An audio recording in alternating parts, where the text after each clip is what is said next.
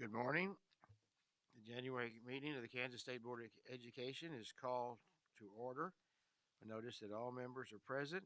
Our board attorney is absent today, but he's listening on live stream. We thank Scott for filling in today. Appreciate you being here.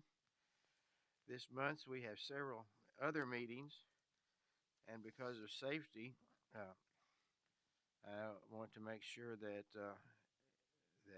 people need to make their own decisions about whether or not to attend. We've got the State of the State message this evening. We've got breakfast tomorrow morning, and we've got meeting with the students tomorrow for lunch. And please use common sense, and there will be no judgment about whether or not people want to go or not go, based on what's best for you. So I would like just encourage everybody to use common sense and make up your own mind about the safety of attending those activities. The mission of the Kansas State Board of Education is to prepare Kansas students for lifelong success through rigorous quality academic instructions, career training, and character development according to each student's gifts and talents. Our vision is for Kansas to lead the world in the success of each student. At this time, will you please pause with me for a moment of silence?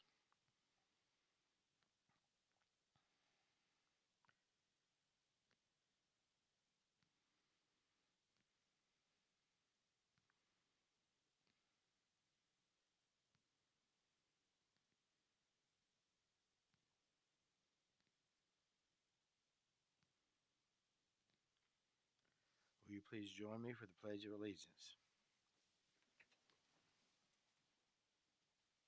I pledge allegiance to the flag of the United States of America and to the republic for which it stands, one nation, God, indivisible, with liberty and justice for all.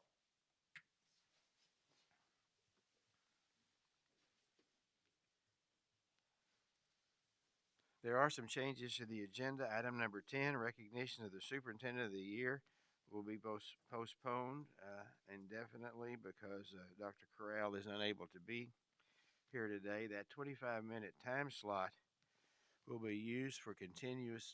Before lunch, we're going to have starting the discussion about proposed changes to the licensure of substitutes. We will continue that discussion after lunch. Because several of us have obligations at lunch, I'm going to try to recess by noon or slightly before, but we'll be able to continue that discussion when we get back. Also, bring your attention to item 18F. It is the higher education issue for Ottawa University. That is, we did not list on that is a proposal for school counseling. And so that you need to make sure that you're aware of that. Are there any proposed changes to today's agenda? Ann. Thank you, Mr. Chair. I'd like to pull 18F for discussion. Okay, thank you. Anything else? If not, a motion would be in order to approve the agenda with the removal of 18F from the consent agenda. Jim McNeese, Dina Horst. Is there any further discussion? All in favor, please raise your hand. Motion carries unanimously. At this time, are there any additions or corrections to the December 14th and 15th minutes? If not, a motion would be in order to approve. Dina, Ben. All in favor, please raise your hand. All opposed? Thank you. Motion carries unanimously. And next, we welcome Commissioner Watson. Thank you, Mr. Chairman. Good to see all of you this month. Busy month, a lot of things on the agenda I'll try to touch base on, and then we have some new information to share with you, which are the results of the Success Tour. Researchers have completed that work, and I'll be sharing with you some of the highlights of that work as we go forward. Last night, for many school districts in Kansas, marked the first new board meeting of new board members and new board all across the state. Not everyone meets on that Monday night, but a lot do. And so we wish them the very best as they put together policies and practices for their patrons and students to adhere by as they go forward. Share with you some successes that we're having this month, and also some challenges, as again, foremost in our mind is how are we going to help every child become successful after high school. And as you know, that definition means having the skill set to go on to post-secondary completion successfully in whatever they want to obtain, and having the broad set of skills necessary to do that.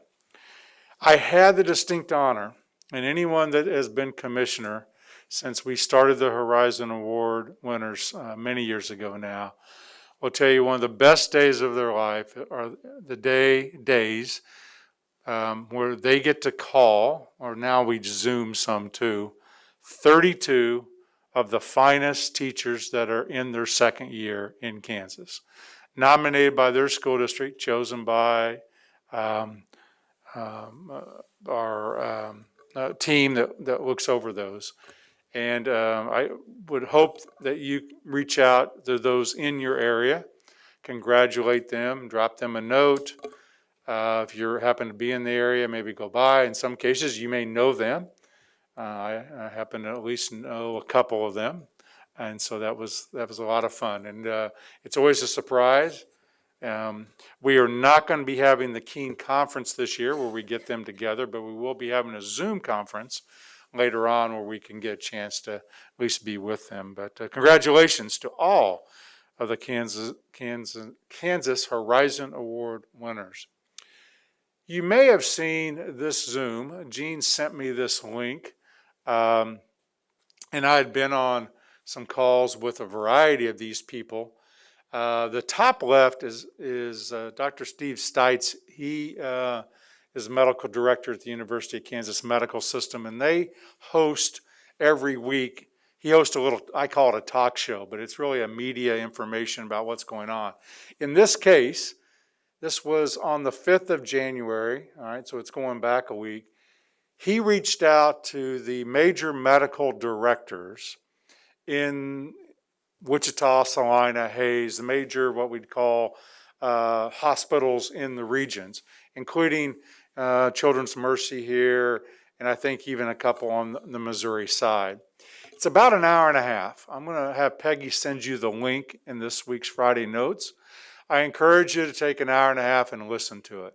It's a sobering account of what's going on currently in Kansas hospitals. And I can just tell you, I have a good friend that is an emergency room doctor, and just in talking about they have a lack of staff, which we're going to talk about, right? Just people are sick and they can't come in to work, and the exhaustion that they're facing. But she relayed to me something that I thought was instructive. Two things. We're using, and Dr. Stites reemphasized this all across the state, we're using emergency rooms as ICUs. It was never intended to be an ICU. And so if you listen to this, you'll hear doctors saying we are close to having to do what we do in war, which is decide who dies and who gets treated because of the overload. Second, if you're not in a life or death situation, you get to set for a long time. So the story that I listened to was someone came in and unfortunately had broken a hip, but there was no hospital beds to be transferred to for a broken hip. I couldn't get that immediately done because they were full. And so that person, had to be put just trying to keep comfortable until they could find a spot. I'll share this with superintendents. It's instructive for the medical side. I think it's also instructive, as you'll hear today.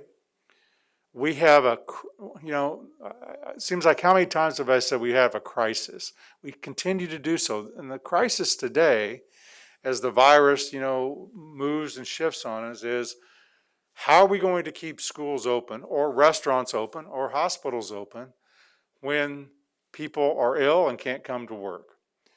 I know Wichita yesterday had a extreme large case of substitute teachers and lack of substitute teachers. We had a school district in South Central Kansas, in your area, in Winfield, had to close school because they just don't have enough staff to run the elementary school. Now, hopefully it's temporary. But that's what's happening, not just in our business, but in every business. What's critical, though, for you to think about is, what are the things we can do, if anything, to try to help that in the short term? Because we're trying to keep school open and do that work. So if you have some time, take a listen to that. They do this every week, but in this case, it was just a little bit different than what they normally do. I'd like to share with you now what our researchers, and when I say ours, I'll explain to you in just a second, what we've taken a look at since 2015. As you remember, 2015, we set sail across Kansas. You can say that because if you put a sail up, the wind will blow you anywhere in Kansas. 20 locations, came back, met with the Kansas Chamber of Commerce, went back out to 7. So you're seeing on the screen 27 different locations we went to in 2015, where we asked 3 questions, 3 simple questions. What are the things that make up success for a young adult living in our state? What are the skill sets, the characteristics, attributes? Number 2, what should we do in K-12 about that in order to prepare for that? And number 3, what should higher ed do? To the answer to question number 1, you've seen this so many times, of the just over 2,000, just slightly over 2,000 participants, 70% of the responses said what make up success are these combinations of cognitive, interpersonal, and interpersonal skills. 23% what make up success are academic, and you can see that. When we asked the business leaders, that was even greater. Kansas Chamber of Commerce continues to run an annual survey where they ask their membership, what's the greatest work-related issue that you have? Just under 60% of those responses say it is this non-academic skill set that people arrive at work not having. Not too long ago, I went just to the south part of Topeka to get a sandwich from one of my favorite sandwich places, that's why I drove a little bit. And as I walked in, had a sign said, "Please be kind. Only one person showed up to work today, and we're going to do our best to serve you." So it was part of the challenge, right, of keeping workers. And there were actually 2 people. I assume one was the manager, who was also, doing other things, and a worker. But as I was there ordering and waiting for my food, the one worker got mad, cussed out the manager, and walked out the door. So my guess is these are the skill sets we're trying to talk about, and it's also the challenge of keeping good people employed. The second question, what should we do? I'm not going to go over all these because you've seen this slide a lot of times. They said early childhood, they said change culture so that every kid value whether they're going to 4-year college or not. And you can see all these reorganize the school around the kids. This is what they said we wanted. So question number 1 was this question. Question number 2 was this question. And that's what we did in 15. Came back, you established the vision we talked about. You adopted the definition of a successful high school graduate, and you put together 5 goals around some of these topics. And we've been working on that ever since. So the question becomes, as we went out for the 2021 Success Tour, was to share the progress that we had made so far, which was dramatic in the sense of post-secondary effectiveness and high school graduation. And then also see, are there any changes that Kansans want to make? So this time, because maybe we were crazier than the first time, let's go to 50. Forget 27, let's go to 50. And you can see that we went just about everywhere in the state, 50 locations where we engaged citizens, anyone that wanted to come.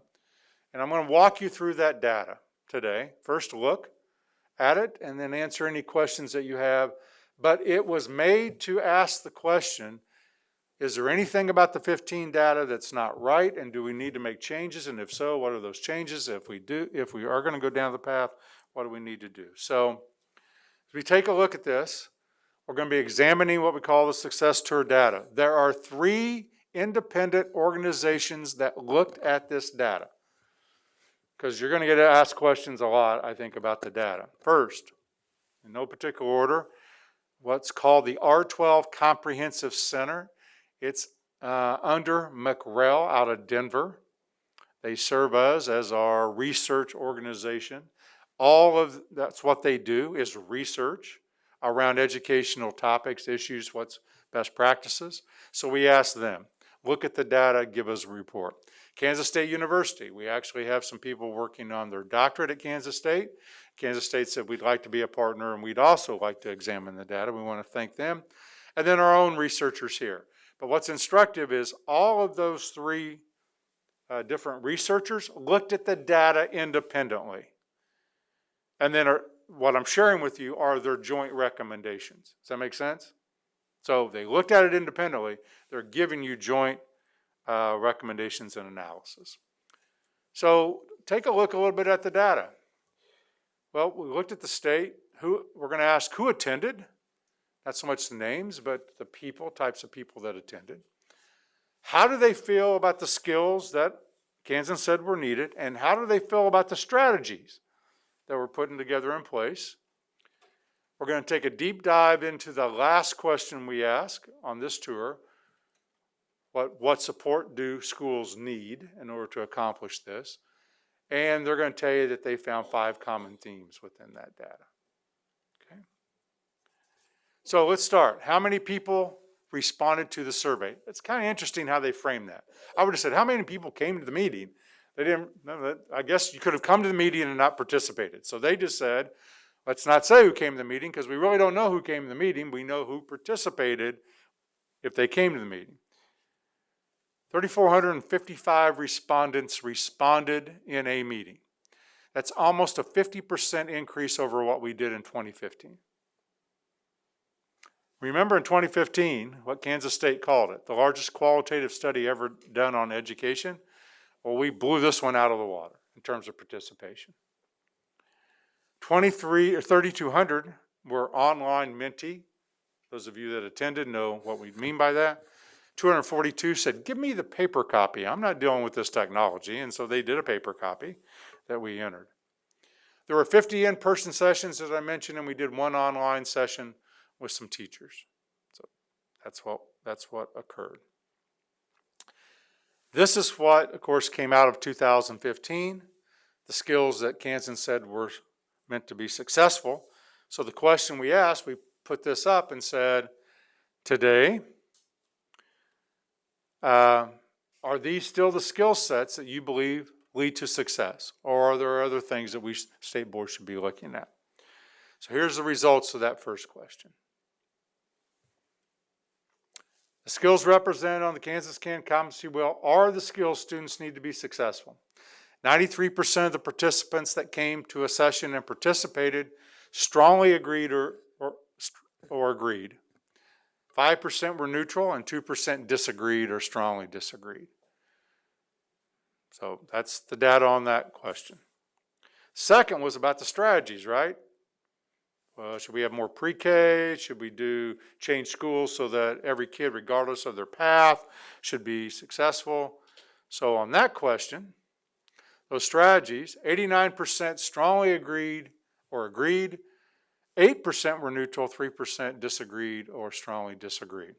That's out of the over 3,400 responses that we received all throughout the state.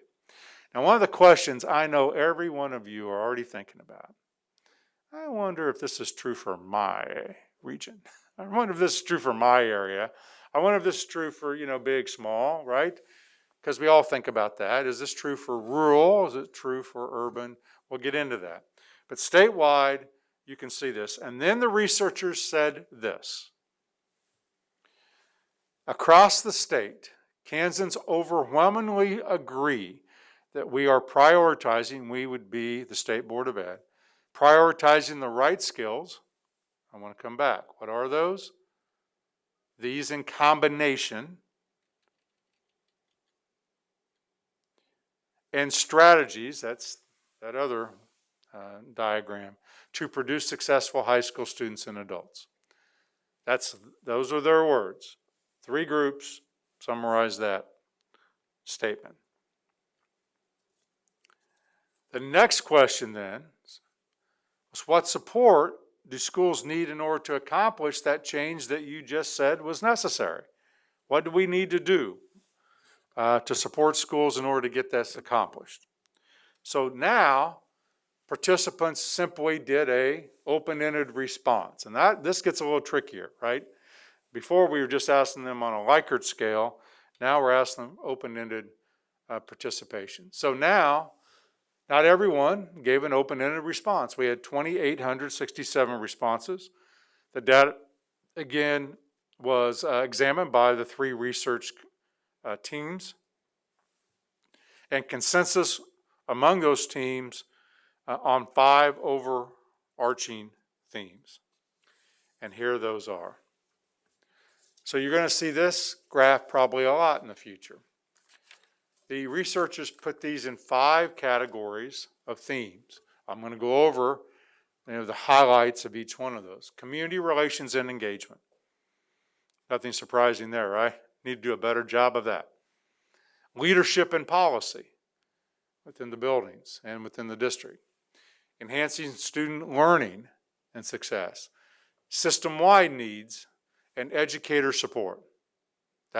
So they got together, they classified in those areas. So let's take a look at each one of those separately and kind of share with you the highlights that the researchers found within each of these themes.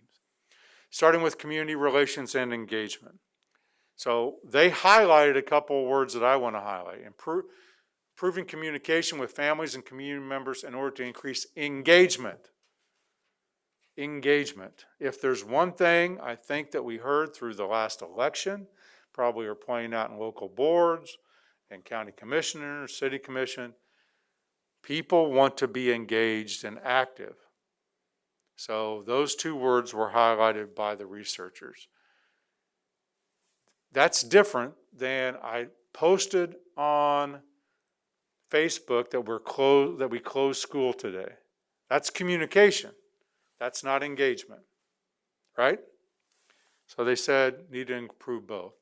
Build partnerships with the community in order to advance real-world experiences and allow collaboration with and among school districts. There's going to need to be more.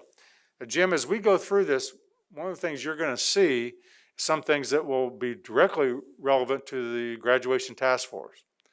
But those were some of the highlights around community relations. Educator-centered supports, that theme. Enhanced teacher preparation programs. Enhanced teacher preparation programs. If you want to dig deeper, they're saying teachers aren't prepared for the challenges that they're going to face when they get out. And increase time for teachers to instruct, implement these changes, and connect with families. One of the things that we'll be doing over the next several months, and we've already, we're elevating Michelle Miller and her work with higher ed and service centers and training, as we have a large turnover of teachers, principals, and superintendents. It's how do we prepare them differently?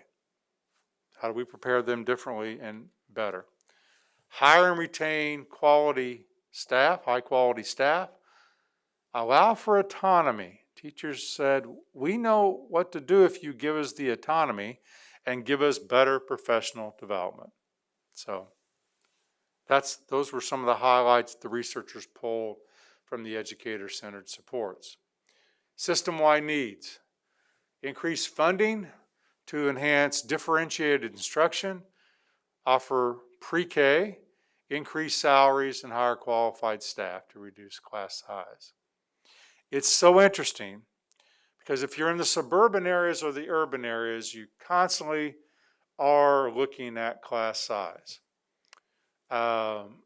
Melanie, I know for years Shawnee Mission was the highest salary scheduled school district, but it also had some of the highest class sizes. I don't remember, I'm not going to put you on the spot, but their class size average is fairly large compared to when we get, Dina, to some of your districts, or Ben, or Jean, where we're getting in a little bit more rural areas, where class sizes can be small. I was in Horton recently, and they were running, the kindergarten teacher told me they had 2 kindergarten classrooms, 14 and 14. Well, if you're Betty in Wichita, you die to have a class size of 14.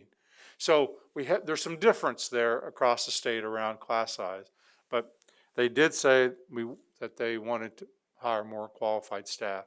Provide access to social workers and counselors to meet the social and emotional needs of staff or students. So they were asking that from a system standpoint. Leadership. Again, thought this was interesting. Stable leadership. Stable leadership. Walking in this morning, I know of at least 45 changes that we will have in the superintendency next year. That is more than we've ever had in any year total, and we're at 45. It is possible during the month of January and February we could have another 20 to 30 resignations for next year. That's going to be some challenges because the superintendency, because there are 280, I think about 280, because some of those serve multiple school districts, also means more principals then are going to move, and a lot of teachers are shifting. They're asking for stable leadership. A lot of school boards are changing. That provides clear guidance, supports the decisions of teachers, and allows for flexibility in instruction. Policies and changes to requirements, graduation, interesting enough, right, Jim? Accreditation, interesting enough. Licensure, well, we might talk about that today a little bit too, right? That enable districts to create manageable system change. If we're going to change this system, they're asking, give us some tools to do that. Now, we can bring the researchers in, if we want to just delve into any one of these. I'm just kind of giving you the highlights as they ask about leadership and policy changes. Enhance student learning. Provide opportunities for more real-world experiences. We're working hard on that. Internships, mentorships, and personalized learning. Personalized experience for people. Support and guide educators by diversifying measures of student learning. Listen to this. De-emphasizing traditional testing. We're at a crossroads because we have a group of people wanting us to increase traditional testing, and we have a group of people wanting us to decrease emphasis on it. That's where we're at right now, and so we're going to have to wrestle with that. And adopt school structures like class schedules, grading policies, and how you award credits to be more flexible. Again, Jim, some of the work that task force is doing, right? And the final statement of the 50 locations that we went to, though there were some unique needs shared, overall, Kansans reported clear and consistent needs for supporting school. Those are what I just went over. Regardless of geographic location, board region, or district size. The urban myth that you're all going to face, I'll use my area, Randy, but that's probably not true in Southeast Kansas. No, it is true in Southeast Kansas. It's true in Western. It's true from Rolla to Wichita. Big, small, rural. What they're saying is when they looked at the data, 3 independent research teams looked at the data, across every aspect that they tried to look at, there were no significant differences between small and large, urban, rural, board regions, north, south, east, or west. These were common themes that were across everywhere. So our first look at data that I'm sure we're going to be using for a long time. And I want to thank those research teams because they had a tight deadline. It doesn't sound like much, but when you have 3,000 open-ended responses that you have to try to make some sense of, and then you have to, then the research teams have to get together, that can be a little difficult. And Mr. Chairman, I'd be happy to answer any questions from the board. I think that there's a lot to digest here. And I think instead of, spending 5 minutes asking questions, and and board members can disagree, and that's okay. I think that we need to schedule maybe a retreat in the very near future where we can look at this and we can analyze it in relationship to our vision and goals and see if we need to make some adjustments and see how we can do that. So I would prefer, instead of asking 2 or 3 questions, that we actually schedule quality time so that we can really delve into this, because this is too important to. And we'd be happy to bring the researchers in there too, because, when we delve into depth, if you have in-depth questions about these, they can take us in depth on some of these. Okay, and as we're looking at future agenda, I think that we need to do that sooner rather than later if we can. I know we've got a whole bunch of other things coming up, including 2 days at the School for the Deaf and the School for the Blind. But I think if we can do that relatively soon, and board members, that means that we may not adjourn real early on Wednesday if that happens. Is that okay? Okay. So I would say this in leaving. I think over the next several months, certainly you're trying to keep your eye on where do we want to go overall, right? Where do we want to go overall? But you've got to have your ear to the ground as to what's taking place in the schools that you represent, and can we keep them open? Because if we can't keep them open, then lots of things, education quality certainly starts to go down, but the economic engine can't sustain, right? If we don't have places to take our kids and do that. That will be a challenge, I think, in everyone from our smallest to our largest at some time. I don't think they'll all happen at the same time, but I think as we're dealing with this ongoing crisis that manifests itself in different ways, we're constantly looking at how we can continue to move forward with the big goals that we have. So thank you, Mr. Chairman. Thank you, Commissioner. I now declare the citizens' open forum of the Kansas State Board of Education meeting open at 10:31. The State Board provides this opportunity for citizens to share views about topics of interest or issues currently being considered by the State Board. The State Board asks that speakers identify themselves by name and the name of the group they represent if applicable. The State Board also asks each speaker focus their remarks on issues or topics. Personal attacks will not be tolerated. Each speaker shall be limited to 3 minutes. Are there anybody out there? Okay. I do want to bring to your attention a written report that was submitted for the forum by Nancy Vega on the subject of educating students about all ethnicities. So I'll bring that to your attention, acknowledge that, and ask you to review that.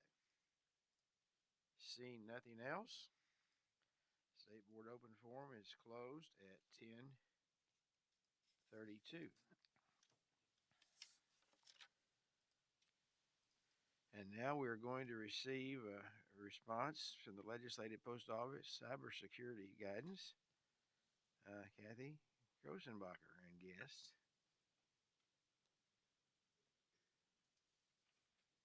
And until they get here, please feel free to visit amongst yourselves.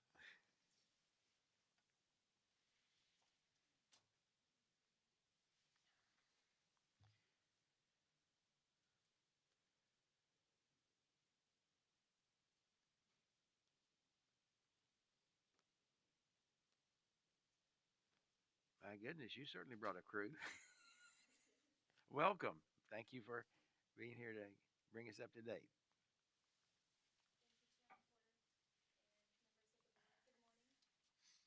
It's fantastic to have the opportunity to be here this morning to talk to you a little bit about cybersecurity and our Kansas school districts.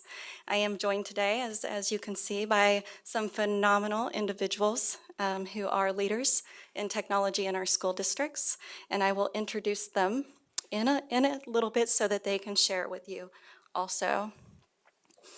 I'm going to jump right in, maybe.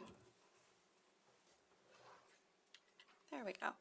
I'm going to jump right in and just say that last May, the Legislative Post-Audit staff recommended and authorized a limited scope audit to determine in our school districts, what do school districts report regarding IT security standards and resources.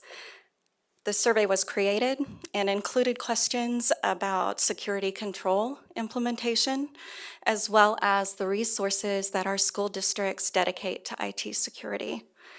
The survey was sent out to all 286 of our public accredited systems, as well as the Kansas School for the Deaf and the Kansas School for the Blind. It should be noted that it was voluntary to answer the survey and that all respondents were assured that their responses would remain confidential. So out of the 288 who received the survey, we had 147 districts respond, so 51%. And I think it's important next for everyone to understand that the survey questions that were administered were not only based upon the Kansas Information Technology Executive Council standards, which that's the group that puts out the standards that we as state agencies follow for security. But not only their standards, but it was also based upon the National Institute of Standards and Technology. Both are best practice in the field of technology and should always be looked at when implementing items in your technology environment. In recent years, the Legislative Post-Audit has begun utilizing these standards to perform full-scale audits on our school districts. They started out one year and did one. I think last year they might have performed 2 audits. This year maybe 4, but they look at these standards to determine what they're going to audit our school districts on. So it's really important that we are all aware of that, and districts are able to access the standards. They are online, and it's also important to note that our school districts currently are not required to follow any specific set of security standards. So after the survey was put together and results were formulated, and I believe you have a copy of this audit report. The audit report was presented to Legislative Post-Audit in this last fall. If you would like a hard copy, Peggy has graciously made some copies for you. So security awareness training, I'll just go through these really quickly. It's something that we should do when we have a new staff member start. It's something that we should offer annually. 58% of the respondents say that they don't offer security awareness training. About the same percentage of our respondents don't encrypt any of the data that goes outside of their networks. So if I'm imagining that I'm in a school district scenario, I'm thinking maybe District A sends student records to District B because the student has moved there and they've requested them. So encryption should be in place for something like that. About 35% of our school districts report never scanning their network for vulnerabilities, and 65% don't do so at least annually. About a quarter of our districts who responded don't have antivirus software installed on their systems, and about the same percentage of our districts don't have an incident response plan in place should they experience a security breach or identify some vulnerabilities that need to be addressed, nor do they annually assess for IT security risks. I will say this, I was surprised by a lot of these results. The last item I went ahead and included, since 47% of the respondents reported that they don't require multi-factor authentication. That one didn't surprise me. It's been around for a lot of years, but it's just recently showed up in standards as something that we should be doing. And that's exactly what it sounds like. It's just a means of ensuring, with two or more identity or evidence pieces that you are who you say you are when you log into a system or when you try to access a server or a database if you're in the IT world. That's what that is. So I'm not surprised by that. I'm also not surprised by the barriers that our school districts reported, especially after looking at the results. Our school districts reported that the most significant barrier is their ability to hire sufficient IT staff and their ability to offer a competitive wage. And I would assume, I'm making an assumption here, but that's very similar to the barriers and challenges that we face in state government and is, competing with that private sector. I also believe there's probably an even bigger challenge for our rural school districts and our rural communities. I also find it interesting and noteworthy to include that though it's identified as a minor barrier, our districts did report that they feel they lack the support of their management and leadership teams to implement the necessary security controls that need to be implemented. And part of that is that the district leadership just simply lacks the knowledge of understanding why that's important and the critical issues that we face in information technology. So with all of this report, legislative post-audit did come up with an audit recommendation, just one, and verbatim, it's on the screen. The Kansas legislature should consider directing KSDE to establish a set of minimum IT security standards for school districts in the form of either guidance or requirements. We, when I say we, Commissioner Watson and myself, have the opportunity to review the draft of the audit report and the recommendation, and Commissioner Watson responded. If you have the report, his full response is on page 9 of the audit report, but I want to summarize, and I want to say that we, KSDE, our agency, myself, we all recognize the importance of IT security. It is extremely important in the world that we live in right now. The challenge for us is that the IT team at KSDE was established and staffed to meet the state and federal data collection, data management, and data reporting requirements. I have a very small security and IT infrastructure staff. I have 3 individuals on each one of those teams. And if we were to mandate or require something, it would be extremely difficult to provide the guidance and the technical assistance to 350 plus public and private accredited systems whose technology infrastructure, their computing network, they're all vastly unique and vastly different. So we're simply not staffed for that. Not staffed to provide that level of technical assistance and oversight. So with all that being said, I get to the part that I want to talk about, and that's how did we respond? How did our school districts respond? What do we think of this? I think first and foremost, it's really important to acknowledge the importance of the audit because it brought to light a need in the state of Kansas, right? It brought that to light. And then the next thing that has been incredible is the collaboration that we have begun with our school district IT staff because of this audit. And I can tell you within an hour of the presentation across the street, I received emails, I received phone call, I'm pretty sure Commissioner Watson received a few emails from folks saying, hey, we acknowledge this. We want to do something about it. We want to work with you. How can we move forward? So in typical Kansas education form, they're stepping up to the plate. And we've seen that over and over in this state, particularly going back to March of 2020. These folks step up to the plate. They offer their time, their expertise, and just have a can-do, what can we do to help attitude. So we started meeting with a small group of IT directors, and we determined some next steps and what can KSDE do in a short amount of time before the middle of January, and what can the small collaborative that had come together do? So from a KSDE perspective, we began the district collaboration. We developed a security policy template, and we utilized state and national standards that I referred to earlier to create that template. It has everything in it.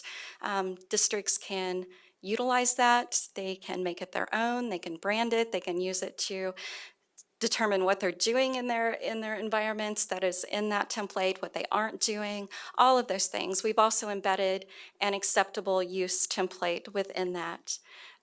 Another item that we heard is we need for our district staff and students to participate in IT security and data privacy training. So we are developing an online training that we will make available to school districts who choose to use it for the 22-23 school year. We will pilot it late spring, early summer to ensure that it has everything in it that our school districts need. And what's really exciting is the collaboration. We're going to do all of these things in collaboration with our district partners, and that also includes setting up a web page. And the web page will a one-stop shop. I mean, right now, if you go out to Google or Bing and try to find security standards, you're going to get a million returns in your search. So it can be a little overwhelming for folks who are looking for one place to know what it is that they might need to do. We will stand up resources not only around security on our webpage. We will include data privacy best practices, continuity of operations planning, mitigation strategies, security checklist, digital literacy. So not just cybersecurity, let's talk about technology as a whole. And as I said, we are going to do this in collaboration with our school districts. Super excited about it. We're creating a K-12 Technology Council, and it will be chaired by district IT directors who will determine what professional development and networking, collaborative support they can provide to all of the district technology staff in the state. We've had a small group on my team work on these things in a short period of time. They've done a phenomenal job. So I have to say thank you to them publicly. And I'm getting ready to turn this over to some of my district colleagues. But before I do, I want to say thank you publicly to you for being here today, for stepping up to the plate, not only to the individuals here, but our colleagues that joined this work group and spent countless hours, not only developing a publication, which you all have a hard copy of, the cybersecurity guidance and recommendations for Kansas school districts, that will give you a really good idea of what these folks are thinking. But they're also offering their time and expertise to move forward with the creation of a K-12 Technology Council. I have so much respect for what you all do every single day. In many ways, you are unsung heroes. You make so many things happen behind the scenes that we don't think about on a day-to-day basis until something doesn't work, right? So they're making all of those things happen behind the scenes to ensure that our Kansas students, our educators, our administrators, parents, stakeholders, they have secure, reliable access to all of those digital tools that are so vital to providing a solid, good education to our students in Kansas. Their jobs are challenging, and I appreciate them so very much. So I'm going to turn this over now to a few gentlemen. Rob Dixon is the Chief Information Officer in Wichita. Derby's Director of Technology, Dennis Elledge, is here, as well as the Executive Director of Technology in Shawnee Mission, Drew Lane. And I have to throw out one extra thank you to Drew, because he has been the facilitator, the motivator, all of that for all of us in this process. So he's gone to a significant amount of work that we are very thankful for. When they finish, we will all be happy to stand for questions, should you have some. And again, I want to tell you thank you. Thank you for your time and the opportunity to talk to you today. And for the board members, we will hold questions until the completion of the presentation, and then we'll do the questioning. Go ahead, thank you.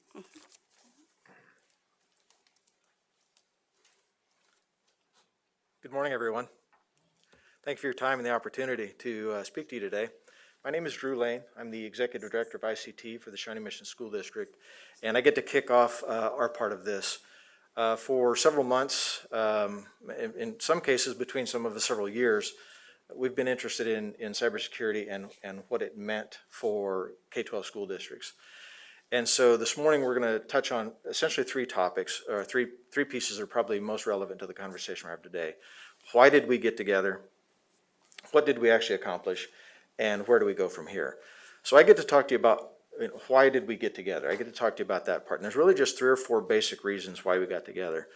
First and foremost, we see cybersecurity and things related to technology as items that are of grave importance to K-12 school districts. The information that we're responsible for, the transmission of that information, whatever goes along with it, is for our young folks and people who are just beginning in life. Their data tends to be the most valuable in the world for good and bad reasons, and so it's an awesome responsibility for us to make sure that it's safeguarded. And so having that kind of common thread between us, the second point was that we recognized that we should do something to help raise awareness and help with a sense of urgency for our school districts in the state to understand that responsibility, recognize that responsibility, and understand that it is important, and that cybersecurity should be a core component of any technology program in a school district. Along those lines, though, we also recognize that we want every school district in the state to have a voice in how we address these cybersecurity concerns, that every district should have an opportunity to come to the table, voice their feelings on the subject, ask questions, and have it be in a collaborative, cooperative effort. We're very fortunate in that sense, in that school districts, we have no reason to compete with each other in this area, none whatsoever. In the corporate world, they do. I mean, there are secrets and there's money to be made in those types of things, but for us, there's no reason for us not to cooperate and collaborate. And so we try to bring that spirit to this. And all of that being said, then kind of the fourth thing that we were really interested in doing was to provide a baseline set of guidelines and some recommendations that would be accessible to all districts in the state of Kansas to kind of get people into the same frame of mind around cybersecurity. What's important? What do you need to address first? How do I figure that out? How do I assess my district? How do I know what I'm doing and what I'm not doing? How do I inform myself about the things that I don't know? And to get, to try to get us all down the road in a kind of a common framework and a common language so that it's easier for us to have a conversation.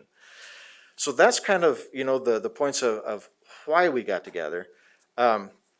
Rob Dixon from Wichita is going to come up next, and he's going to talk to you about what we actually accomplished in these meetings that we had together. So Rob, if you wouldn't mind.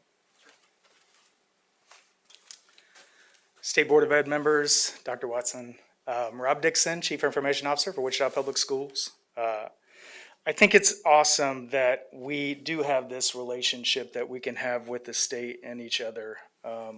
Whenever I look at how the landscape has changed, it's interesting that, just 15 years ago last week, this iPhone was put in the hands of the public, right? And for the first time, we didn't understand what the impact that would be later on in our lives, or that you would see just about every kid have one now, right? And you think about the digital footprint now that kid has, or that you have, and how important that identity is. And so whether I think of physical identity or I think of that digital identity, I think one of the things that we highlighted, and I appreciate Kathy talking about that digital literacy piece, because when you look at the last 2 years of the landscape and how it has changed, I know many districts were already one-to-one, but many districts accelerated to a one-to-one. When you look at making sure that we can secure that identity, many times we were forklifting systems to put them into the cloud so that they weren't as susceptible to ransomware. So this is a constantly evolving thing that will continue to happen.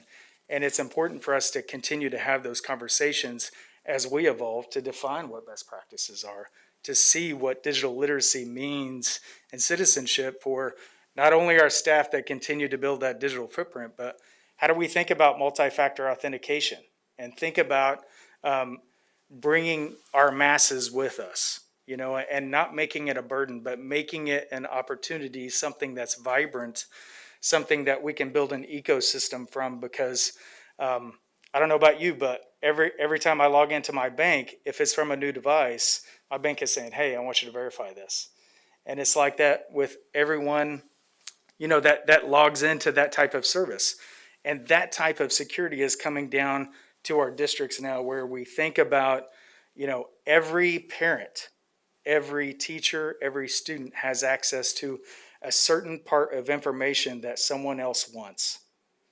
And so we have to understand, how do we secure that? And a lot of that is through the education and digital literacy perspective of that. We're going to create some best practices. We're going to share those with each other. I think really, for us, it's making sure that we're collaborative and making sure that no matter what size district you are, whether you have 200 kids or 50,000 kids, those practices are the same across the board. So I'll leave it to Dennis to kind of close this out. Dr. Watson, board members, Dennis Elledge, Director of Technology for Derby Public Schools. I want to thank you for your time today. So where do we go from here? Well, the threat doesn't stop at this point. The threat continues. If you look at the statistics from the FBI, every year for the past 5 years, schools have been targeted increasingly more frequently. In fact, this last year in 2021, it's estimated that more than 1,000 school districts were impacted by ransomware. So we need to continue the efforts of this team. So the first thing we're going to do is, using what we've done already as a jumping off point, continue to work with KSDE to further develop and refine our recommendations and guidance, and provide them in a manner that's available to all of our school districts. As many of you know, we have some school districts that are staffed with some incredibly talented people, like my coworkers here, or the other districts in the state.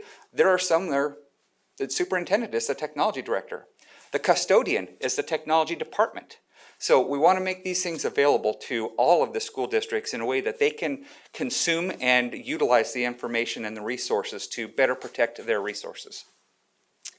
We're going to approach cybersecurity, as I mentioned, from a business perspective. We understand that we have intellectual property that needs to be protected, but we also understand that we have a finite amount of resources with which to protect those intellectual property resources.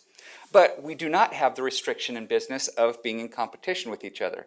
So we can share our common resources and information across the districts freely to help everybody to better secure their resources.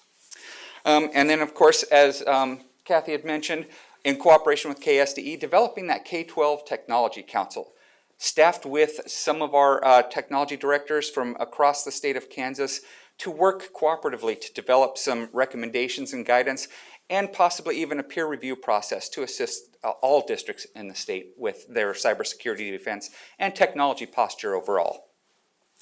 And finally, helping all school districts to identify areas in which there are tangible needs, and to help them identify the resources that are necessary to be able to address those needs, to improve their technology posture and their cybersecurity defenses. So with that, I'd like to invite my colleagues up, and we will stand for any questions that you may have this afternoon, or this morning, I guess. Thank you very much. Sometimes, whenever a post audit has made recommendations, we have not always agreed with them. This is not the case. And what I just want to say that I appreciate the fact that you have taken a very proactive way to start the process of correcting a problem that, based on that survey, to me that was alarming. What was not. I mean, we have several questions, and so I'll turn it over to my colleagues now. Betty.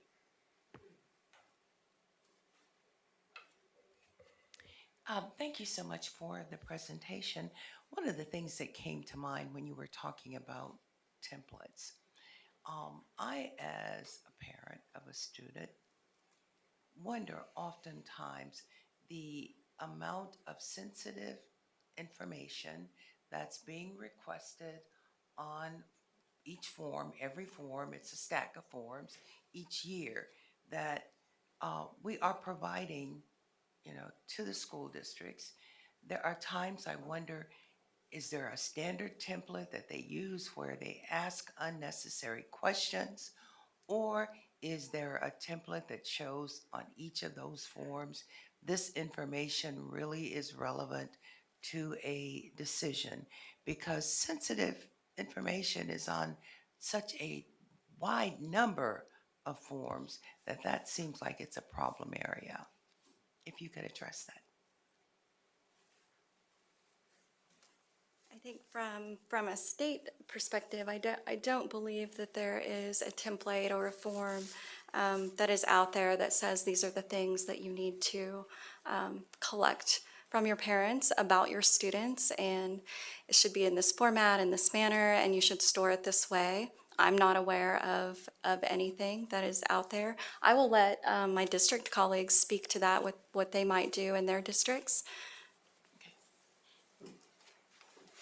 For Derby Public Schools, I know that we don't have a common template that we download or utilize from other resources, so that those forms are developed in-house by our curriculum staff.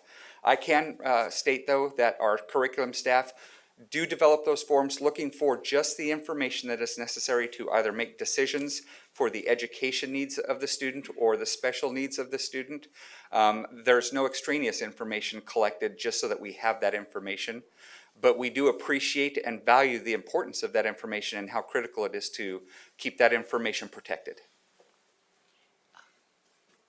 If I could just kind of follow up, because I am wondering at what point would a district evaluate, that form where they're asking for information? Is it really pertinent? Is that really necessary?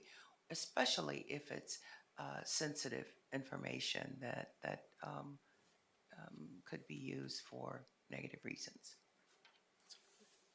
Rob Dixon. I would say sometime, I spend usually about 4 months with particularly around enrollment time where we're going to go over. We have an entire enrollment committee. Sometimes you might see those fields change based upon what the need is that current year. I'll give you an example. Free and reduced lunch last year, right? So that form wasn't available, and so what we did was created a home income survey that came from the free and reduced and basically mirrored those pieces of information. But for us to be able to calculate poverty, that was important for us to be able to gather, and we just gathered it in a different place. So sometimes you're having to gather the information in a different process than what you did before. If I might, there's a piece here that I don't want it to go unnoticed, and that is that I don't know that there is a given template for each and every district to use to collect this data, because there's nuance to each district's need for different data. So there may be a template from which we could jump off or we could develop, but it may not be something we could use across the state. But an important component of what we're considering here really rests in two areas. And the first is how we collect the data, where we store the data, what we do with the data. And that's very much a technology concern that we have. But something that's probably equally important, and that is, when do we purge data? When do we get rid of things that we no longer need to possess? Now, there are certain things that we must keep there, whether it's for statutory reasons, whatever it might be. There's data that we have to keep. But a part of a district's technology plan and their cybersecurity plan, those types of things, should also be looking at when do we purge data? What can we get rid of, and when can we get rid of it so that it's no longer available for any purpose, whether it be good or nefarious. Thank you. Melanie? Thank you, Mr. Chair. Am I on? Okay. If I may, I have a couple of questions, but I promise to share with my colleagues. If you don't mind, I'd like to recap quickly and just kind of explain what I heard so that everyone here is perhaps on the same page, and you can correct me if I didn't hear right. But I heard big gaps. By not having multi-factor authentication, by not having security scans, and by not having antivirus software in places on all of these machines, we are opening districts up to some really serious attacks. So if you think about the fact that, a lot of districts will provide, or I should say a lot of companies provide anti-phishing training for their employees. So if you open an email and somebody's telling you, hey, you need to change your password, click here, and you've been routed to a website that's not actually your credit card company. It's somebody else posing as your credit card company. And now you're giving up personal information about yourself, trying to regain access to your account. These are the kinds of things that I'm hearing are potential threats to these districts.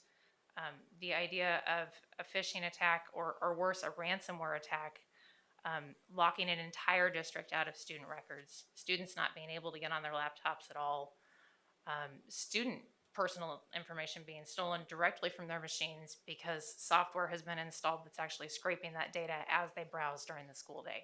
Am I in the right space? Absolutely. Okay, so I hear an incredible threat to our districts. I'm curious what those 100 plus districts that didn't participate in your survey, would have to say on these things as well. So a couple of questions for you. When I think about questions at this scale, I immediately go to, there's obviously, when I read your report, we're essentially saying we need more money, we need more bodies to solve this problem. Is there an opportunity to work with local businesses and industry? This is something we hear a lot up here on this board, is we need more collaboration with local business and industry. So is there an opportunity to be bringing in folks from the outside who may be raising their hands and saying, hey, local school district, I want to work with you. I have experience in this space. Well, let me partner with you and see what I can do. Is that something that has been considered or discussed in any way? Because this is obviously pressing, and the plan that I heard is kind of long term.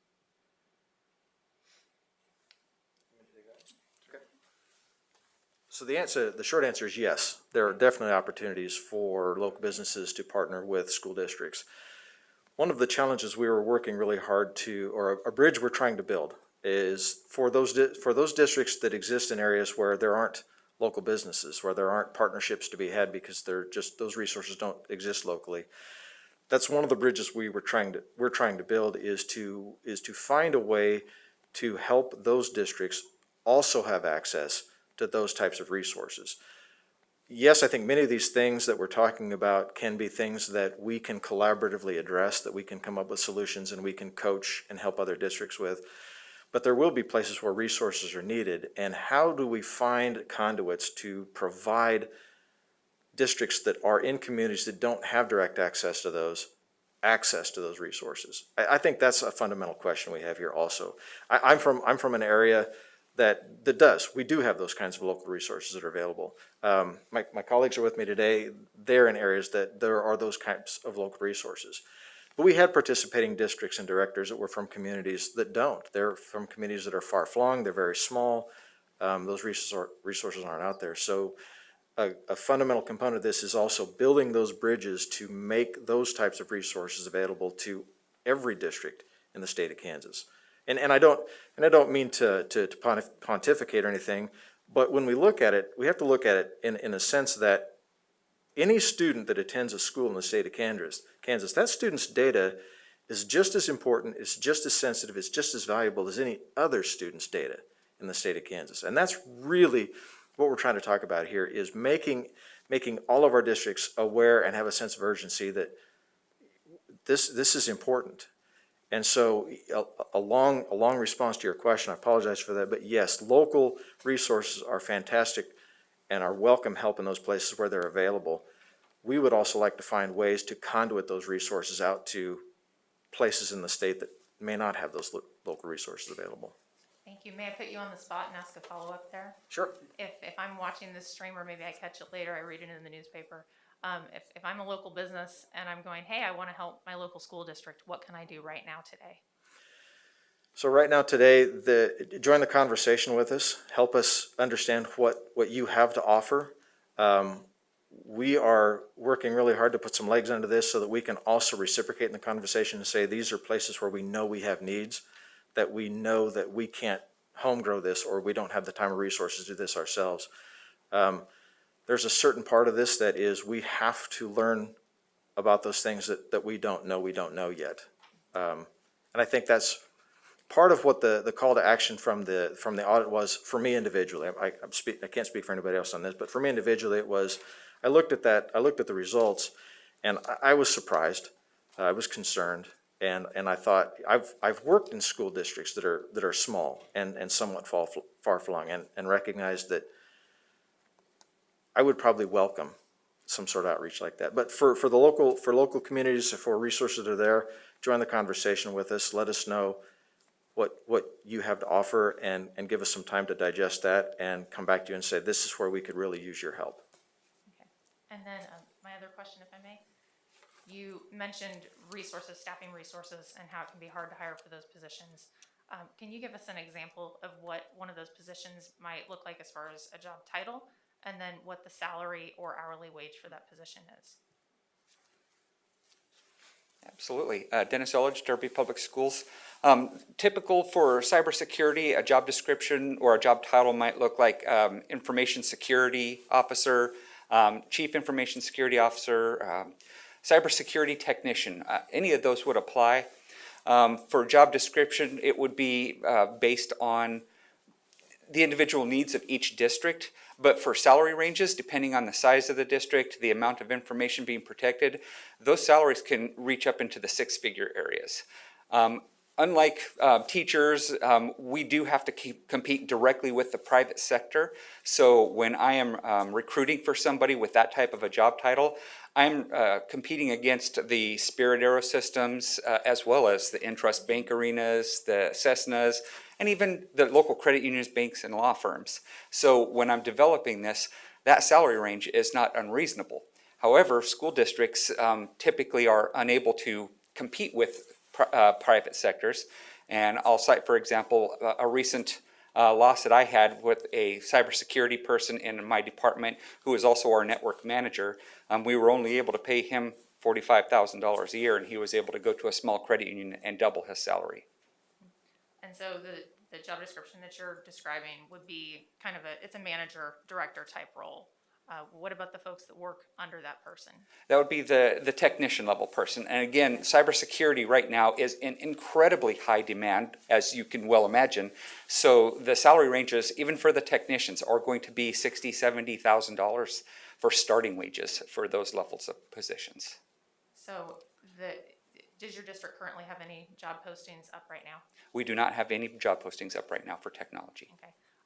I will mention that the last time I looked at some of these IT job postings, what I saw was, and you can help me out here, Mr. Lane, an hourly position that I think paid around $15 an hour. Is that correct? We've improved upon that.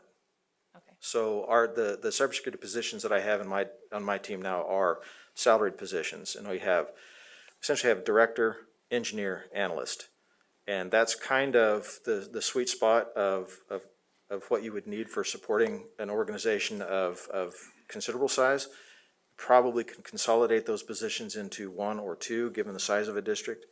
But the nature of the work, an hourly position in that type of work could be potentially more expensive for a district, because the nature of the work, it's evenings, it's weekends, it's whenever something comes up. I mean, the most recent Log4j, for example, that was a depending on where you were in the world, a middle of the night, go all day for the next 4 or 5 days to get it cleaned up type of situation. So there's that to consider as well.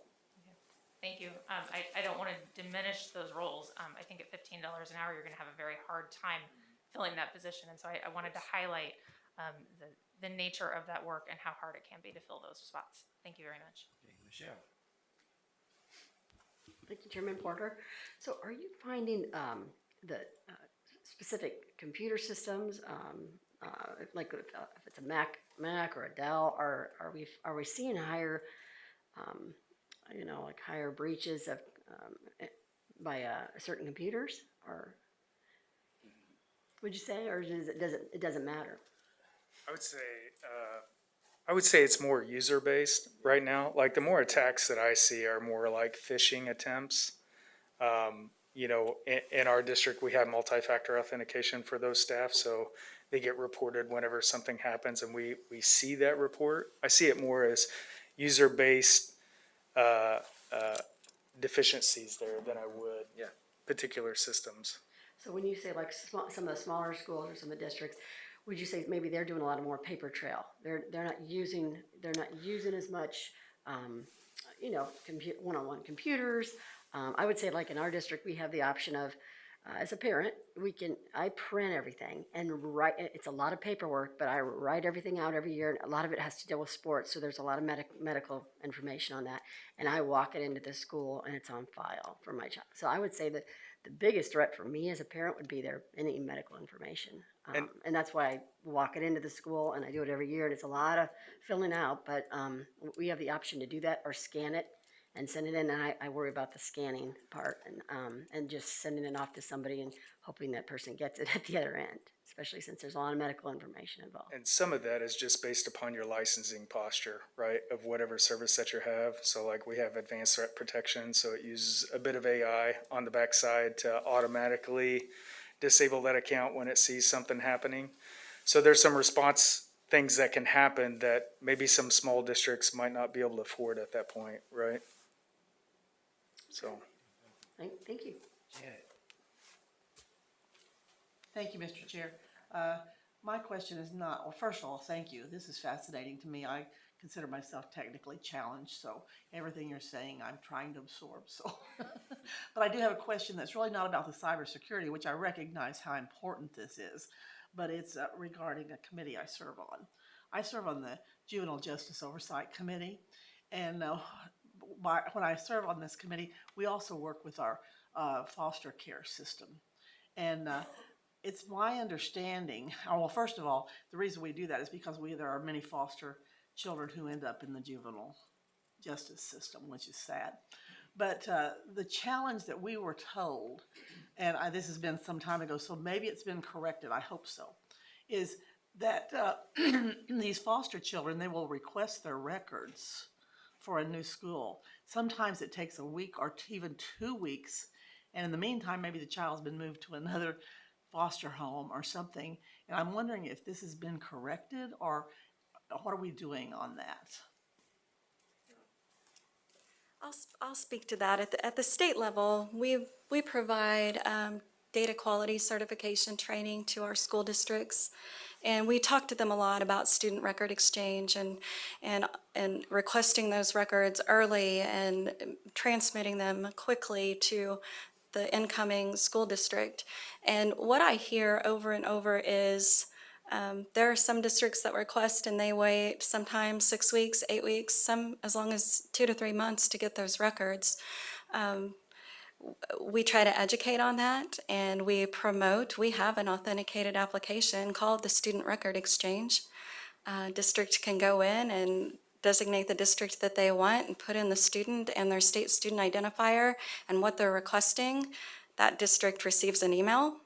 The end user on the other district logs in, uploads the records. It's all sitting behind our firewalls and in our authenticated systems. That is available.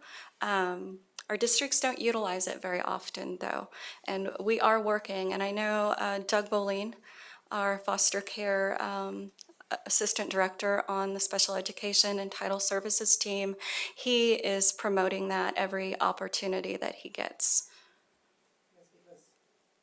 You must remember, everyone I'm sure knows, these kids are sitting at home, and if they're out a week or 2 weeks or 6 weeks, that's not good. Yeah, it's not. Thank you. We have 2 more questions and then we'll have to end this, but it sounds, this appears to me to be critical. And I assume that as we develop requirements or recommendations that we'll be hearing this again at some point in the hopefully relatively near future so we can be responsive. All right, Jim.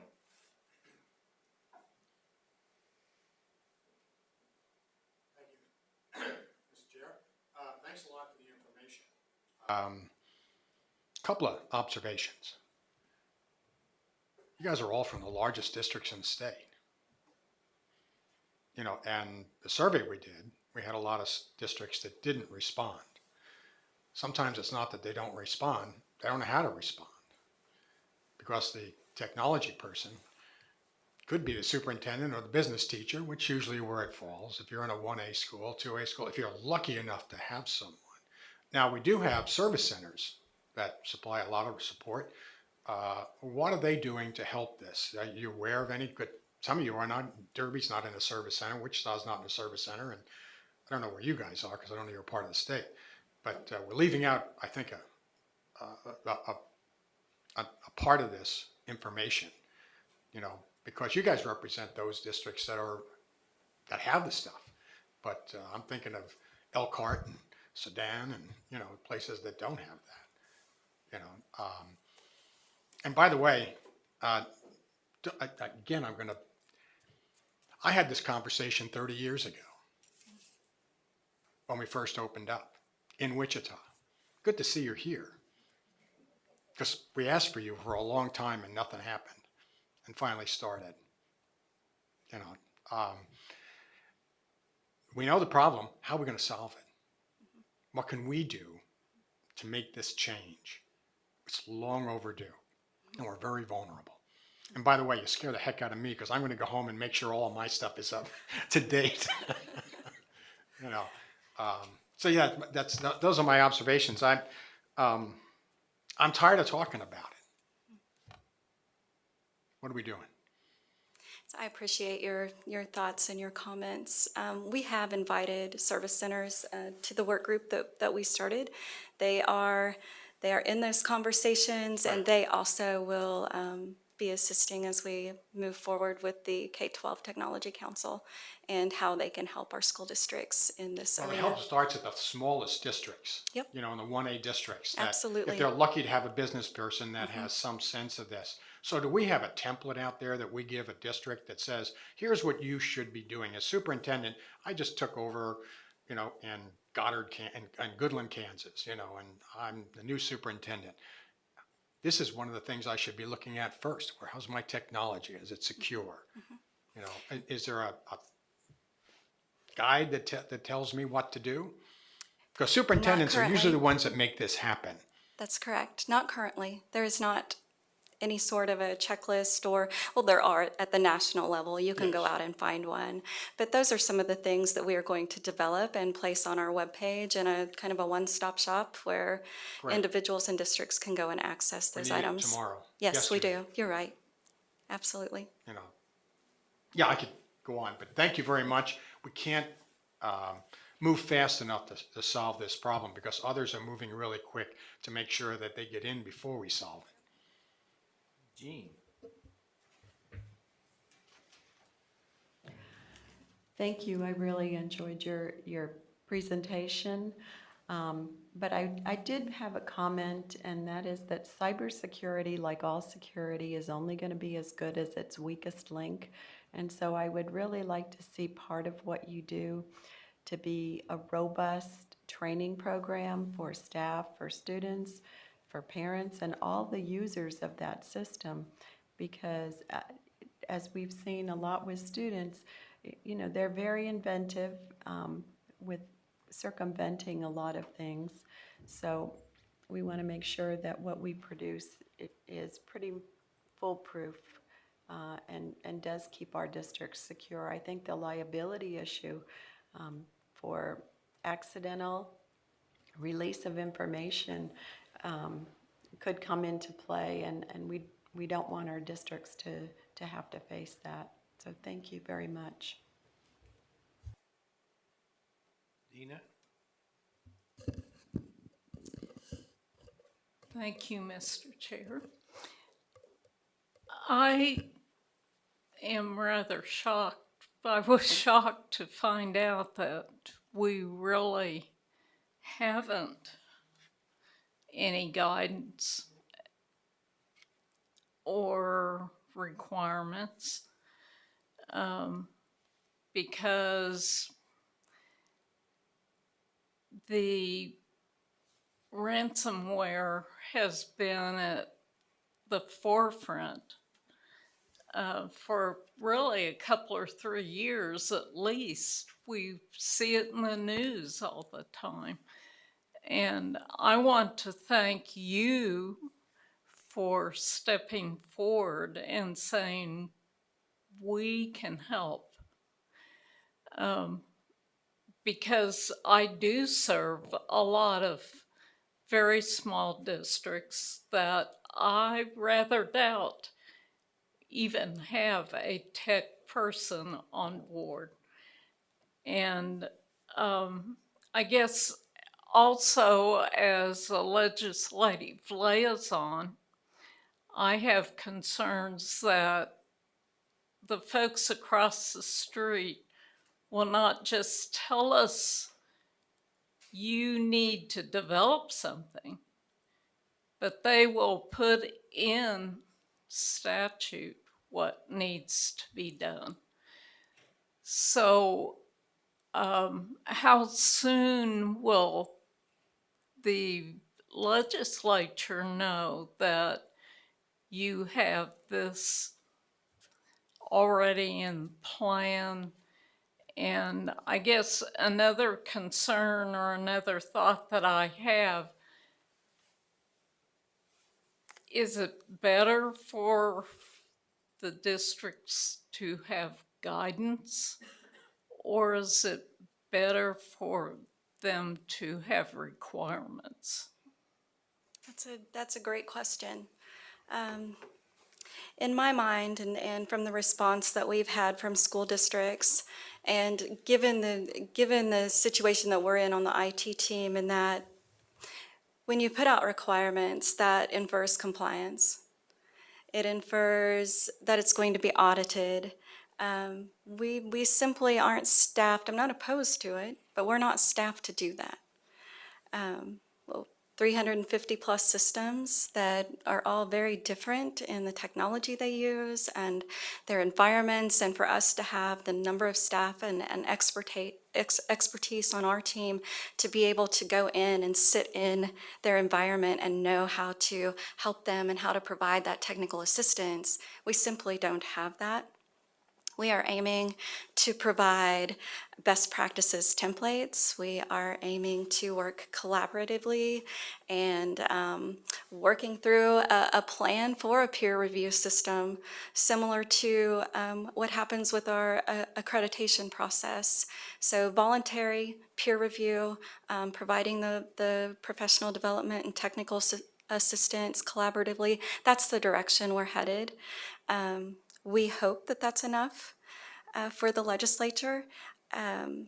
We will be invited across the street sometime in January or February to let them know what our plan is and how we've responded to the audit.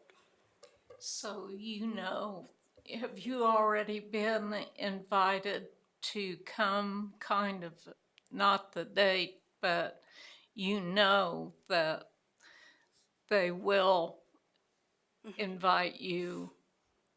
Yes, because I guess that's a concern that I have. How do we communicate the fact with to the legislature that we're working on it? Mm-hmm. I believe that we will be invited across the street. Myself and John Hess, our fiscal director, were present for the report, and Representative Williams let us know that we would be expected to go across the street in January or February and provide a report. You mentioned a name of a key person, Yes. So thank you. This will be the question coming up will be our last question. But because of the urgency in this, I hope that we have regular updates. Melanie, this will be the last question. Actually, my question's been answered in that last go-around, so thank you very much. Well, thank you very much. We appreciate this. It's alarming. This is not something I enjoyed, but something that is alarming that we need, and I do think we need to deal with. So I hope that we will have updates regularly because of the critical nature. In that case, colleagues, we'll take a 10-minute break.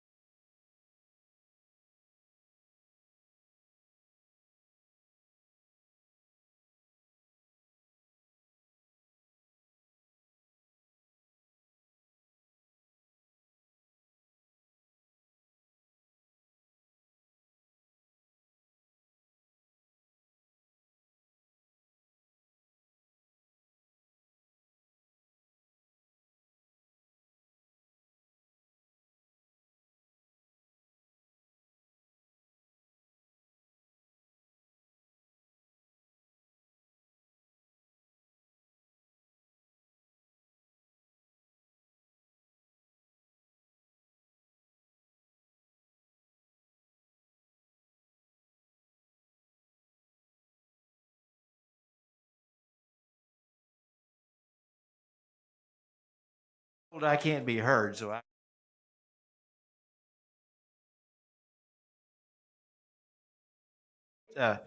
we had asked some questions about, last month, we had some questions about the critical need, or lack thereof, of substitute teachers, and we asked for a response and some recommendations.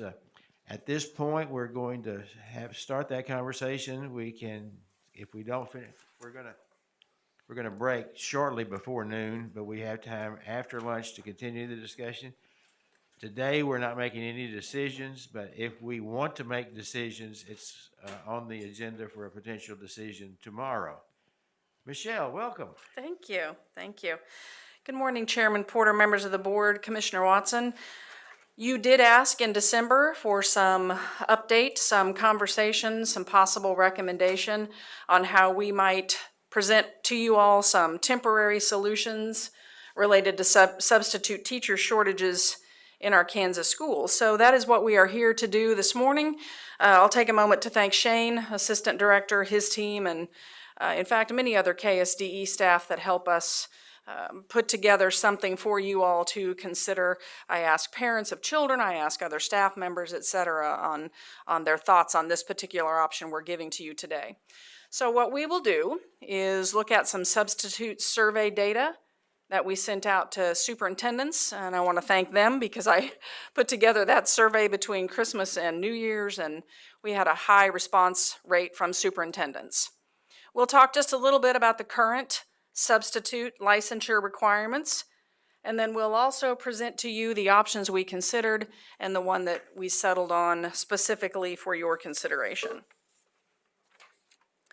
As I said, we did put together a really down and dirty survey and just ask our superintendents a couple of questions. We ask, probably one that has an obvious answer, are you experiencing a shortage right now of appropriately licensed substitutes to fill in your short-term and long-term positions? 97% of them said yes. Yes, indeed, we are. We asked if relaxing the requirements, the current substitute requirements, would allow them to find more staff to temporarily fill these positions, and again, overwhelmingly, they said yes. We realize, too, that this is a temporary situation as a result of the pandemic, and that what we are bringing you today is not a permanent solution. It is meant to bring some relief to principals who are responsible for supervision of kids and teachers who may need to be home due to their own health concerns or the health concerns of their families. The superintendent's survey also asked them a couple of other questions. Anytime I have an opportunity to ask my superintendents anything, I want to get the most bang for my buck. Interestingly, we ask about some temporary options. The permanent solutions we're going to discuss down the road, not today. We ask about whether or not those candidates should be 18 years old, what options they felt for training might be available to them, and these were the results of that. 18 years old and a high school diploma, they felt that that was a reasonable opportunity. I also took the opportunity, again, between the Christmas and New Year holiday, to visit with some of my state partners, other state directors who do the work that I do. They sent a survey on our behalf, and 60% of the states responded that they too have relaxed their substitute requirements based on the situation of the pandemic and shortage of candidates to fill positions. 66% of those states are reviewing options moving into the future, and I will tell you they are all over the board, and we'll talk a little bit about that as well as far as what they are doing. Our current requirements have worked well up until this point. 60 college hours from a regionally accredited university, background check, fill out the application, and pay the processing fee. The limitation on that license, you all relaxed 2 years ago. 2 years ago, you said, let's relax that number, that limitation. Previously, they had to request from us a waiver to allow a substitute with this license to cover, for example, a maternity or adoption leave. You did that for a second year to help relax that number of days, and I know that our superintendents, HR directors, substitute coordinators are quite appreciative of that. These are what some of our nearby states are doing currently. Shane did some nice work, just looking sort of in our region as to what is being done. You'll see, oh my, you'll see all kinds of things related to this from those states. And Scott has also shared with me several other states and some of their requirements. There are a lot of options out there to consider, and states are doing many, many things to cover the current situation in classrooms.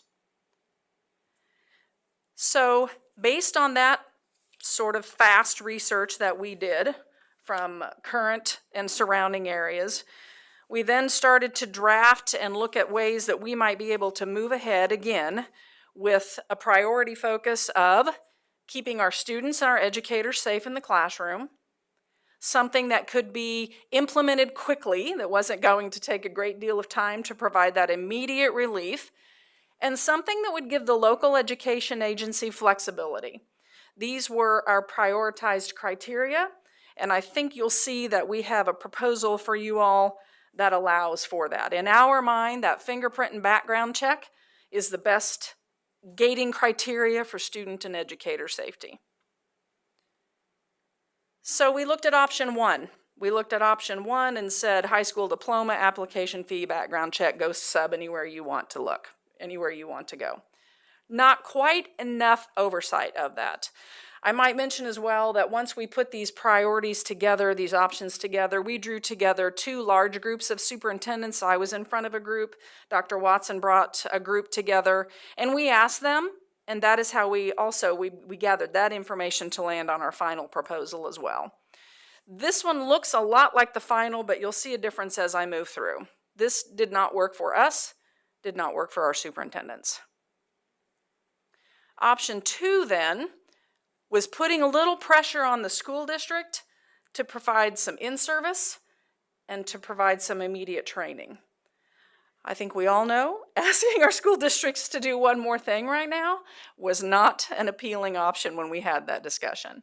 For them to look at a 20-hour of in-service and professional development, no thank you. That was not an option that was going to provide any kind of immediate relief, again, including the application fee and background check. Option three then, this again was a 20-hour of in-service opportunity, a 30-hour of classroom observation opportunity, preferably by an administrator. Not the time, right? In normal circumstances perhaps, but not right now. They are asking you all, they are asking us, they are asking anyone for some immediate relief. This one, check that one off as not an option either. So here is the opportunity that we landed on for an immediate relief to our local education agencies. Ran all around the tree on what we might name this and landed on temporary, emergency, authorized license. I will reiterate, temporary, short-term, emergency, to deal with specifically the situation we find ourselves in right now. So these candidates must hold a high school diploma, minimum age of 18 years old. They still submit the fingerprint and background check to our office, and they pay only the $50 fee. They do not pay the processing fee because these are candidates who adding an additional expense to wouldn't maybe be the best opportunity. The piece that's different from that very first one that I gave you all is this candidate must have a district wanting to hire them starting the minute the license is ready. That's the little bit of oversight. That was the conversation with superintendents, because there was a lot of debate about should they be 18 or should they be 21. And what superintendents told us was, we will make those decisions. And the example I've used, I'll ask my daughters for forgiveness now. One child at 18 would have been a perfect candidate, the other at 18 would not have been. So we put that responsibility on the local agency to say, you choose if this is the candidate that you want in X classroom for a very short-term opportunity. They are still licensed by us when that employment verification is signed off on, valid for district and private accredited schools that do that verification piece, and it must be verified in each system they choose to serve in. This was a great conversation for example, our Wichita school districts. They all share, right? Derby, Goddard, Wichita, they share subs. That verification will need to come from each system that the candidate wants to serve in. Same is true of our private accredited schools as well. This is the piece that we are bringing to you. We've also asked our school systems to be very thoughtful and a priority focus how you serve and supply a teacher for a maternity leave is not this candidate. Sort of see it as a graduated step by step. Number one, we would ask that the school systems find the highly credentialed substitute license with experience to serve in long-term positions. Next, look for a substitute position, fill it with an emergency sub, and last but not least, perhaps use this license. But the local education agency wanted the flexibility to be able to choose which license was most appropriate for each of their classroom vacancies. Just a bit about the details, and then Chairman Porter, I'm happy to stand for any questions. It is a last resort license. It is not meant to fill long-term positions. Each system that wants to use this candidate must verify that that candidate is on their payroll and that they are assuring that they are in service to that particular district. Submitted to our KSDE licensure office, and it will without question expire June 1st, 2022. That is the proposal that we are bringing to you all. These are the details of it. We have worked out in our office. I also shared with you we were looking for immediate. This is something, thanks to the phenomenal work our IT department and Shane have done here in the past 6 months or so, we can launch this as directly as you all give us that information to do so. We've had a long, lengthy licensure considerations discussion. We're bringing our proposal to you all. You'll see that the work can be done and ready and implemented this week to help alleviate that very short-term temporary need that our systems are feeling currently. And it does expire June 1st of 2022. I have also listed for you all a recommended motion with the details and how you might state that and how you might encourage us to move forward. And I believe with that, I am ready to stand for any questions you all might have. It still requires, pardon me, it still requires the background check. That is correct. So from the department's point of view, their approval could be done almost immediately. Correct. How long does the background check take? So we just had that conversation this morning. Typically those, once the fee and everything has left our office and gone to KBI, about a week. We would say 5 to 7 days at the most. Some of them turn around quicker. So if somebody was saying it takes 6 weeks to get a license, a substitute license, that would not be an accurate statement. That would not be an accurate statement. If you add the word complete in front of it, complete process licenses do not take 6 weeks, especially not the substitute license. Those are way less than 2, way less. And I assume you talked about talking to superintendents about this. I assume other people have been involved in the discussion. Would you tell us? You could run around the agency and find people who I chatted with to draw in. So we did. We've had a partnership. Dr. Watson's been very supportive in working with NEA, working with USA, working with KASB to talk with them about the opportunity. And to this point, again, Dr. Watson could chime in. I have not had anyone majorly say, no. They are in such a state of trying to provide immediate relief that anything that we can do, having heard and tried to react to their need, is most appreciated. Yeah, I would say this. I would say everyone is concerned about lowering qualifications at a time we're expecting a higher outcome. But they're also concerned that they're not going to be able to keep the doors open unless they have some alternative. And so I think everyone kind of swallowed hard and said, we'll work together to try to figure something out. But this temporary license expires June 1. It doesn't go on past that. So that was where I think everyone came together on.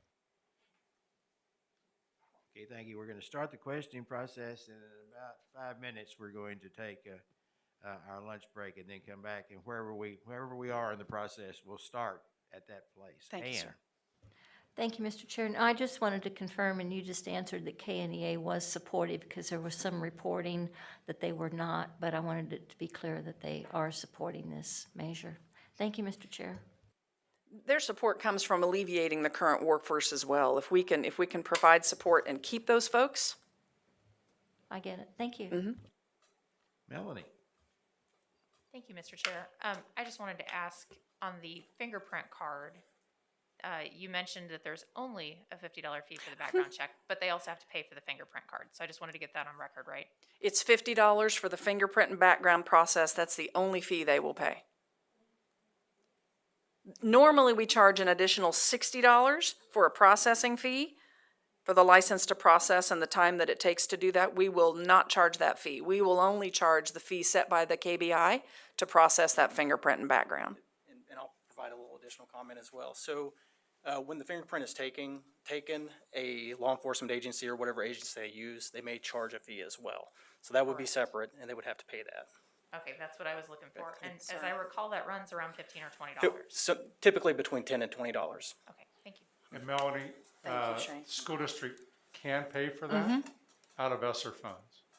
So any school district that wanted to pay to have someone get that done, they're eligible to do that on behalf of the sub. Okay. I bring this up, I think I mentioned it before, that this is something that has come up in my community. People are saying these fees are too high, and so I want to make sure that we're highlighting all of those fees. I appreciate that. Thank you. And do all, yeah, I don't recall paying an extra fee whenever. It varies across our state. There are some opportunities that there is no charge, and there are others where it can be as high as $120. Okay, everybody come to Wilson County. There you go. All right, Jean? Just to clarify, if someone wanted to substitute for perhaps 3 districts, they would only have to pay the one fee and then they could add on additionally? That is correct. And could districts decide on their own initiative to add in some professional development or observation requirements? Yes, in fact, some of our superintendents did that. They said, we will, in addition to this, add, as you said, other professional learning or observation from our licensed staff. Okay, thank you. Mm-hmm. Ben? Thank you, Mr. Chair. These expired June 1st. Correct. What, I guess, in my mind, what was, most things reset on July 1. Why June 1 versus, I guess my concern is for the rare instance, because this year, I don't know how this semester is going to go. If they've already, I've had some schools that had to go shut down or go remote this last semester, they may have to extend past Memorial Day and possibly go into June. Not that, this isn't going to be cramping, but I'm just curious as to why the June 1st and not July 1st. We serve at the pleasure. We assumed most schools would be out by June 1st was our rationale behind that. Okay. It just, and, I'm not quite sure what my other question is, so. Okay. Then you may continue that other question after lunch. And then Mr. McNeese will follow that. That's again after lunch. And we are in recess until 1:30. Thank you very much.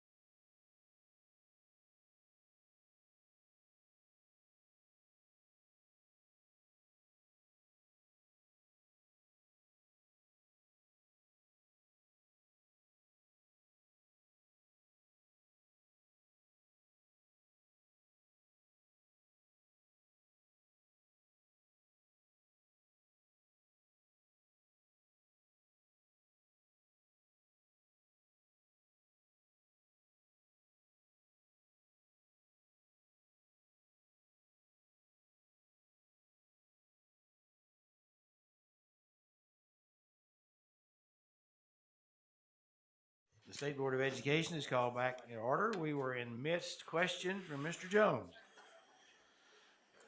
Thank you, Mr. Chair. I've been trying to figure out a way to ask this.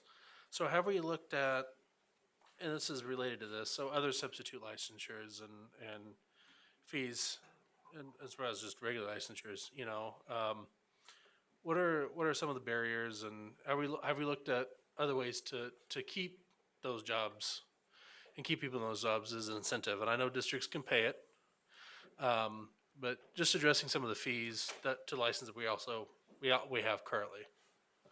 So yes, we have explored other options, and I think you'll hear from us again in the future on this topic.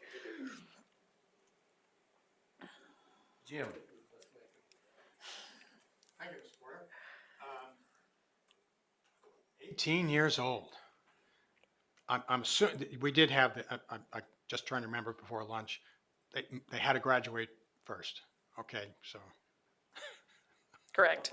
Okay, why 18? We've got kids that are in school that are 21.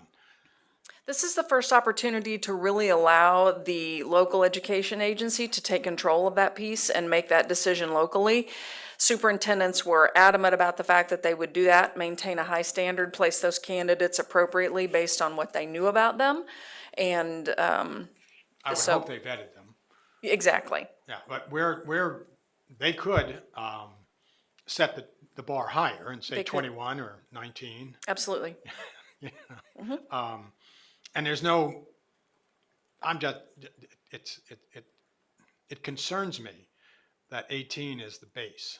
You know, we're allowing that to happen, but, you know, but anyway, otherwise, very good. It's a response to an unfortunate situation that we need to take desperate measures in desperate times. Thank you. One way to think about it too is your paraprofessionals who do not have sub-license, because many of those folks do not have the 60 hours. They will qualify for these licenses, and those are candidates that have been in the system serving in multiple capacities. So this will give them sort of that gateway into the classroom with a license. I would hope that in all districts that the vetting process is thorough and complete, and the training, the local supports are there. Just because you're 21 and even have a college degree doesn't mean you're ready to go into a sub situation. Or just because you're 60 and have a degree doesn't mean. Being a sub is a challenge. It's not an easy job. That's why we're looking for them. It takes certain kinds of people with certain kinds of skills to do it well and to maintain order, decorum, and safety, and maybe get a class lesson in. Thank you. Okay, this just occurred to me whenever you talked about paraprofessionals. There are districts that would require a background check for their paraprofessionals. So would that count? So a person can... No, in order to apply through our office, you have to go through our KBI, FBI processing. Local systems, Shane can explain this better. Every organization has a certain level of review that they go through, and Scott can explain this better than I can as well. Ours is at a much higher standard than most even employing agencies. Is that fair to say? If that district had the same level, could it be done? I don't know. They would have to come through our office and our processes. Thank you. Jean? Thank you. And I am concerned a little bit about the short period of time that this would be in effect compared to the amount of expense that somebody might incur in trying to get this. June 1st doesn't even get it past some of the school's ending dates. It certainly wouldn't get it past summer school times if districts wanted to have a summer program. It seems to me it needs to be longer to make it more worthwhile for people to do that and to recoup some of the investment that they had in getting this. I think June 1st is a little bit too short for what our need is likely to be. So I would encourage us to think a little longer term on this. I was going to suggest, just as a minimum, that we change that to say the end of the school term for that particular school district, which may be June the 3rd, maybe June the 15th. That's just one of numerous suggestions, but if school districts are out, say for instance, we have several ice storms, which could possibly happen. It's quite possible that there would be schools that have 4 days left and no substitutes, and June 1st gets here. So that's not likely, but it is at least possible. Jean, We are. go ahead. I did want to say that we encourage districts to consider summer programs to help alleviate learning loss and use their ESSER money for that. So I would encourage us to perhaps think about going beyond that, because a district that feels that they won't be able to staff a summer program, it won't be considering it, or won't be considering a more robust one that they might want. If they didn't feel that they would have alternatives if people were out for that. And we're happy to adjust based on whatever motion you pass. Yeah, it sounds like we may have some amendment discussions tomorrow. Janet? Thank you, Mr. Chair. My first question is, will these subs be paid on the same sub salary that the other subs are that have to have? So that's a local decision as well, and we've not ventured into that recommendation space. It's up to them to pay how they want to pay. Okay, well, that was interesting. And I just simply want to say that I just want to publicly say, I'm totally opposed to this. But I'm going to vote for it because I recognize the need for it. Because this is going against everything I have worked for since I've been on this board. We always prided ourselves in removing barriers while retaining quality. But yet, once again, I do know. I just simply would like to say that. Thank you. Thank you. Thank you, Jan. And Dina, it looks like you have 2 questions. I stuttered, I think, or my finger anyway did. I'm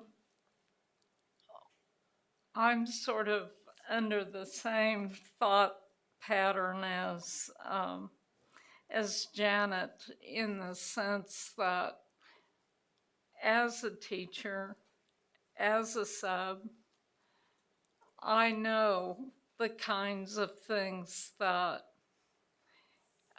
substitutes have the opportunity to experience.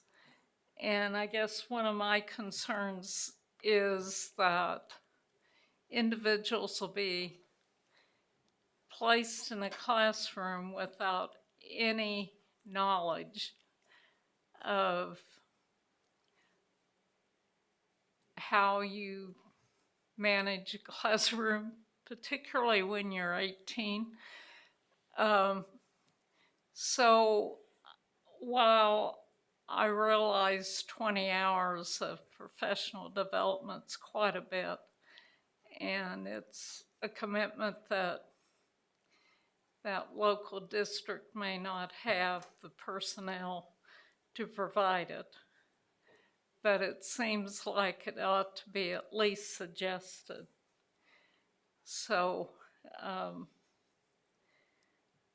that we go beyond just someone supervising, but we also make sure they have the tools with which to work. That concerns me. So I would suggest that we need to maybe not require it, but highly recommend. Thank you. Anyway, I will also say that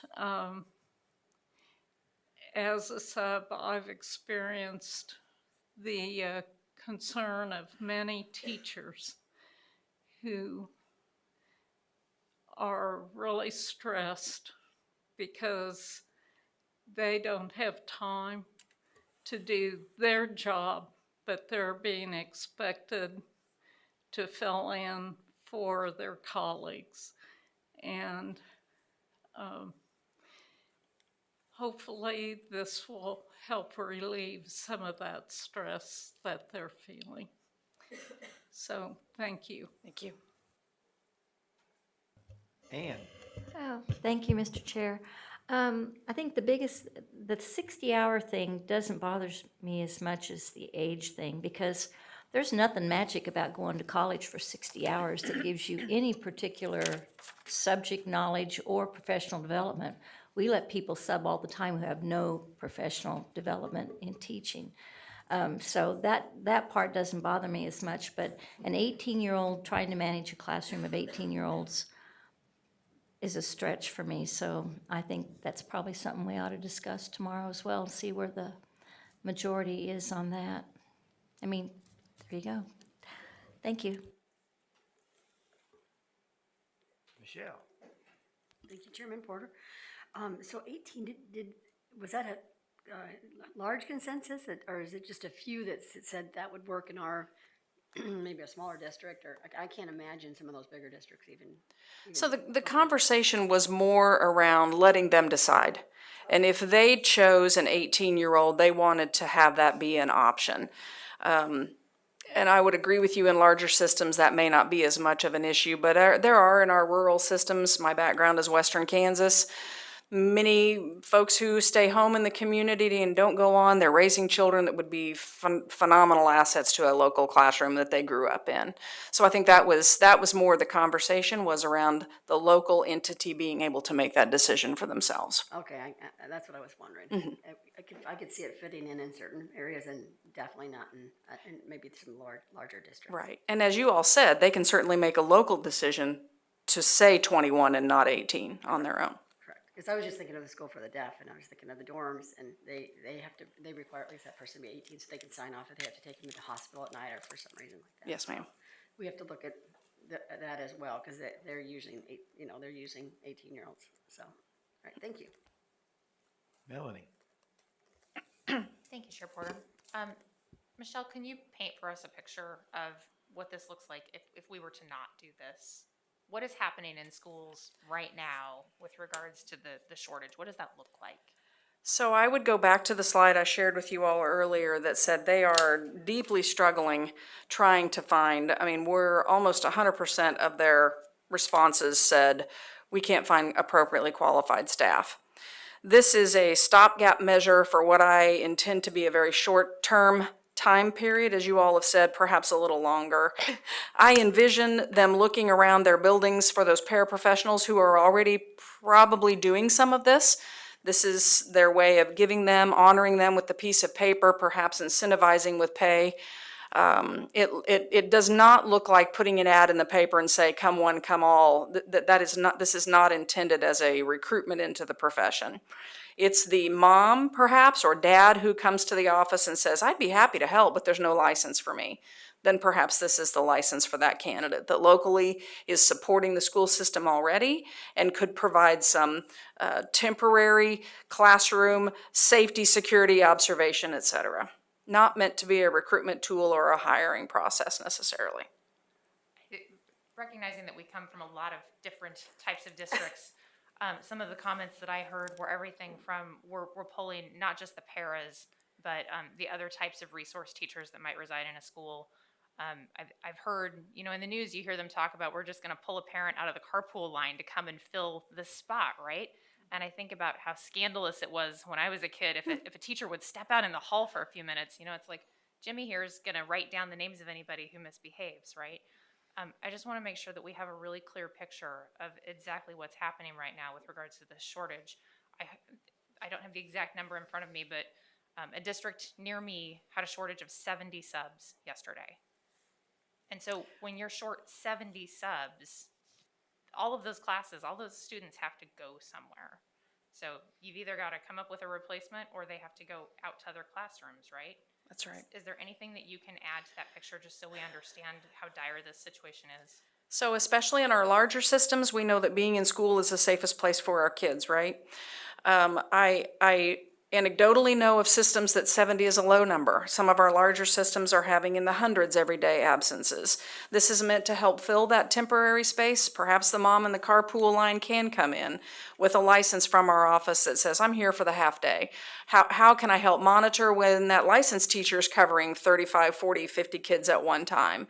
So I think that your question about what exactly is the picture, having been a system leader and a building leader, it's everything and anything right now. It's whoever we can get. We've talked a lot about that 60-hour sub-license in our district offices, our building offices. All of those folks have been licensed as much as they can. They've saturated as much as they can. And again, I think this is just another way to say, here's another person that's been vetted by KSDE through our office with a license who can help us monitor kids. And I need to make a side comment that this Jimmy would not be writing the list. He would have probably been on the list. Does GED count? It does not. Okay. Anything else? I have some comments about some of the things we've done, but I think it's probably best left for the discussion if we're going to do some modification tomorrow. But I will say I have at one time taught the introductory class for community college, the beginning. And I've had 18-year-olds that I would have gladly hired. Now, they're the exceptions, but I would have gladly hired them over some people that I had the option to hire. So I don't see that as a magic number, but everybody, just like everything else, you have to use common sense and discretion. Are there any other questions? If not, we'll see you again tomorrow. Thank you.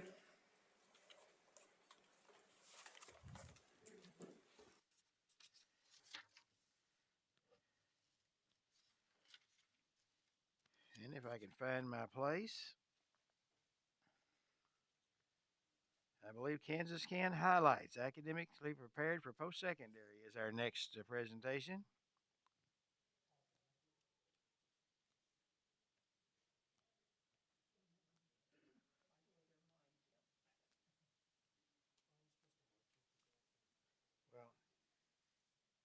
I wasn't going to mention this, Janet, but had the superintendent of the year been here, it would have been mine.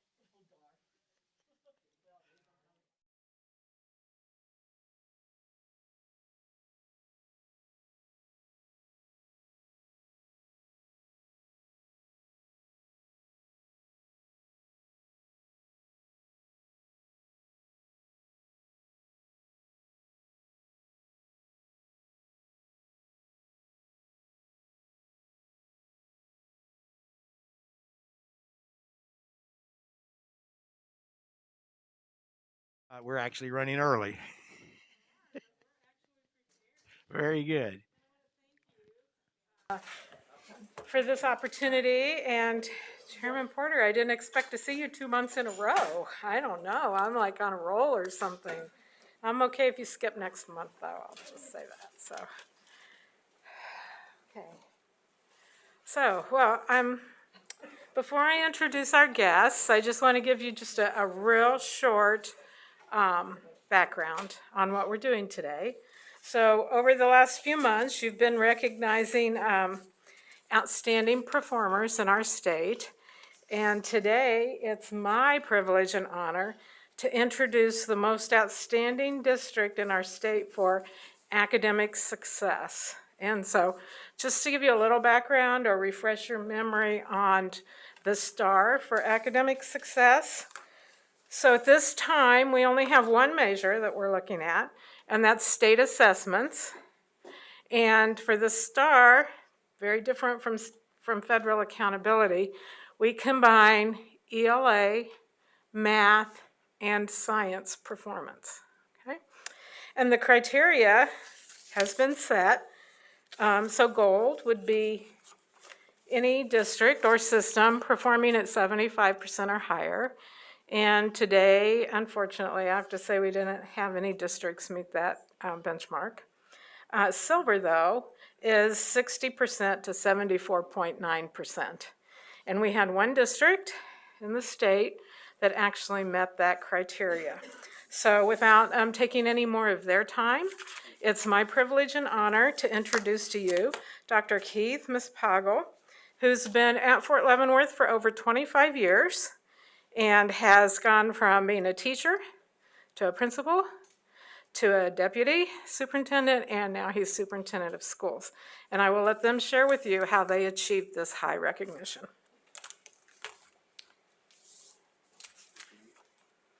So it is appropriate to pull this down while I'm speaking? Okay. Thank you. Welcome. I'm humbled to be here. I'm humbled to have my team here. And hi, Janet. Great to see you again. Sorry, sidebar. All right. So just got like a small wave then? Kind of? Okay. Before I get started with the presentation, I would like to introduce who I brought with me. We have Colonel retired Mike Griswold, who is our board president. Dr. Suann Grant, our deputy superintendent. Mrs. Stacy Blount, who is a freshman 9th grade teacher at Patton Junior High. Tammy Erminger, who is a 4th grade teacher at MacArthur. And very excited that Senator Jeff Pittman joined us as well today. So he was taking photos, but now he's back. With our unique population at Fort Leavenworth School District, we face a challenge every year, as all school districts do. We are completely housed on the federal installation of Fort Leavenworth and have a turnover rate of at least 50% every year. In a 3-year period, we have a turnover of about 94% because of permanent party. When I started my career a long time ago as a civilian, I've not been in the military. My dad was enlisted in Vietnam. Heard nothing about that from him, no talking about it and everything. When I was hired at Fort Leavenworth, I had a different definition of the word permanent. Permanent to me was forever. Permanent in the military, permanent party, it's about 3 to 5 years. And so that has changed how we approach what we do in education, what we do for our families, because for at least half of our population, we have 10 months to do the best we can to help them to improve academically, social emotionally, and really dive into the community. With that, those challenges and challenges that all districts in Kansas face, we have a specific focus on how we approach what we do with our students. As you're all well aware and have supported Kansas school districts for your entire time on the board, but also in the last 2 years during very challenging times, it's been harder. It's been very hard. To be honored as Silver Star recipients and the only district in Kansas, phenomenal.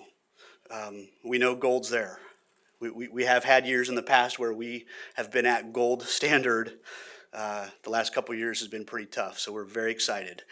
So as we keep going through this presentation, you'll hear me again, but I would love at this point to bring up Colonel retired Mike Griswold, our board president, please. Can we move it forward to, I think it's the 3rd slide, or not, or do they have? Oh, do I click it? Okay. Okay. Next slide, please. It's the next slide, right, Keith, or No, is it back? back, right. Oh, right there. Okay. Good afternoon, board members, Commissioner Watson, Ms. Waugh, who represents the district that the Fort Leavenworth School District is in. Let me just take 2-3 minutes to give you a little background of the Board of Education. I am the president of the Board of Education. I've been the president since the summer of 2009, when the current, at the time, the commanding general of Combined Arms Center appointed me as the school board president. I had been retired for about 6 years at that point. The model that we've had in the district, I'm actually, in the last 53 years, the 4th colonel retired to be the president of the Board of Education of Fort Leavenworth Public School District. I think that's been a real benefit in terms of the continuity, because we have 2 other members. We don't have 7 members. By statute, we have the CG appoints 3 members. And so over the course of the last 10 and a half, 11, 12 years, there have been 13 board members that have left and that we've had to recruit, interview, and select and recommend to the CG to come on the board. So that's a turnover rate of about 33% per year. So there's this continuity in terms of the colonel over the last 53 years who's been in that position. If not, that president of the board would turn over, but there's some benefits with respect to continuity of our strategy, which I'm going to talk to you about here shortly, operations, and of course the relationship with the CG and his command group. So about 2 or 3 years after I took over as a board president, the three of us at the time looked at our strategy, had probably 2 afternoon sessions, and came up with a strategic framework. Not a plan, but a strategic framework, and you see that on the slide, the vision, the mission, the goals, and we really were focused on this lifelong learning. We think that's critical, not only in terms of the students, but also the faculty, the teachers, and then the whole emphasis on leadership, which is obviously a core competency of the military, and we think is very, very important with respect to our young people, our students. You know, when they're young, if they can be exposed to leadership opportunities and the importance of leadership, we felt that needed to be part of our vision. And I will say that about 3.5 or 4 years ago, we had another strategic framework planning session, and we pretty much confirmed what we had done 3 or 4 years previously. We were looking, though, at that point in 2018 at a new Patton Junior High School, and we spent quite a bit of time on that in terms of what we wanted to do with respect to the grade levels in that Patton Junior High School, and also a new facility. That first session that we had back in 2012, 2013, we were looking at a new elementary school that we were bringing on board, and also at that time, I think STEM was an important aspect of the curriculum, and we were looking at ways to enhance what we were doing, not only in the classroom, but with the extracurricular activities and clubs. The goals are outlined up there, and all I can say is that in the military, both for the training system and the educational system, for training, we have like the tasks, the conditions under which the training will take place, and then a standard in terms of the performance that needs to be achieved. Education, it's similar. We have terminal and enabling learning objectives. We have the conditions under which the education will take place, and then we have the educational outcome that we want. So that's what these goals, maximize educational opportunities, that's really what we were looking to do with respect to the task, and then the second one, provide a safe, nurturing, and disciplined school environment. That's the conditions under which that we wanted this education to take place. And then the third one, that focus all resources to accomplish clearly defined outcomes in the areas of curriculum, staff development, technology, and facilities, and then focus professional energies and resources to plan for current and future strategic initiatives for 21st century learners. And that's the outcome. I think they've stood the test of time, those objectives, and they guide the board going forward as we fulfill our major responsibilities of budget, big policy decisions, and also the relationship with the superintendent. And throughout my time, I've had a great relationship with a superintendent that does a fantastic job, and I have to give credit to my successor, Colonel Retired Steve Kemp, who unfortunately just passed away recently, but he had the foresight, along with the former superintendent, Tom Devlin, to identify Keith early on as the person that they eventually wanted to become the superintendent. So they went up from being teacher, principal, deputy superintendent, and then after my first year in 2010, he became the superintendent of USD 207. So pleasure to be able to talk to you today, and I look forward to our teachers and our deputy superintendent giving you a little bit more insight in terms of how we do business in the district. Thank you. Thank you, Colonel Griswold. Ms. Waugh, we might have to move the doors from my head, getting too big from those compliments as well. So we have to go out sideways together. Next slide, please. So current reality is a challenge for us every year, especially this year. I think everybody behind me and the rest of our district staff would echo that I'm a fairly driven person, that there's an intensity about what I bring to education, what our staff brings to education, and when Dr. Watson publishes that Kansas is going to lead the world in education, we're going to do it. I make no bones about that, and we want to continue to do that, because leading the world is what our military does. Leading the world is what Kansas can and will be doing. And I will take a sidestep. When you hear CG, that's Commanding General.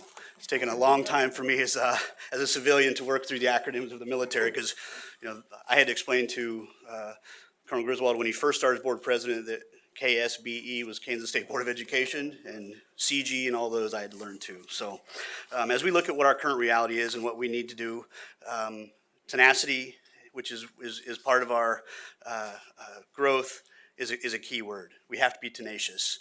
We have to understand the challenges of our families. Last year, and every year, we have families that come from all across the country and world. The variety of education delivery, the variety of model receipt of education, or in the military, it was a significant impact with a lot more homeschooling because of the transition and the mobility. So we've had to make sure that we were able to address concerns of the family, not only academically, but also social emotionally. Not just the kids, but also the parents. And so the layers in which we address how we move forward, you'll hear more about as we go through this. Normal, wow, what a word. What is normal? We look daily about what is now considered normal. Lots of opinions that there are across not only the communities, the states, the country. We are fortunate to work with a very mobile military population that have been in school districts all across the country. And so many of the things that we implement and the strategies, we didn't make up. I make no apologies for working with other great professionals in Kansas, including the State Department of Education and staff, and other superintendents in our area, as Ms. Waugh knows, are strong and focused on education as well, to do what we need to do. And we focus our efforts on a child's mental health. We've seen a significant increase of challenges with our students that are military impacted on what school looks like, what fears they have, what fears they don't have, and how do they sit in a chair. I'm hyperactive. You probably see me wiggling back and forth up here. That ties into how we address what kids do. How do we help kids have engagement in learning when they might not have been in a classroom formally last year? And so how does USD 207 do it? Next slide, please. I will say simply, but not so simply, as we start at the foundation.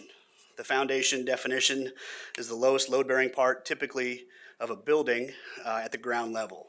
And it's the underlying basis or principle. We put that into action and into ideas in how we focus.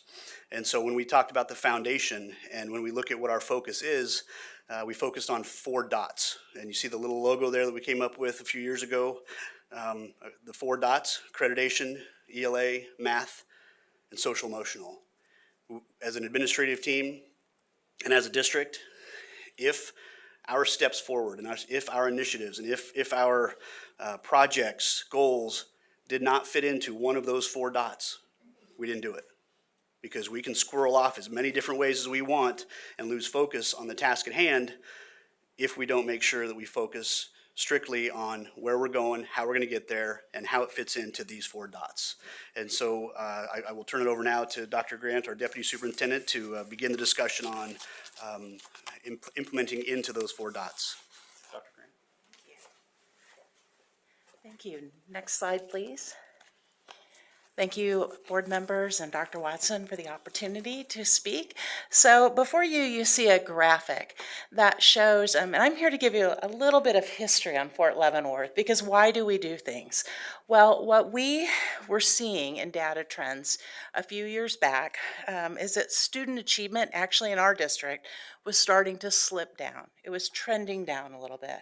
So, of course, we realized after disaggregating all of the data and many types of discussions with stakeholders, people across our district as well, we realized that the combination of growing student needs, the evolving student population, as well as, I'll call it the outside noise, some of those try this, do this, here's the next best thing, here's a silver bullet. All of that noise was taking away the focus from our teachers of being able to do great things for kids. Simple as that. So what our district did is basically stripped it back. And as Dr. Miss Pagel mentioned, we developed our 4 dots focus, that target, so that we could strategically align everything that we do to it. We strongly, strongly believe that this embraced the whole child.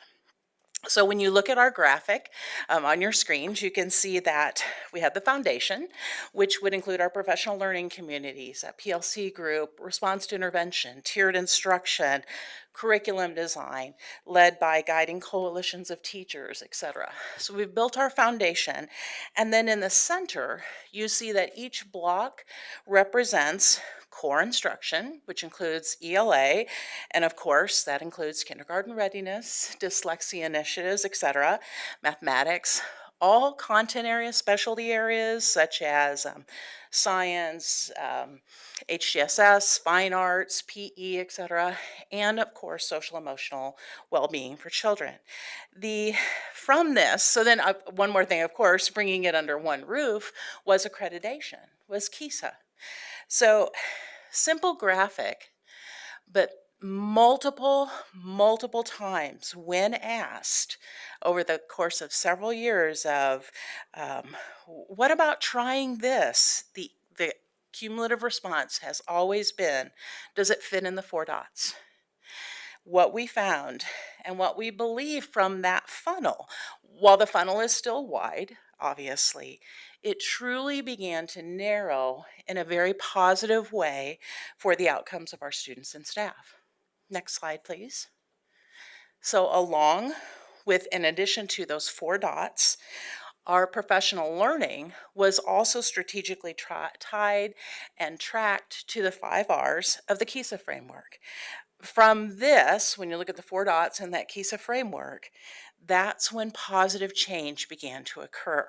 Rather than slipping, because it was not on a full skid, but it was just slipping. Rather than that, we started to see an uptake.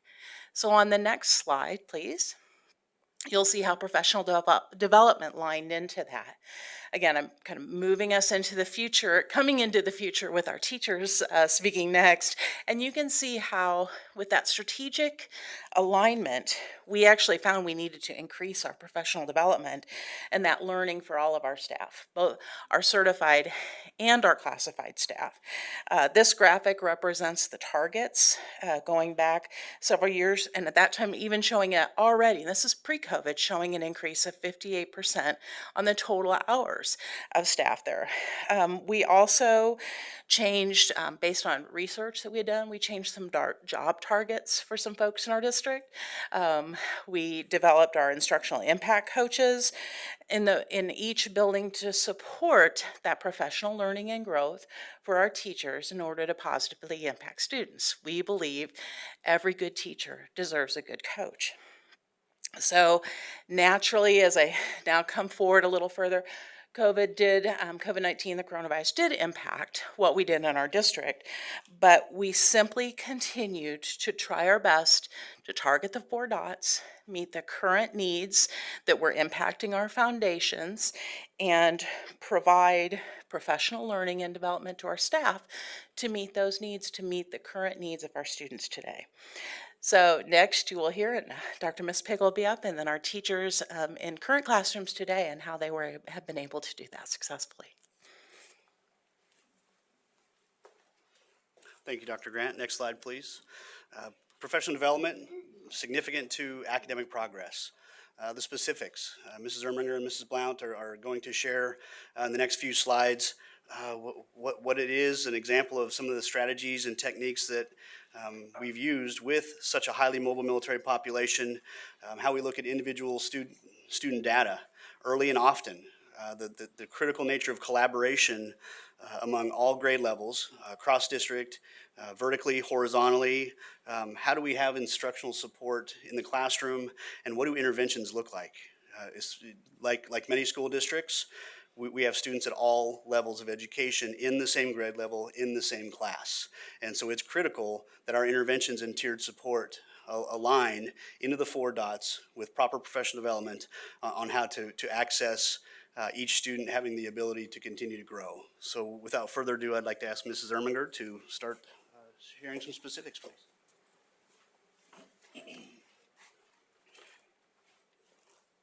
Hello, thank you for having us here. And if you don't mind, for the next few minutes, you're just going to be fourth graders, because that's what I'm used to. And I would like to thank Dr. Mispagel and Dr. Grant for taking out all that background noise and then implementing the professional development so that we could do our job the way it was designed. So I picked out two elements I think that helped us be successful in my realm in fourth grade, and one would be our team. Our team consists of 4 teachers, and between the 4 of us, we have nearly 50 years of teaching experience just with the 4 of us. 2 of us having taught together for 13 years. 2 of the other 2 have come on board 2 years ago, so they have brought in the energy and the excitement, and we've had this continuous plan, which I think is a winning team. I feel like we embody the PLC process. I feel like we don't just meet on Wednesday during plan time. I feel like we talk kids all day long. We are in each other's classrooms before and after school. We talk about kids at recess. We just talk strategy all day long. So I think the continuity of our team makes us successful. I also think that I work in a district that recognizes the value of scheduling individualized learning so that I can, or we can, speak to whole group at a limited time frame so that I can then meet with my small groups and meet the needs of those students, whether they're lacking skills, have gap skills, or they're enriched and they need more. So this graphic that you see is my fall and winter STAR scores for math. So as you can see on the left, the fall, we had a lot of growth to show. My students were 18% proficient in math when they came to me. So with that tenacious focus, we worked very hard in individualized learning plans, meeting those kids' needs small group wise for the outcome on the right, which is my winter score. So very pleased to see 73% proficient from 18%. That to me is exciting. And then if you go to the next slide, I think I like this graphic a little bit better. It's sort of a wow factor.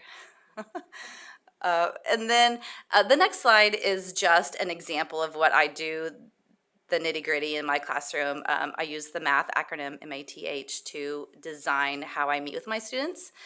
So they meet with me, they're at their seat, they have technology, they have hands-on things, so that I'm able to, as Keith said the other day, COVID-proof my interventions and also make them learner-proof so that I'm meeting every student every day, their needs, whether, like I said, they have gap skills, they're working at the 3rd grade level, or they need more. So, thank you.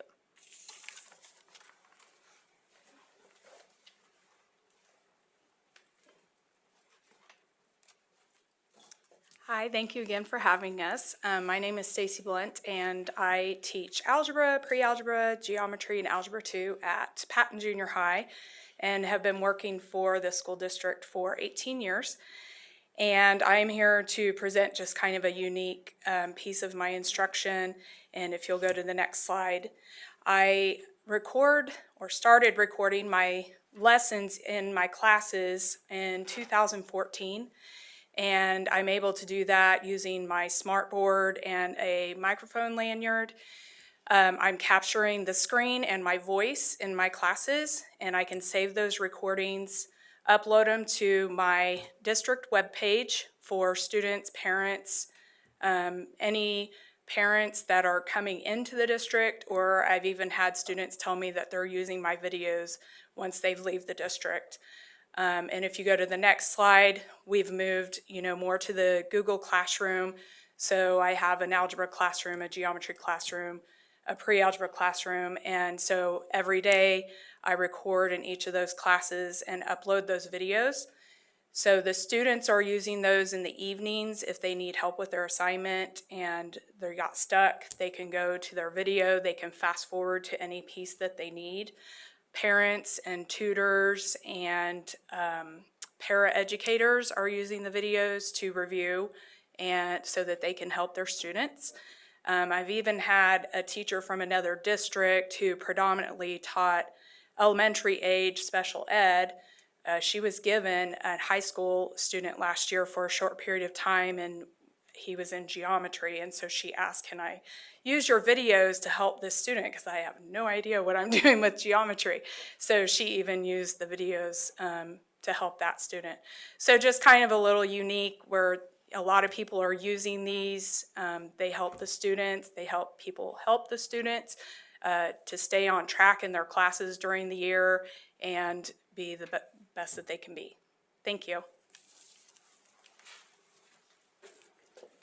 Thank you, Stacy. As you can see, the examples and strategies that were shared with Tammy and Stacy are focused on how can we help kids wherever they're at, and that means academically and even geographically. The focus of recording of digital lessons so kids could watch it later, so parents could help support their kids. As the father of 5 boys that are older, the questions that I got about geometry and algebra, I should have used Stacy's videos too, and because Dad never knows anything. You know, what's a superintendent know about teaching? Ask my kids, it's nothing. So, so the strategies, the interventions, the differentiation is a few of the examples of how we bring attention to every child. How do we approach academic success? When we look at what the goals are for kids, I believe in perfection. I think we should strive to be perfect. The challenge with that is nobody's perfect, but why would we not try? If we were to set a bar at 80% and get to 82%, we met our goal. If we set it at 100% and get to 90, look how great we did. So setting that goal at a level to where we can focus on helping every child grow. So perfection is not mandatory. We would like every child to be proficient, scoring at a level 3 and 4 on the state assessments. More importantly, we want to make sure that every child makes progress. A student that scores as a 1, if that student gets to a 2, huge gains. If that student that's a 2 gets to a high 2, huge gains for that child. And so how can we round that out? You heard some of the strategies academically that are focused in every classroom. Next slide, please.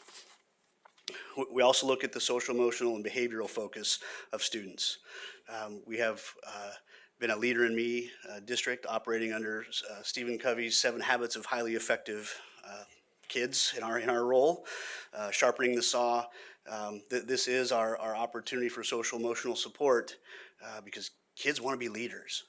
Kids want to take charge, and giving them opportunities through the Leader in Me has been successful for our schools to address that. Super brain body workouts. As a hyperactive kid and adult, movement is very important. I have a picture from my youngest son when we were on vacation in Texas, outside at my father-in-law's house on a swing on his phone in 5th grade. I'll never get Dad of the Year. But the concept of that is, great, he's outside. We want to push kids outside, go be active. He was outside on his phone. So as we look at the ability of what kids can do, how do we engage them? My sons have played video games, Xbox, PlayStation. At one point, one of my sons said, Dad, let's play. Let's play Madden football or whatever. So he hands me this controller. It seems like it's got 85 different buttons on it. I'm used to I'm the age myself, Atari stick, and very simple for me. He's trying to explain to me how to run an offense or set up a defense in this game while he's on his headset with one of his buddies. He's telling me what the buttons are doing, and then he says, Dad, I just scored. He can do so many things at one time. We would not want to put him in a classroom with a piece of paper and a pencil and say, go be engaged. So how do we engage them? How do we keep them active? Super body brain workouts, wiggle seats, balance boards, opportunities to engage the brain, right brain, left brain, as you can see with the graphic, sitting quietly after 20 minutes or 20 minutes of walking. the brain's engaged. And so we have a significant focus on how do we help kids be engaged. We have activities on our website that are available for parents, for kids. We bring them up on the smartboard many times before a new concept or a test or new objectives. They'll do a 1, 2, 3 minute activity of movement at their desks. Might be a jumping jack, hop on one foot, cross brain, touch this dot with your right hand, cross your body, go with the left. That fires up the brain. SAMS Labs, as you can see from the acronym there, that's a before school program that we have in place. It goes through our SIT team process, our student improvement team process. Students are recommended to go to that. It's 30 minutes, 3 times a week in some schools, maybe 4, and they do cross-brain activities before the day starts. We have data that shows that has been significant for those students in need of intervention to help them kickstart their day, to stay in school instead of possibly be a discipline issue. Next slide, please.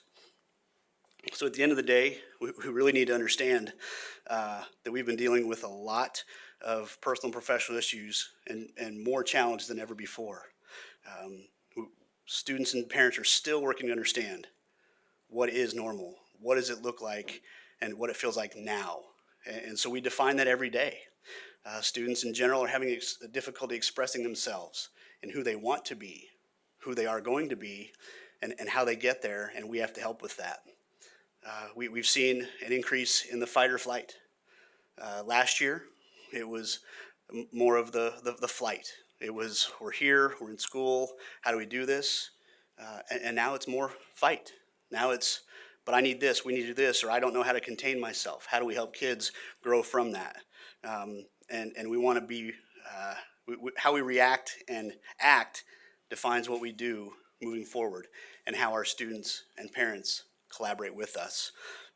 So at the end of the day, it circles back to our teamwork and collaboration and kind of a triangulation in education, academics, behaviors, and social emotional. It's using the art and science of teaching. So last slide. It's the 4 dots graphic. So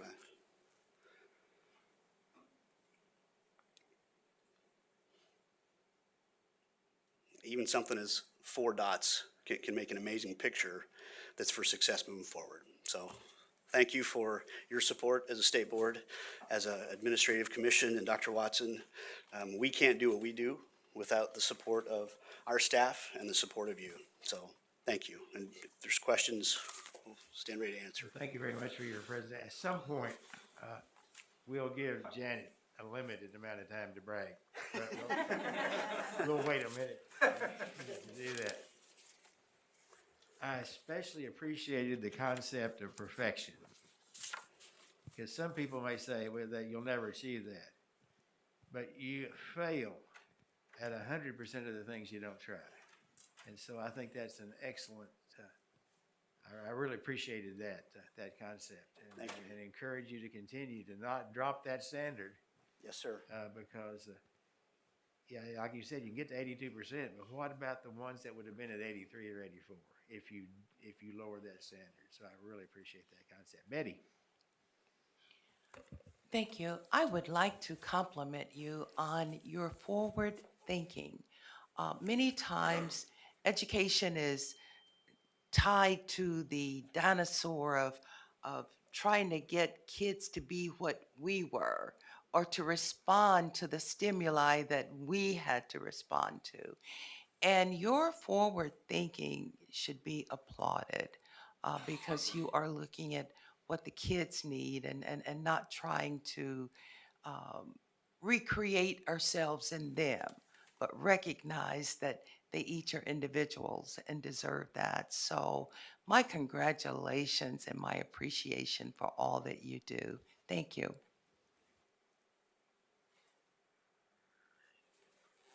Okay, Janet. I am so impressed. Thank you, thank you, thank you. Am I surprised? Absolutely not.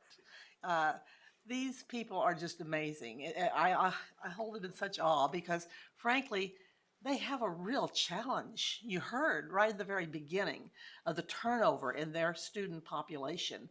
That's unbelievable that you're able to achieve this with that. And the reason you're able to do that, in my opinion, for whatever it's worth, is because of your staff, your board, and your administration. And I just simply want to tell you how impressed I am with what all you're doing and how proud I am to represent Fort Leavenworth, because you guys have always been amazing and you continue to prove what I've always said, because here you are proving it. You're the one in the top in the state. And so thank you. Thank you so much for everything you do, and keep it up. Thank you, Ms. Waugh. I'd be remiss if I didn't ask Senator Pittman if he wanted to say something. Surprised. I didn't ask him if he wanted to, but we received great support from our local community on the post, outside of the post, and specifically this gentleman here has been very supportive, as well as others, knowing our challenges, as Ms. Waugh mentioned. So, sir. If you ask a senator to speak, of course, they're going to step up and say at least a word or two. And I want to thank each and every one of you for your public service to our state. I know there's been some challenges coming your way from our legislative body. Hopefully it's a creative challenge. That tension that's created there comes out and we actually help the people and the students of Kansas. One would hope. That's an optimistic viewpoint. I'm looking forward to the next few years and really tackling this individual learning. I think that's a great concept that this district is pushing forward. And the fact that they look at this as a 10-month process, it's amazing. These guys are amazing. And a lot of people look at that school district and say, well, they're special. They can do things that are different. But we can take some of those model learnings and we can do the same thing in some of our schools. And I'm just so excited to have these folks inside my district. And I thank them for all they do for the kids out there in the military child. Thank you for having me. And Senator, while you're there, I want to reemphasize our commitment that we want to work with the legislature to Yes, solve sir. problems. And I say that every chance I get. So I appreciate you being here, and please help us carry that message. Yes, sir. Because we are open and excited about opportunities to work together. Yep. We just have to make sure we're all keeping our head up and looking to the right things, I think. Thank you. Again, I want to thank all of you. It's very impressive, and we appreciate it. Each district has unique challenges, and you certainly have your share of unique challenges, but it appears to me like you have, instead of using that as an excuse, use it as an opportunity to do what's best for kids. Thank you so much. Thank you.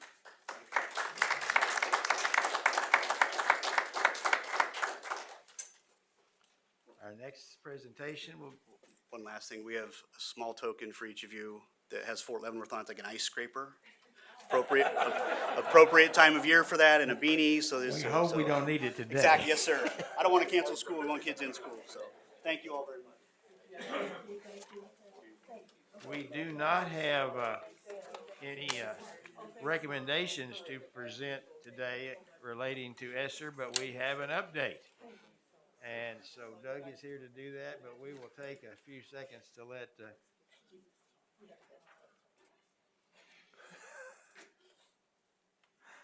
Janet get back to her chair. Okay. We don't want to call any names. Okay, Doug. Thank you, Chairman Porter, members of the board. Like Chairman Porter said, we don't have any plans for you to review today. Just want to kind of give you an update and maybe some of the things that I talk about today or questions that I might answer for you will help you with some of the phone calls you may be getting. Right now, we've had about 57 districts that have submitted their ESSER 3 plans. They're being divvied out to our reviewers. They're going through them. We've got 12 staff, which includes Tate, myself, and Dean as the secondary review team, taking a look at these, moving them along, and then we've got 11 plans that have been submitted to us for secondary review. And so, as we look at these plans that are coming to us, there's a few things I want to point out. We've talked about the allowable uses, that ESSER 1, ESSER 2, and ESSER 3, the requirements for, or the allowability of the things that you can spend the money on really doesn't change. It's the language they use to describe those things that changes. But when you get down to it, what you could spend ESSER 1 on, you can spend ESSER 2 on, you can spend ESSER 3 on. So that part of it hasn't changed that much. So as districts are looking at their ESSER 3 plans, they've all been through ESSER 2. They know the things that have been approved by the task force and the state board, what's been allowable, and so there's really no problem in that area. The only piece that we're seeing missing in these ESSER 3 plans coming in then are what is the tie to COVID. I think people have gotten a little bit lax in making that connection and in just expecting us to make the connection for them. And so a little bit of back and forth as far as that goes. Federal funds are drawn down by districts on a reimbursement basis. We don't cut them a check for $3 million or whatever it was and just say, spend it. They have to tell us how it's been spent or going to be spent. They spend it, and then they ask us for reimbursement of those expenses. So if districts know they have items that have been approved in the past, they can pretty much go ahead and count on those moving forward and then get reimbursed for them later on. So it's not like we're holding up anybody's cash flow by taking our time as we go through these. So just kind of wanted to bring that up. As we look at ESSER 3 then, there's a few more requirements that have been added to ESSER 3. And one of those is meaningful consultation with stakeholders. And so you see the 7 groups that are called out there specifically that districts need to talk to. So as you look at that list, number 1, number 3, and number 4 are pretty easy for districts to do because that's who they talk to all the time. The struggle becomes, how do I engage families meaningfully? How do I, if I have Native American tribes in my district, how do I include them? Civil rights organizations has been a big one. There is a misconception that your special ed co-op is a civil rights organization. It is not. And then the last one, the specific, sorry, I've got 2 masks on, I'm not used to this. Specific subgroups that have been called out that we need to consult. And districts are really struggling with this one. How do I engage kids that are in foster care? How do I engage migrant students, EL students, special education students? So what we find is, or what we've seen so far in a lot of the plans is, the way they have meaningfully consulted with these groups is to publish a survey on their website, and anybody that wants to fill it out can, without meaningfully calling these people up and talking to them. Well, everybody had a chance to do the survey. Not everybody has access. So what did you do to make sure you got that input? So that's one of the things we're struggling with. And then also, what we see is for every group, the response was they wanted the same thing. So we find it hard to believe that civil rights organizations think that windows in your elementary school is the best use of your ESSER 3 funds. Or that, what's another good one? Just pretty much all of them. Yeah. In HVAC, students wanted windows in one district. So as we're asking districts to do this, we want to know what these groups told them. Doesn't mean they have to do it, but what did they actually say to them and how did they try to incorporate that into their plan? And we're not asking districts to do anything we didn't have to do as a state department, because that 10% set aside that we kept for us for letters and the math and the Sunflower Summer and those kinds of things, we had to tell the feds, okay, we contacted these groups, we asked them, what is it that you need? So myself, I represent the migrant students in the state of Kansas, so I sent out emails to parents, the parent groups that represent those migrant students, Tate represents homeless. He sent things out to the liaisons. I'm also the foster care contact, so I can talk with caseworkers and people from DCF. So there's lots of different ways you can make these connections, but we're not asking districts to do anything that we haven't already done ourselves as far as doing our state plan. And then to go along with that is that 20% set aside that has to attack learning loss, specifically those subpopulations that were most affected. And so as we look at plans, the guidance from the feds specifically calls out summer, after school, before school, tutoring, those kinds of things. And those are pretty easy if part of your allocation is for staffing those different things. We can make the connection between that and the 20% set aside. But once you get past that, then what are the evidence-based practices that you are putting into place to address learning loss in these populations? And so in a lot of plans, we're having trouble figuring out exactly what it is that goes in that 20% category. Like I said, once we get past, the ones on the list are easy. It's when you get past that that it gets a little dicey.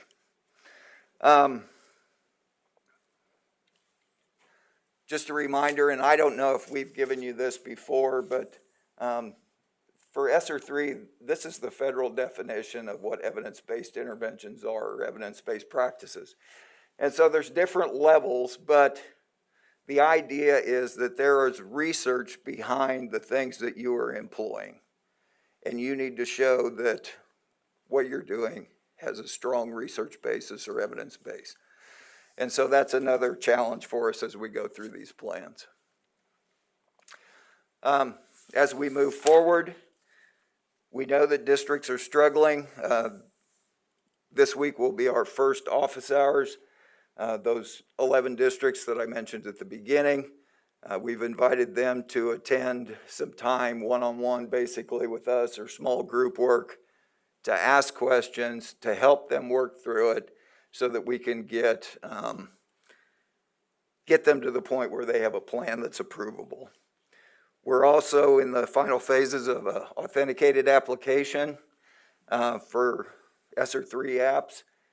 Our application process for ESSER 2 was put together quickly because we had to get it out the door. While we've been doing that, our IT department has had the opportunity to start working on an authenticated app that we can use. It will make the process smoother, we think. It will help us track what the district considers to be that 20%. There'll be little boxes for them to check, say, this is what I think is evidence-based, and just think it will be better. And that should be rolling out fairly quickly now. We're in the final testing phases. And then the last thing is, hopefully by February, we will have some ESSER 3s to bring to you. And that is my update. Thank you, Betty. This is, thank you. This is kind of an indirect question, but I am hearing from a lot of community people that particularly in the urban districts, that there are a lot of students that have, in a sense, kind of disappeared from the system, from schools. But I've not heard anything in terms of the recovery or what's put in place to go about finding these students or accounting for these students. So I'm wondering, in an indirect way, is this something that you see in terms of programs that are being presented for the funding?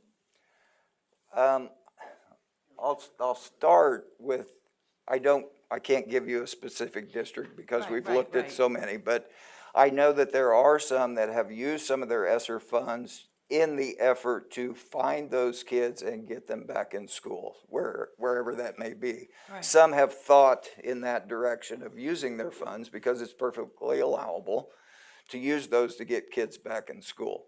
And then, Yeah, I can add a couple things.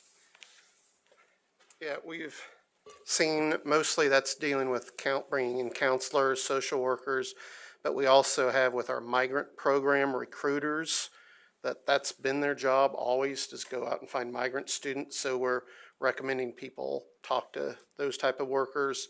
And then with our ARP Homeless 2 funds, which goes out to all districts, that's one of the pushes of those funds, are to hire and add staff or provide time for staff to find, because we know, our foster care students sometimes have been lost, but especially our homeless students and our migrant students are some of the ones we haven't been found.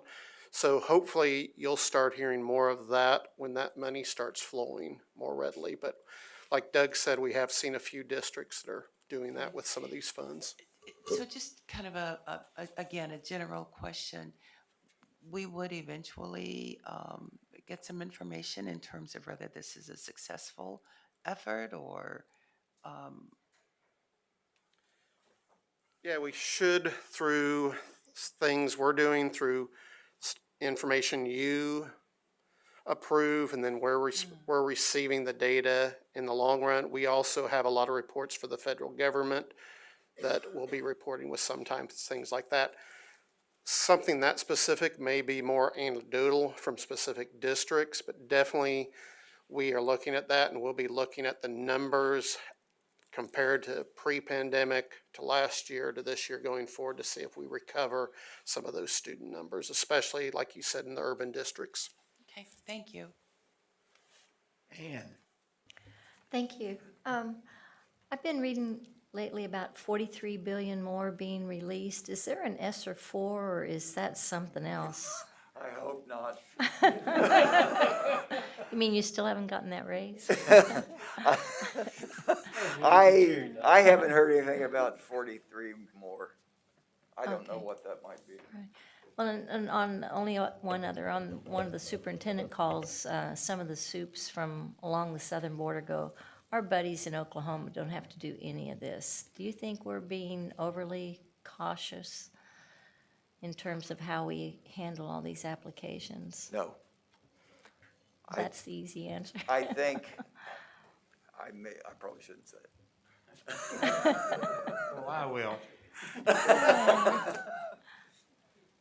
This appears, I've had the complaints too, and we've talked about that. But the fact is, our responsibility is to make sure that the system is designed to do what it's designed to do. And that we have the responsibility not only to the citizens of Kansas, but the taxpayers of the United States, and our constant scrutiny by the legislature to make sure that we're doing what we're supposed to be doing. So I think that even though this may seem onerous at times, I think it's important that we have a standard that we follow to make sure that the money is being spent where it was designed to be spent, and that we can prove that, and then support the school districts whenever they're questioned. So this is basically, the whole thing is preemptive. It's not required, but the whole thing is preemptive. And yeah, I would love to be able to open the checkbook, but I don't think. And based on some anecdotal things I've been hearing from other places, it seems to be a wide open checkbook some places, and I don't believe that was what it was designed for.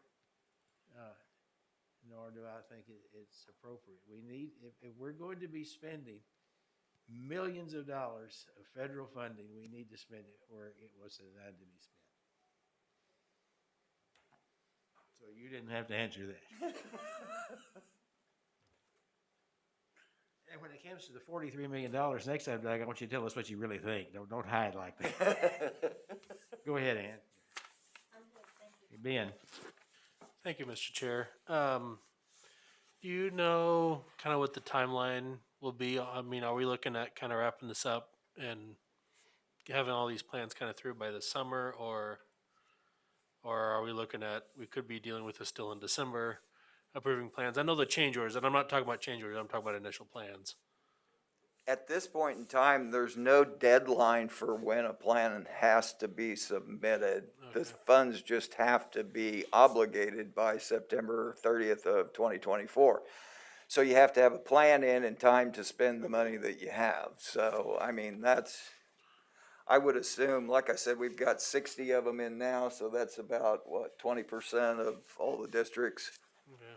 So, So they I control the would pricing. expect we get phone calls probably daily of people saying, we're working on our plan right now, what about this, what about this, what about this? So, So people we are haven't working set on a them. deadline for plan submission and stuff like that yet.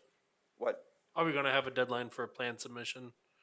Or is it just, We don't intend to right now, Okay. unless we get guidance from the feds that says you need to set a deadline, and then we will. yeah, and your enthusiasm for ESSER 4? I echo that sentiment entirely. So, thank you very much. So people, I mean, the applications can be done now if a school district decided to do that. So there's nothing that prevents them from going ahead and doing it right now. Right. Okay. Thank you. I don't see any other questions. All right, thank you. Very much. Our next item is discussion of appointments to NASB Committee on Government Affairs and the Public Education Positions Committee. I was on a conference call with all board chairs in NASB just a few weeks ago, and their only requirement is for the chair, the state chair, to appoint somebody. However, we have always, in this organization, had those appointments approved by the board. So I have recommendations for these two positions. On the Government Affairs Committee, the current person is Jim McNeese. With his approval, I'm recommending that be Janet Waugh. And Dina certainly serves as at the Public Education Positions Committee, and I'm recommending that she remain in that position. So we can get this done in one motion if that's your desire. Ben? I move that Janet Waugh be appointed to represent Kansas on NASB's Government Affairs Committee for 2022, and Dina Horst be appointed to represent Kansas on NASB's Public Education Positions Committee for 2022. Is there a second to that motion? Jim McNeese seconds that motion. Any discussion? Anybody want to arm wrestle to take one of these positions? If not, all in favor, please raise your hand. All opposed? Same sign. The motion carries unanimously. Thank you very much. And according to my record here, we now may have a break. Let's make it 10 minutes.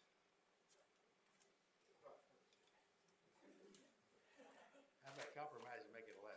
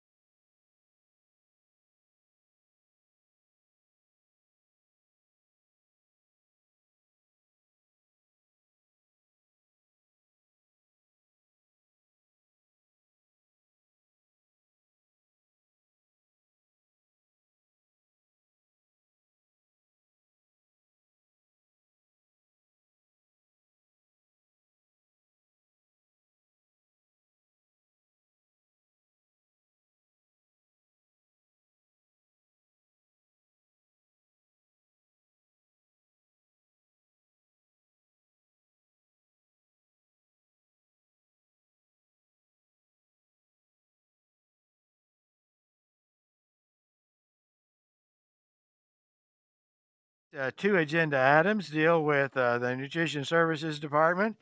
The first one is direct certification, and then we have some people to honor. And in both cases, we will follow the leadership of Cheryl Johnson. Welcome, Cheryl.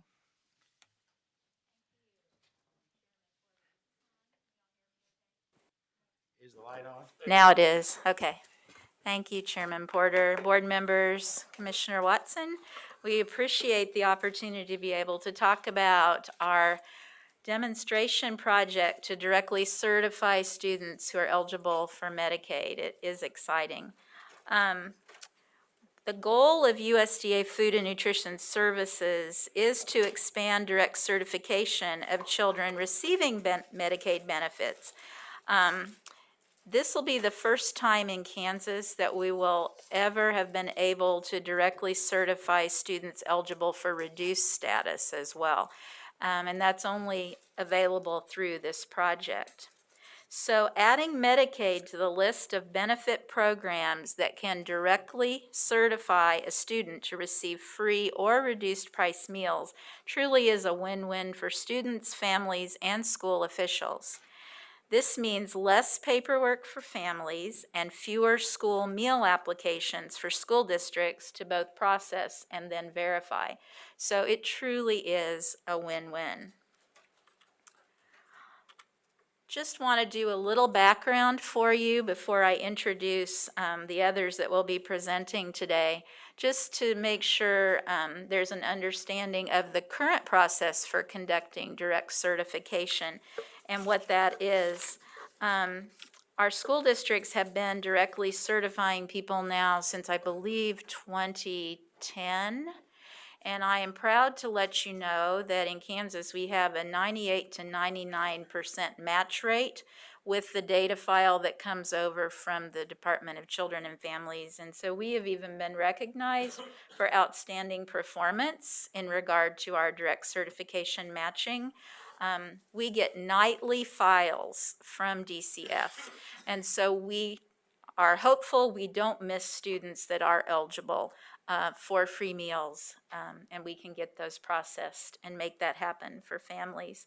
So currently, we do get a file each night from DCF. Actually, though, I have learned from our KDH counterpart, it comes through the KEYS system, so KDHE really is responsible for that. So as we've talked about Medicaid, I'm learning more about where those names are actually, how it's all being processed. Anyway, these are the students eligible for food assistance. Those are free, of course. Temporary assistance for needy families and foster. All of these are free students meeting those eligibility requirements. So these students, you're going to see a demo of the list the school districts receive based upon our matching algorithms. They then look, make sure they truly are enrolled in the district, and then they send the notification to the families. And it's that simple. The family doesn't have any long free and reduced price application to fill out. It means that they are free and are counted in the accounts for your funding, school finance formula, which is important as well. So, that being said, we're now adding another category. And we have a partnership to be able to do this. It will be the Child Nutrition and Wellness team. We are considered the lead on this project. And what we are going to have to do is develop a robust outreach, training, and technical assistance plans for our school districts. So that they're going to be able to learn how to do the matching, know how to determine if they're free or reduced, get the right letter, do all of the paperwork, all of that. Our KSD information technology team is going to collaborate with KDHE and CNW staff to develop the secure data exchange, data validation, and the student matching process, and Kathy will talk about that in just a few minutes. And then KDHE, as the designated single state Medicaid agency and administrator of Medicaid programs for the state of Kansas, they're going to supply that Medicaid participant data. And they have been just amazing to work with. I tried to make this happen about 5 years ago, and did not get anyone willing to work with us on this. So it has been just amazing to me to have such enthusiasm and support from KDHE to make this happen for Kansas students. And with that, I want to introduce LaTanya Palmer, who is from KDHE, and she's going to talk about their role in the demonstration project. Thank you. Thank you, Cheryl. Good afternoon. My name is Tanya Palmer, and I am the Director of Eligibility for our KanCare program, our Medicaid program. Chris Swartz is our Chief Operating Officer, and Sarah Furtag is our State Medicaid Director. So we all share in the same enthusiasm, really excited about this project and collaborating with KSDE on this direct certification initiative. I will just give a really high-level overview of our involvement in the program, and then also go into how we get to the point of getting the data that's necessary to provide to KSDE to facilitate that data matching and direct certification. As Cheryl mentioned, KDHE, we are the single state Medicaid agency for the state of Kansas, so we do administer the Medicaid program for the entire state of Kansas. Our programs that are impacted by this demonstration are programs that we call Medicaid Magi and non-Magi programs. So these are programs that are covered under Title 19 of the Social Security Act. Magi stands for Modified Adjusted Gross Income, and that's just the methodology that we use to determine whether or not kids are eligible for Medicaid. We have both Magi and non-Magi Medicaid programs. Our Magi programs for children look at the income of the family and determining whether or not the child is eligible for Medicaid, and this is based on IRS rules. Our non-Magi programs look at the income of the child only in determining Medicaid eligibility. So for example, this would include our SSI children or children who are in Medicaid-approved institutions or are recipients or in need of home and community-based services. So just a little bit of background regarding Medicaid eligibility and the programs impacted by this demonstration. We utilize a centralized eligibility system to determine Medicaid eligibility for our applicants and children. And as Cheryl mentioned, this system is a shared system between our DCF sister agency. We determine eligibility based on household information and income information reported by the applicant. And this information is key in determining data matching and whether or not the child meets the criteria for direct certification. As I mentioned, we do validate the information. We want to make sure that we have correct information that we're passing on to KSDE. We first attempt to validate the information reported by the applicant internally. So we check subsystems to see if the income reported is correct or accurate up to a certain percentage according to our policy. If we're not able to verify the income internally, we then reach out to the household to request hard copy verification of their income.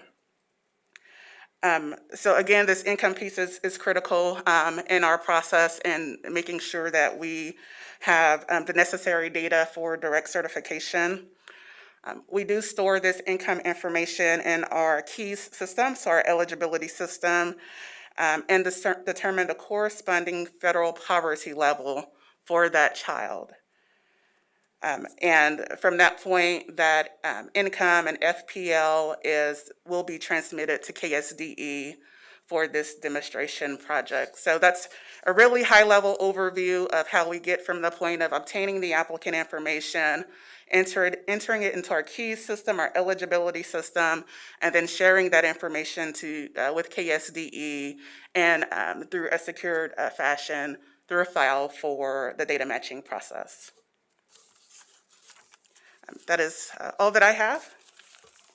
Thank you so much, Tanya, for sharing that. And if they have questions, we can do those at the end.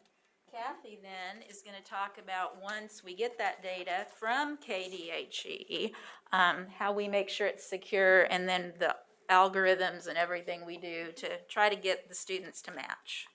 Absolutely. Thank you, Cheryl, and thank you, Tanya. We're really excited for this project. We currently, as Cheryl mentioned earlier, we currently have an application in place and a process in place for directly certifying kiddos who come over to us in a secure data file from the Department of Children and Families. So we will be working, individuals from my team, project team with KDHE staff, as well as child nutrition and wellness staff, and of course legal services to ensure that we're adhering to the law when we share this data.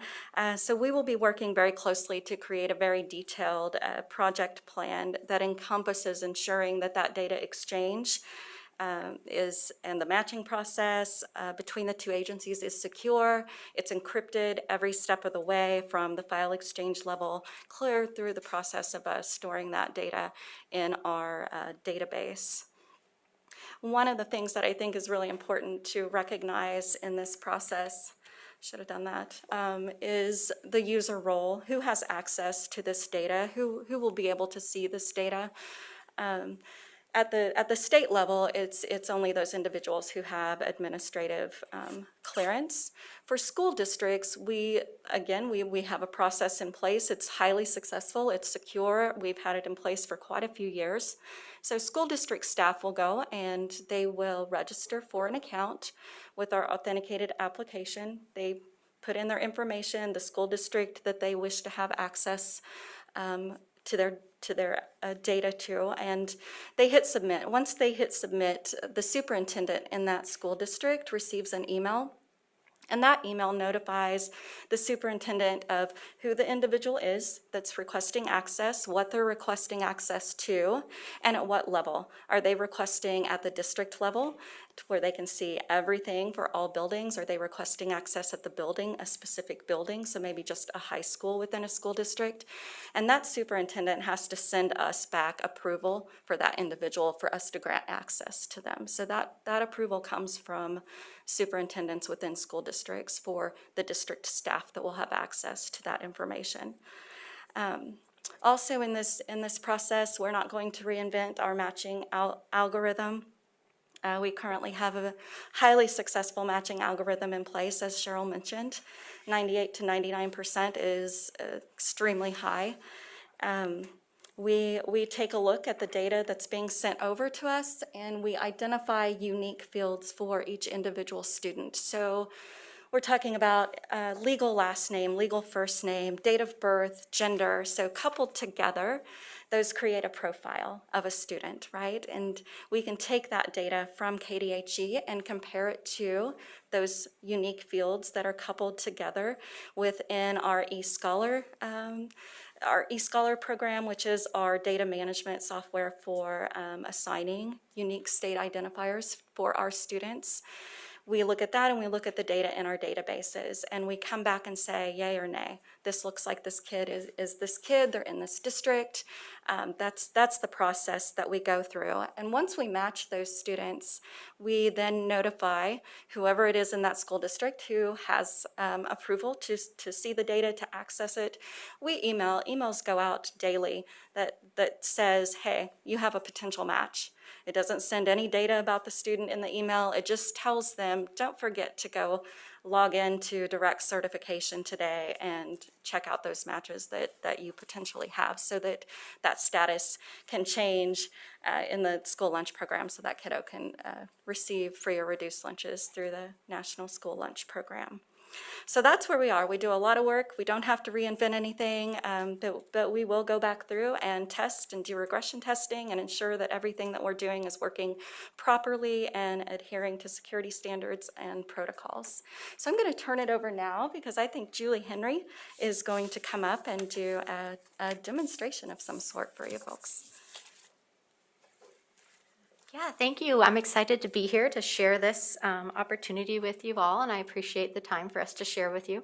I'm going to show you a quick demo of what the system looks like now and what we're going to change. We're going to try to make it as simple and straightforward as possible for our districts so that it's not one more big hurdle for them for the upcoming school year, but a super easy process. So as you can see here, I'm in our stage environment. So this is not in production. This is not real data. We pulled out all the real student data and we put in fake names, fake birth dates, fake addresses, everything in here. So when you see this data, it is not real data.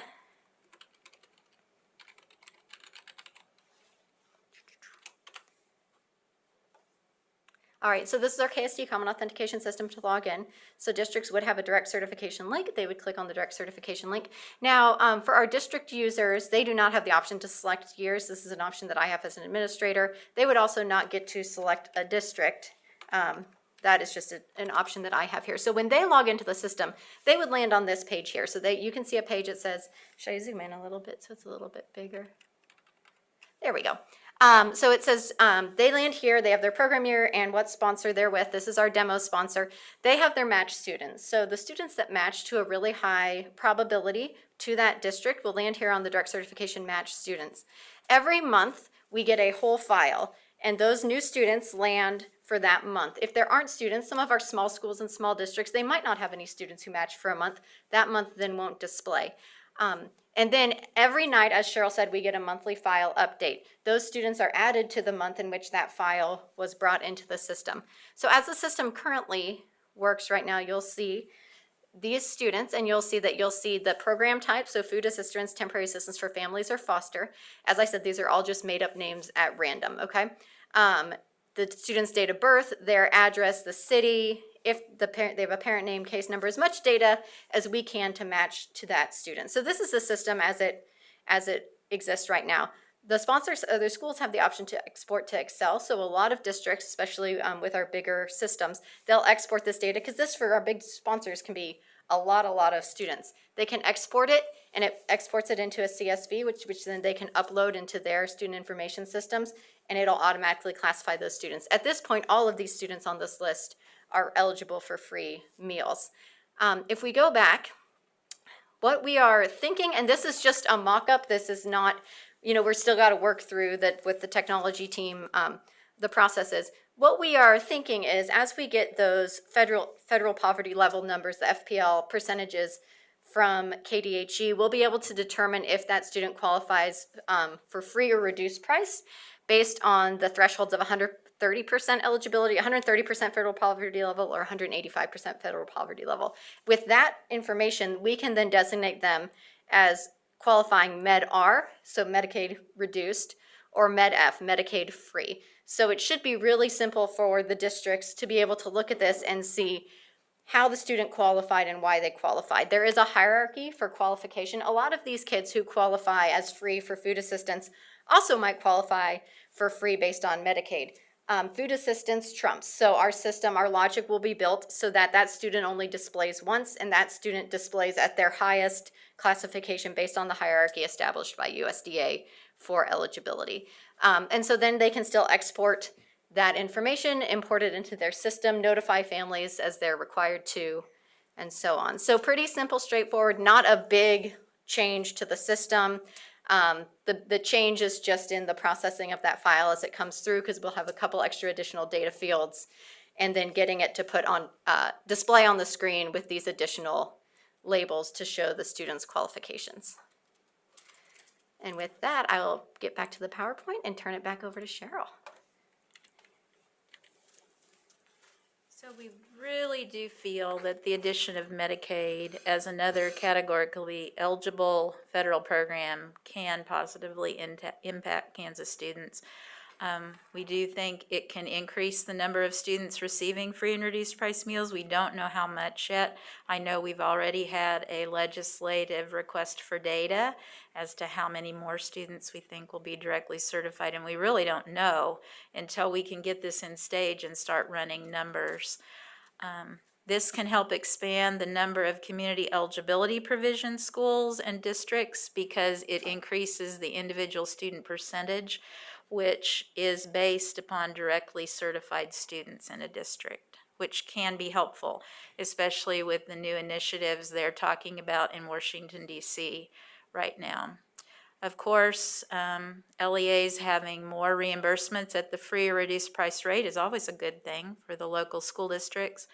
It helps us strengthen our partnerships, not only with our school districts, because we're decreasing burden, but with our state partners, KDHE. This has been a great initiative to get to know them and work together with them on this project. Most importantly, though, we can positively impact the health of children in Kansas, which we do feel impacts academic success. We want students who are fueled and ready to learn.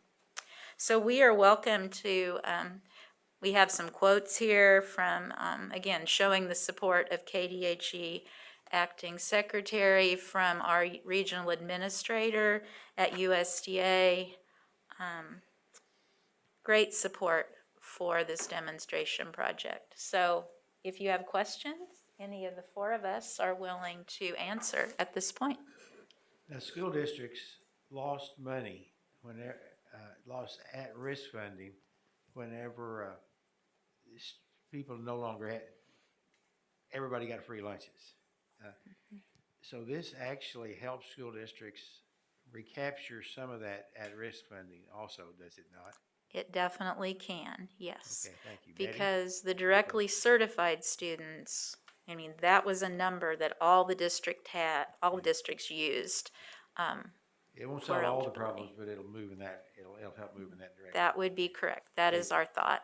We don't know the additional numbers per school district, what it means, until we can actually get data.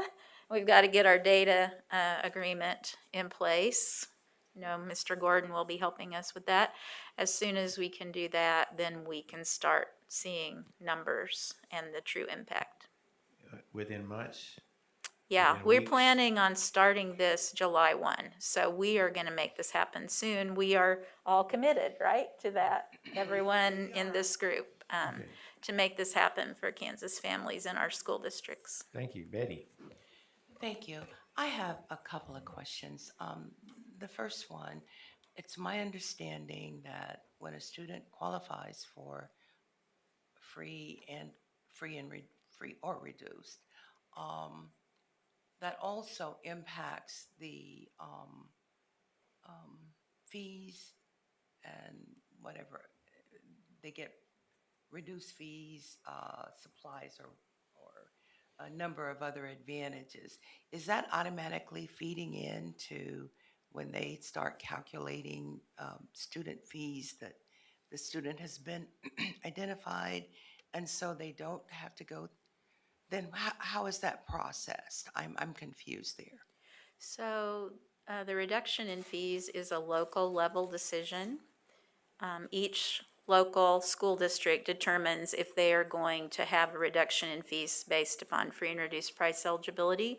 But yes, this would help those districts that do, because again, there's no application involved. They have these lists, and those students would automatically be eligible for the free reduction. And I fee reduction. had served locally in Wichita on 259, and I know that was part of the procedure, that if you were free, that eliminated fees, and reduced, I think there was a percentage there as well. So I had just wondered from a paperwork standpoint if that would impact that area as well.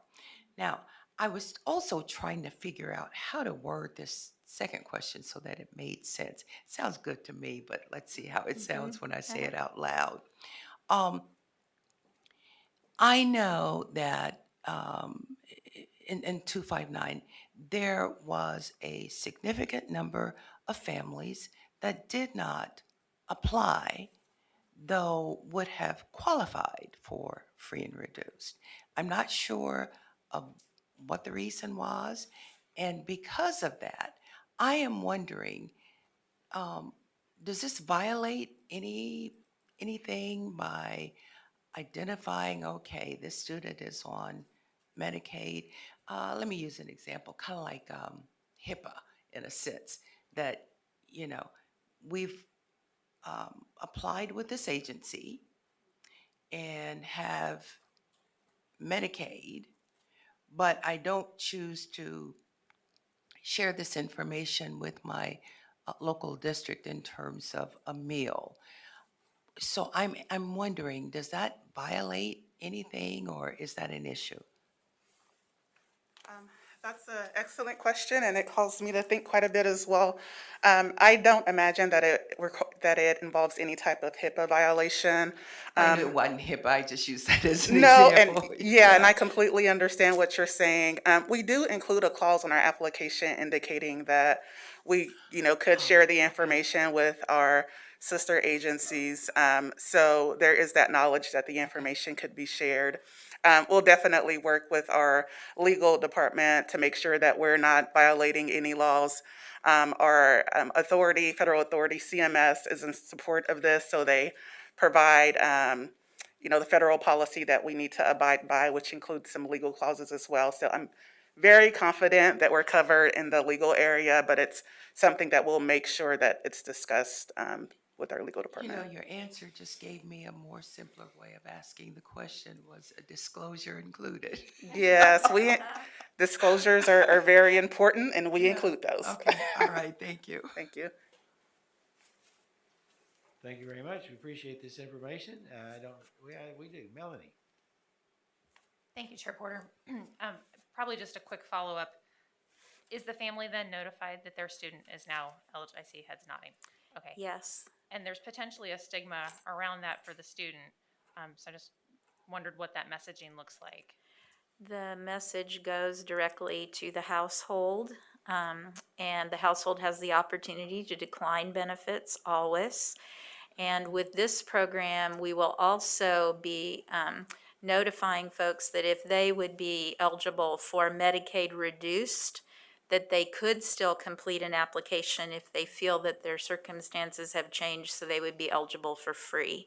And that's one of the requirements of the demonstration project, that we would do that, so that there would be no harm to any family. They would have that opportunity.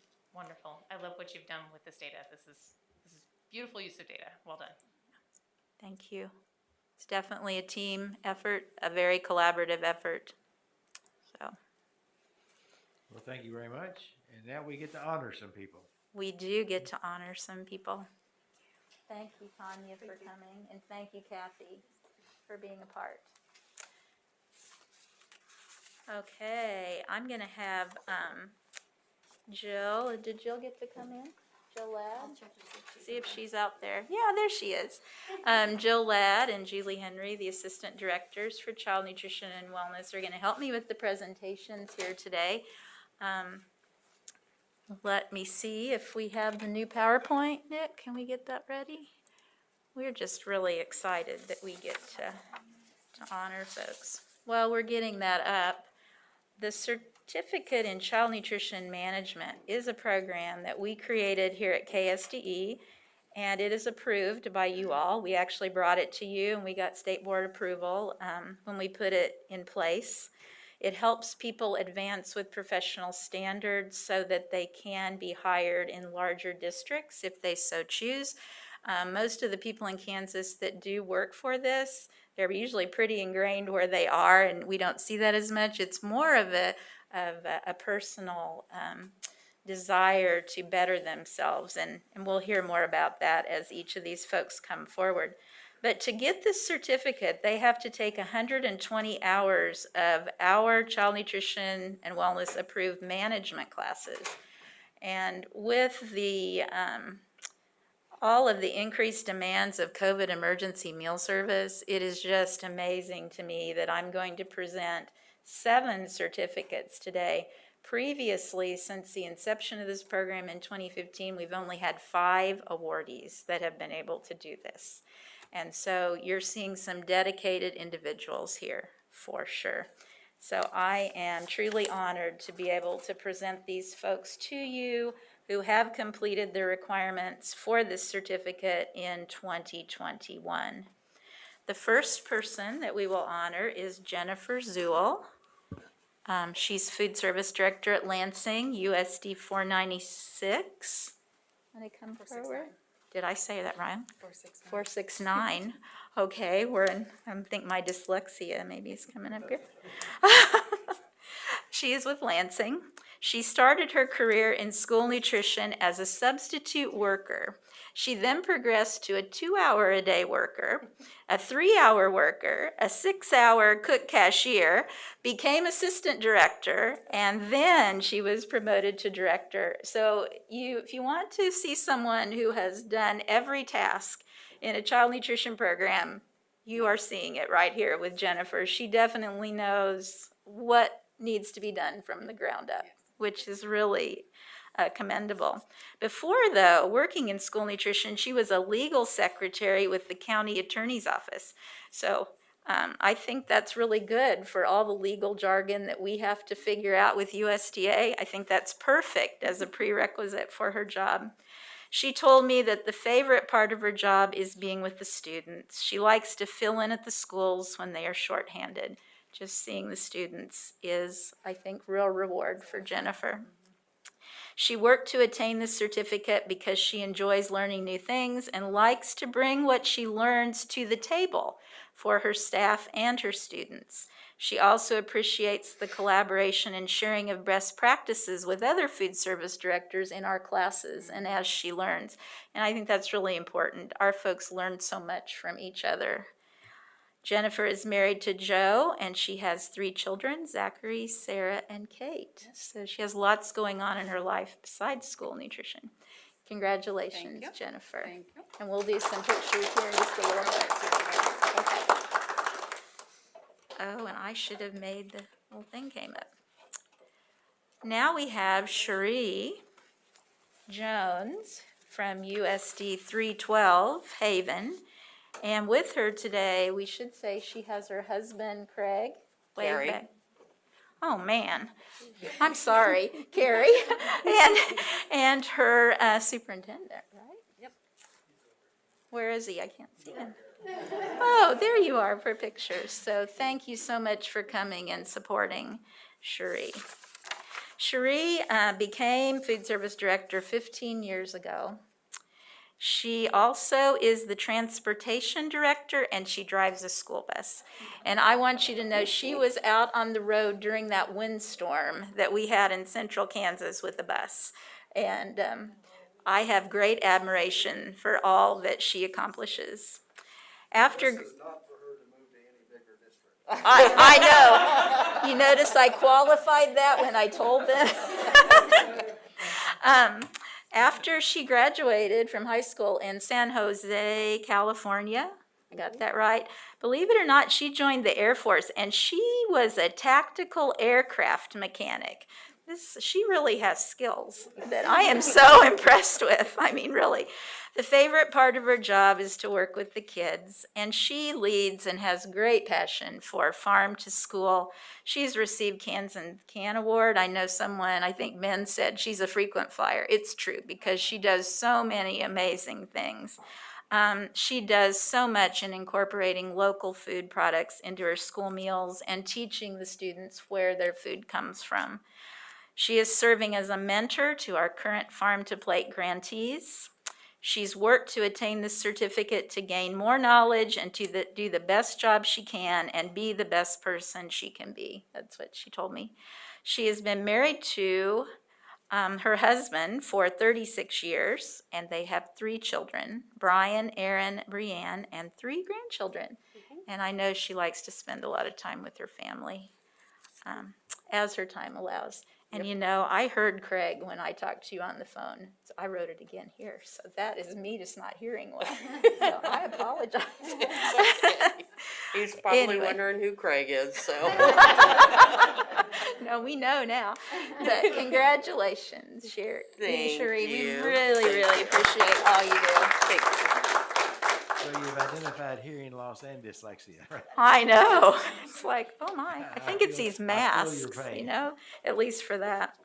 Next, Anna Baum, if you'd come forward. She's also been here before, too, with some of our Kansas Can Awards. She's worked in school nutrition for 18 years. And right now, she is with Southern Lyon County, USD 252, in her 4th year. But she has also worked in Cedar Vale, Sedan, and Emporia. And her story is interesting. She was working as a substitute teacher in Cedar Vale when one day her principal came in and said, I really need someone to help in the lunchroom. And she was about 20 then, she told me, and she didn't want to have to wear a hairnet. But finally, he begged so much that she said she would do it, and she ended up working that whole week. And that was how her career started in school nutrition. She loved it, and she wanted to continue her work as opposed to substitute teaching. She worked to attain the certificate in child nutrition management because she feels the more you know, the better your program will be. She likes to empower her staff with knowledge she learns, and this helps make the child nutrition program stronger in the district where she works. Just seeing the students every day and interacting with them and giving them a nutritious meal to fuel academic success is the favorite part of her job. She is an employee of the OPA Food Service Management Company, and she has been recognized by them due to her knowledge and her dedication to school nutrition as a mentor. She's a mentor and a part of a SEED program where she goes to school districts and trains new food service directors, and she's actually taking additional coursework right now through the Institute of Child Nutrition to, again, further her ability to do this mentoring. So that is quite an honor for her as well. She has a significant other, Todd, and I think I got his name right because that was easy for me to hear. And she has 7 children. So that's, besides mentoring and doing all she does as a school nutrition director, quite admirable for sure. So congratulations, Anna. We're very proud of you. All right, and we have now Jill Monroe, and it is extremely exciting to have Jill come forward. She is our first recipient of this award as a Child and Adult Care Food Program sponsor. She is the Nutrition Services Manager for the Southeast Kansas Community Action Program Head Start, where she has been in that position for 7 years. Prior to that, she was a certified dietary manager at a hospital in Oklahoma. She actually started in food service at age 16 as a dishwasher. So she also has worked her way up. She went the extra mile to obtain this certificate because she wants to learn more and be better for the children and families she works with. Her job as a nutrition program manager includes monitoring all child and adult care food program documentation in all 11 child care centers and many home-based programs in 12 different counties. So she has a really extensive job. Her work impacts over 600 children. She also works with the staff to ensure health of all program participants, provides diet education with families. She trains all the cooks at the child care centers. She wears many hats, managing all of the nutrition services that are provided through the Southeast Kansas Community Action Program. Jill has a significant other, Kyle, and 4 teenage children, and all of them are active in a lot of extracurricular things, I learned. But I think you'll be interested to know that her oldest actually throws javelin and is on the Pitt State track team. So I thought that was really interesting. So it is with great excitement that we have our first child and adult care food program professional who has achieved this certificate. So congratulations.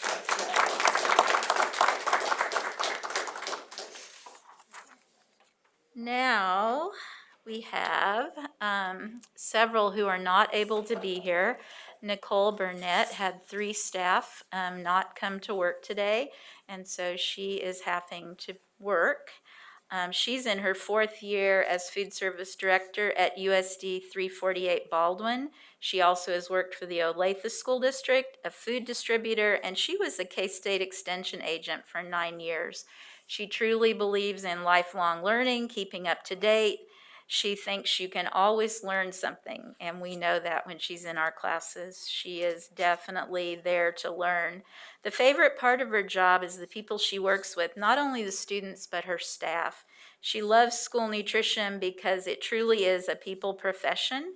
She's married to Jason, has 2 daughters, which are both at K-State, which of course I really like to hear. Her youngest daughter is pursuing a degree in elementary education, which is great. I always am happy to hear that. And her oldest was just accepted into the College of Vet Med. So she also is a very busy person, and we're proud to honor her today. Hopefully she can see the recording and she'll be able to share that with her family.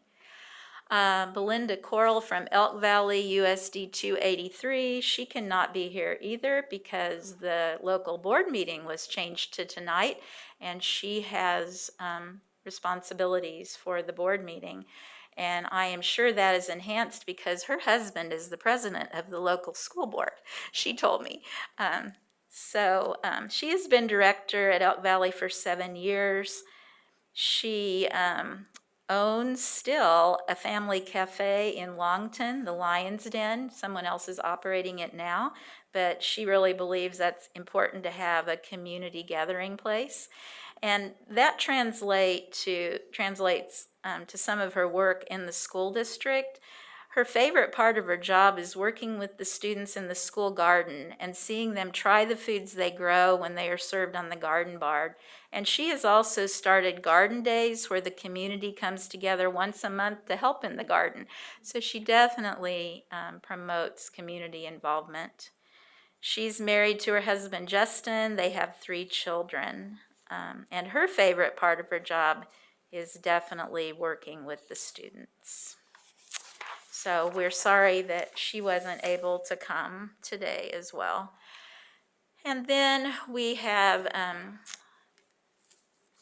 the certificate for Pam Lane at Coffeyville, who passed away unexpectedly in her sleep just before Christmas. This certificate meant a great deal to her, and her superintendent was coming today, but we know he was unable to do that, but we will send it, and he is going to present it to her husband, Randy, her 2 sons, and her grandchildren at a later date. She had been the food service director for 10 years at Coffeyville. She was a certified dietary manager and earned her bachelor's degree in leadership and organizational management. Lifelong learning truly was important to Pam, and challenges motivated her. She was always curious to learn, and she wanted to learn from the ground up. She was one of those details people, and she was always on our training, always on our calls. She was an outstanding food service director and started many new initiatives to increase access to healthy food for the students in Coffeyville. She had 2 new programs that were slated to start even this spring semester. She was loved by her students and staff. She truly was a dedicated servant leader. So that is very hard right now for the Coffeyville School District, her staff, and students. So I know they would appreciate your thoughts and prayers as they go into the 2nd semester. With that being said, we are here to celebrate, though, the folks who are with us, and we know that they probably would like some picture opportunities, if that's okay, Chairman Porter. That's fine. And we thank you all and congratulate you all for a job very well done. Just next time, bring the cinnamon rolls. Okay. So how do you want to go about this? Who's gonna be in charge? Where's- So Okay. we'll have. Who would you like commissioner first? Let's just go ahead with the. And the board members from With those Jennifer? districts. Okay, Jennifer, if you want to come up. Okay. Would you like to get your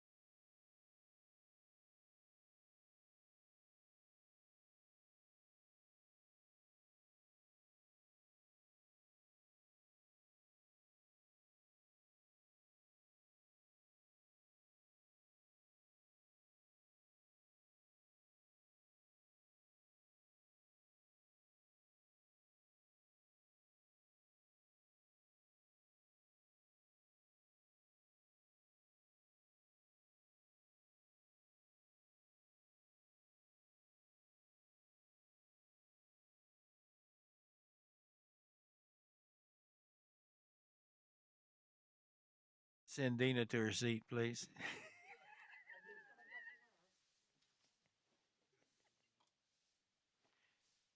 Not to mention any names. We're anxiously anticipating your report, Craig. It's all yours. Take it down.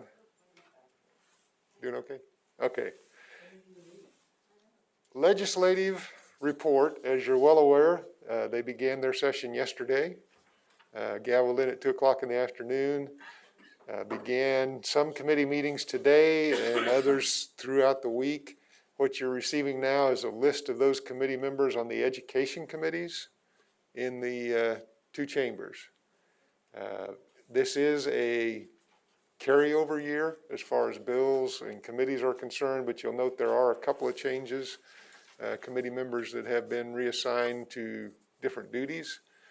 So Senate Education has a change, House Education has a change or two. Other than that, the names are pretty familiar to you. Also have the meeting times and locations. You can find all that information on the legislative website as well. Since it is a carryover year, that means the bills that were not killed last year are still alive and can come forward.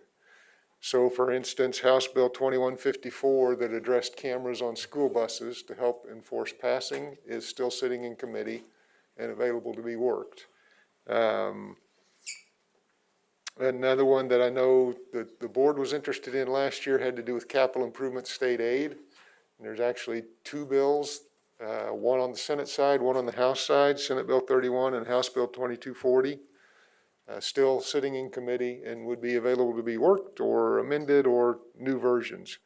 We have had a few bills introduced already that deal with education. I won't go through all those today. There's just a handful.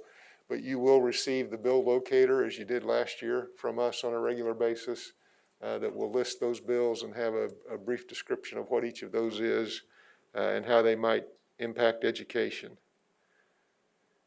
Later this week, tomorrow in fact, a few of us will go to the Senate Education Committee at 1:30 for some general information for them dealing with enrollment numbers, general fund budgets, virtual numbers, both enrollment and finances, and at-risk funding. They have asked about each of those. That committee typically starts the year with some general information to kind of lay the groundwork, so we'll be doing that tomorrow afternoon. Next week, several from the agency will go to K-12 education budget Tuesday and Wednesday afternoon to discuss state assessments, 3rd grade literacy, regulations and accreditations around accreditation. And they took quarantines off the list, so that's probably the majority of what we'll be asked to discuss over that 2-day time period. House Education has not yet set a first meeting date. They were meeting on call of the chair all this week, so they do not plan to meet yet this week. Any questions about any of that information or other issues around legislative actions? I don't see any. This is the time to bring it up.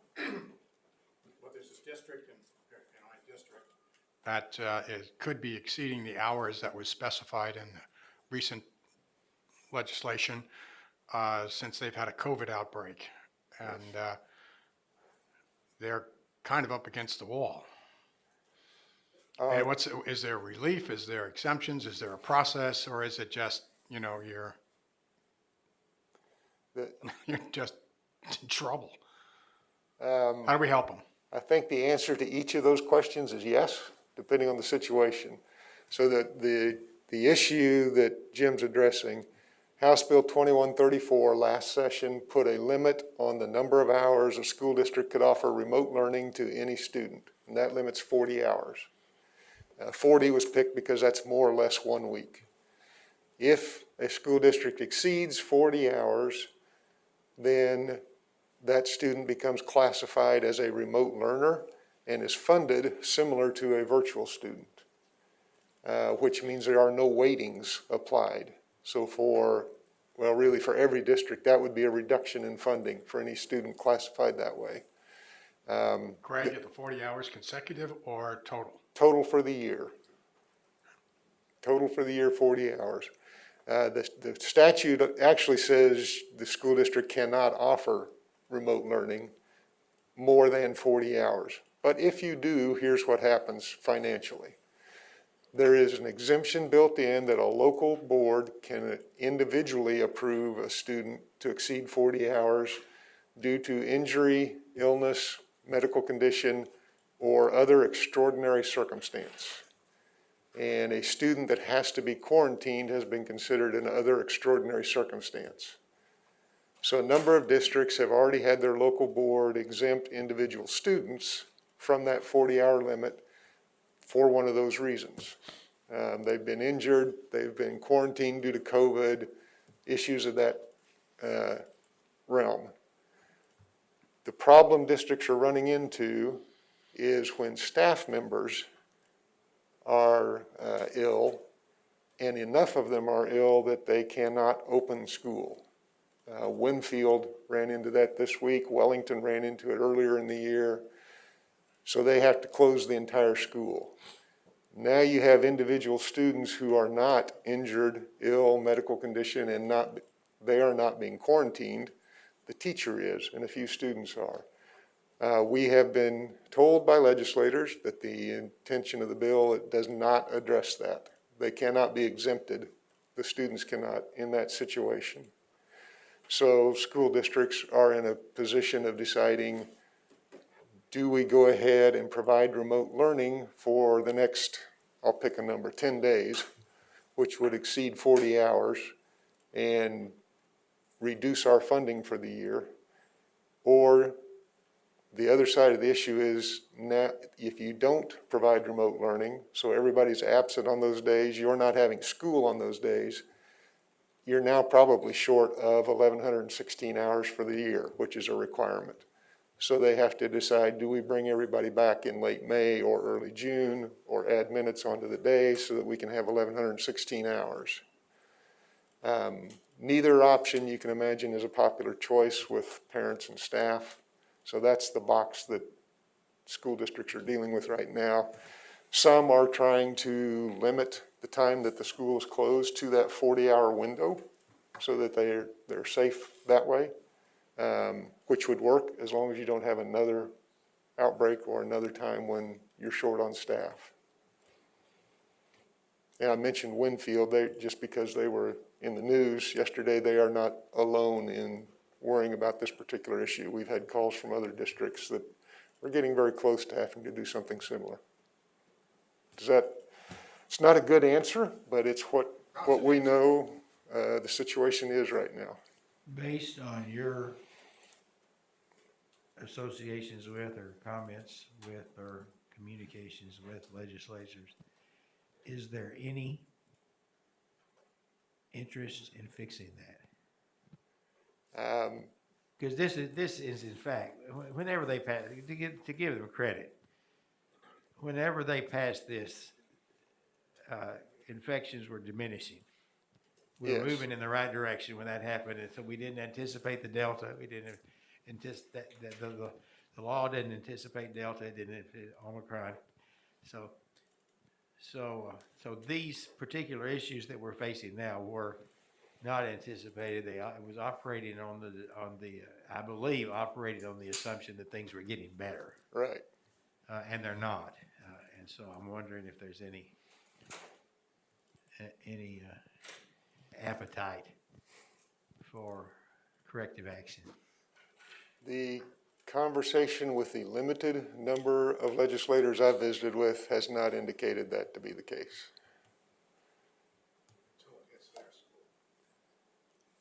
Perhaps.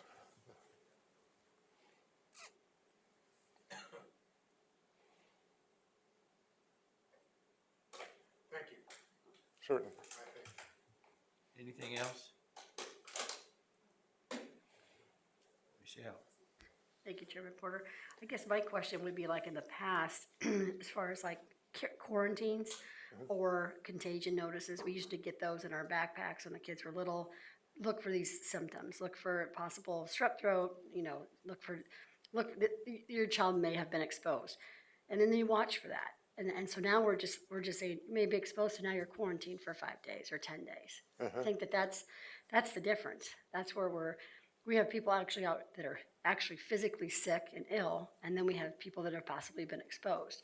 And obviously COVID's different, but then there's colds, there's allergies, we brought up at a meeting last night, they brought up rashes, cramp. I mean, there's all kinds of reasons kids could be home, and it may not be that they're contagious. They may have a rash, or they may have eczema, I mean, whatever it may be. So I'm just trying to figure out, as far as like our actual illnesses with the whole schools, maybe it's a rotavirus that went through the whole school or something like that. I just want to make sure that that those contagion notices and things like that and being possibly exposed aren't part of the problem to what's going on across the state. No. And I don't know that is, but I do know that that's happening in my district, where people have missed almost 25 days of school because they were re-exposed by somebody else, and it was potential. They said at the end of the table, at lunchtime, and so I just want to make sure that isn't happening everywhere. I can't speak to whether it's happening everywhere. I do know that the CDC has adjusted their guidelines, and KDHE is working on those, and we hope to have that situation clarified for superintendents Thursday when we meet with them on Zoom. Okay, thank you. And Thank you. It's really for Michelle. Are they not doing test to learn, test to stay there? Because my granddaughter got exposed, but she went to school the next day. They tested her and went right in. So are they not doing the testing? Some of them are. Some of them are. Just curious. Thank you. It's available. Well, some of this has to do with staff and their availability. Who are sick, who are out, who are quarantined. It's not just one set. One school could be students and staff, one could be just staff, one could be just students. There's a variety of ways you It's can just be when she infected. mentioned they were missing so many days for quarantine, it's just like, we shouldn't be doing that. We've got tests galore for kids. So, I agree. yeah. And what we're seeing is could be the tip of the iceberg. Very well could be, and the staffing issue is obviously related to what you were discussing earlier about the substitute situation. That adds to the problem. Any other questions or comments? Any follow-up from Ben or Dina?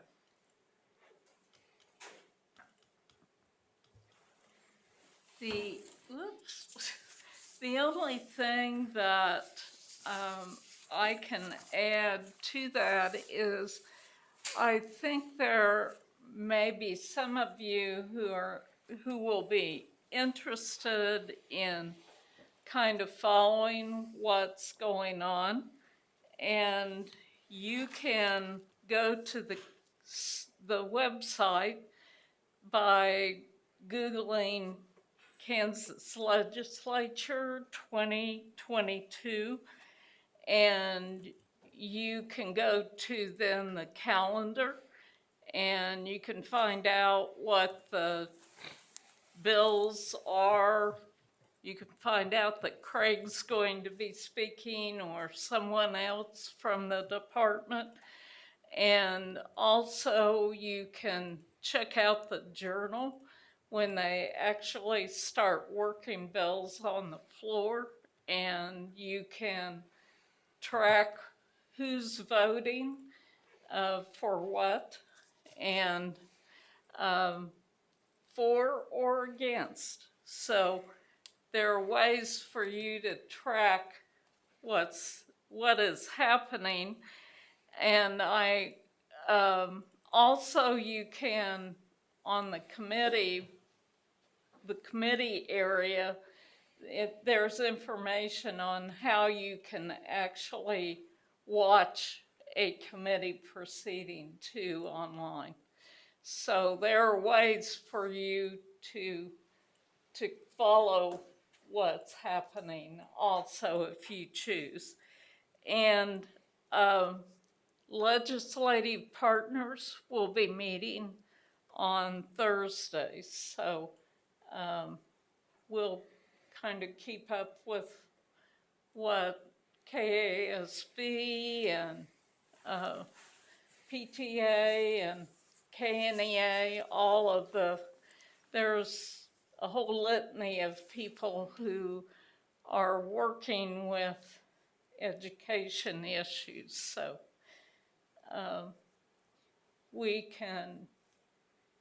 keep you informed with anything that those folks are also promoting, and we'll try to get them to help us promote things as well. So anyway, and Ben may have something more to add, but I thought that was important for you to know that there are ways for you to keep in touch with what's occurring in the legislature, and you can actually watch it happen if you choose.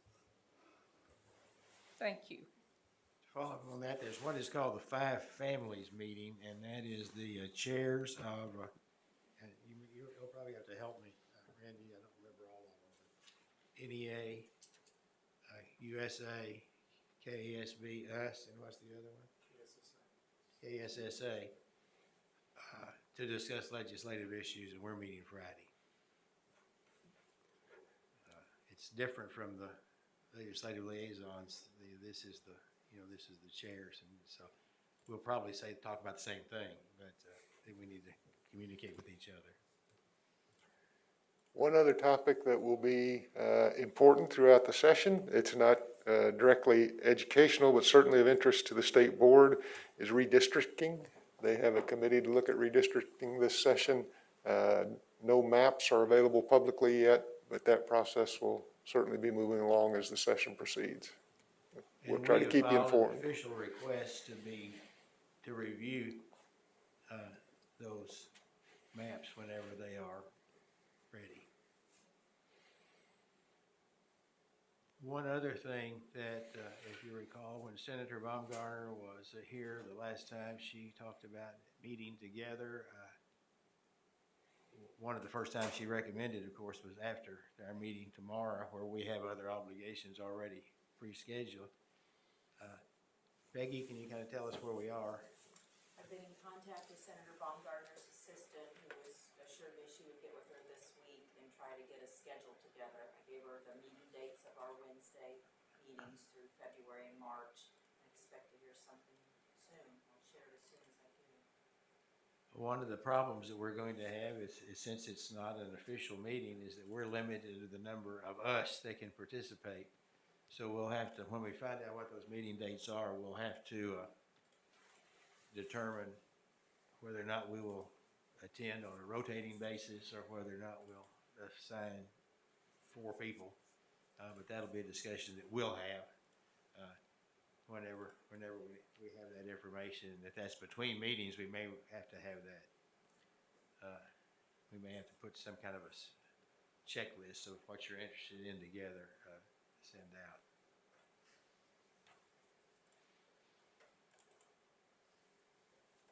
I don't see anything else. We may have let you off easy this time.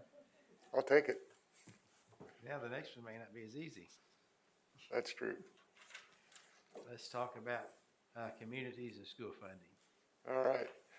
So last month, we discussed with you a little bit about communities and schools and a request to provide ESSER set-aside funds for FY 22, 23, and 24 for communities and schools, $100,000 each year. The funds are available for that purpose. You may recall the legislature made a request that you do that last spring. That request came in after you had already awarded ESSER 3 funds. Now that we have contracts in place, you've contracted for letters training, numbers training, FastBridge, Renaissance, a number of other areas related to learning loss. We know that money is available.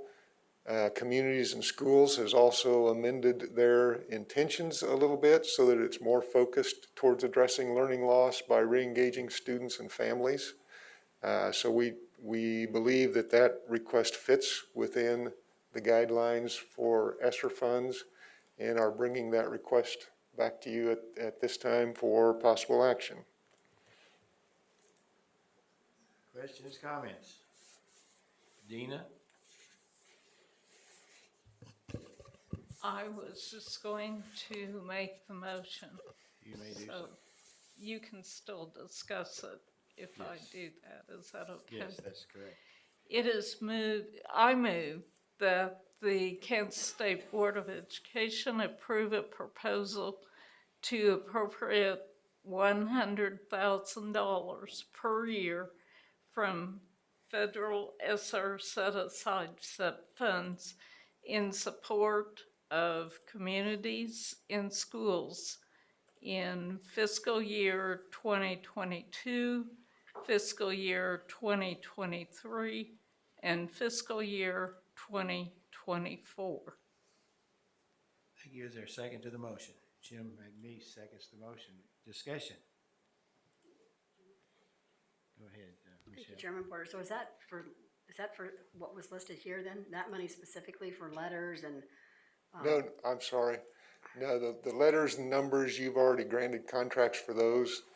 Communities and Schools is a different organization. They provide services to school districts and their students, specifically for at-risk programming and other areas. They work with students and their families. It's not a specific training program like letters or numbers. It's for public schools. Yes.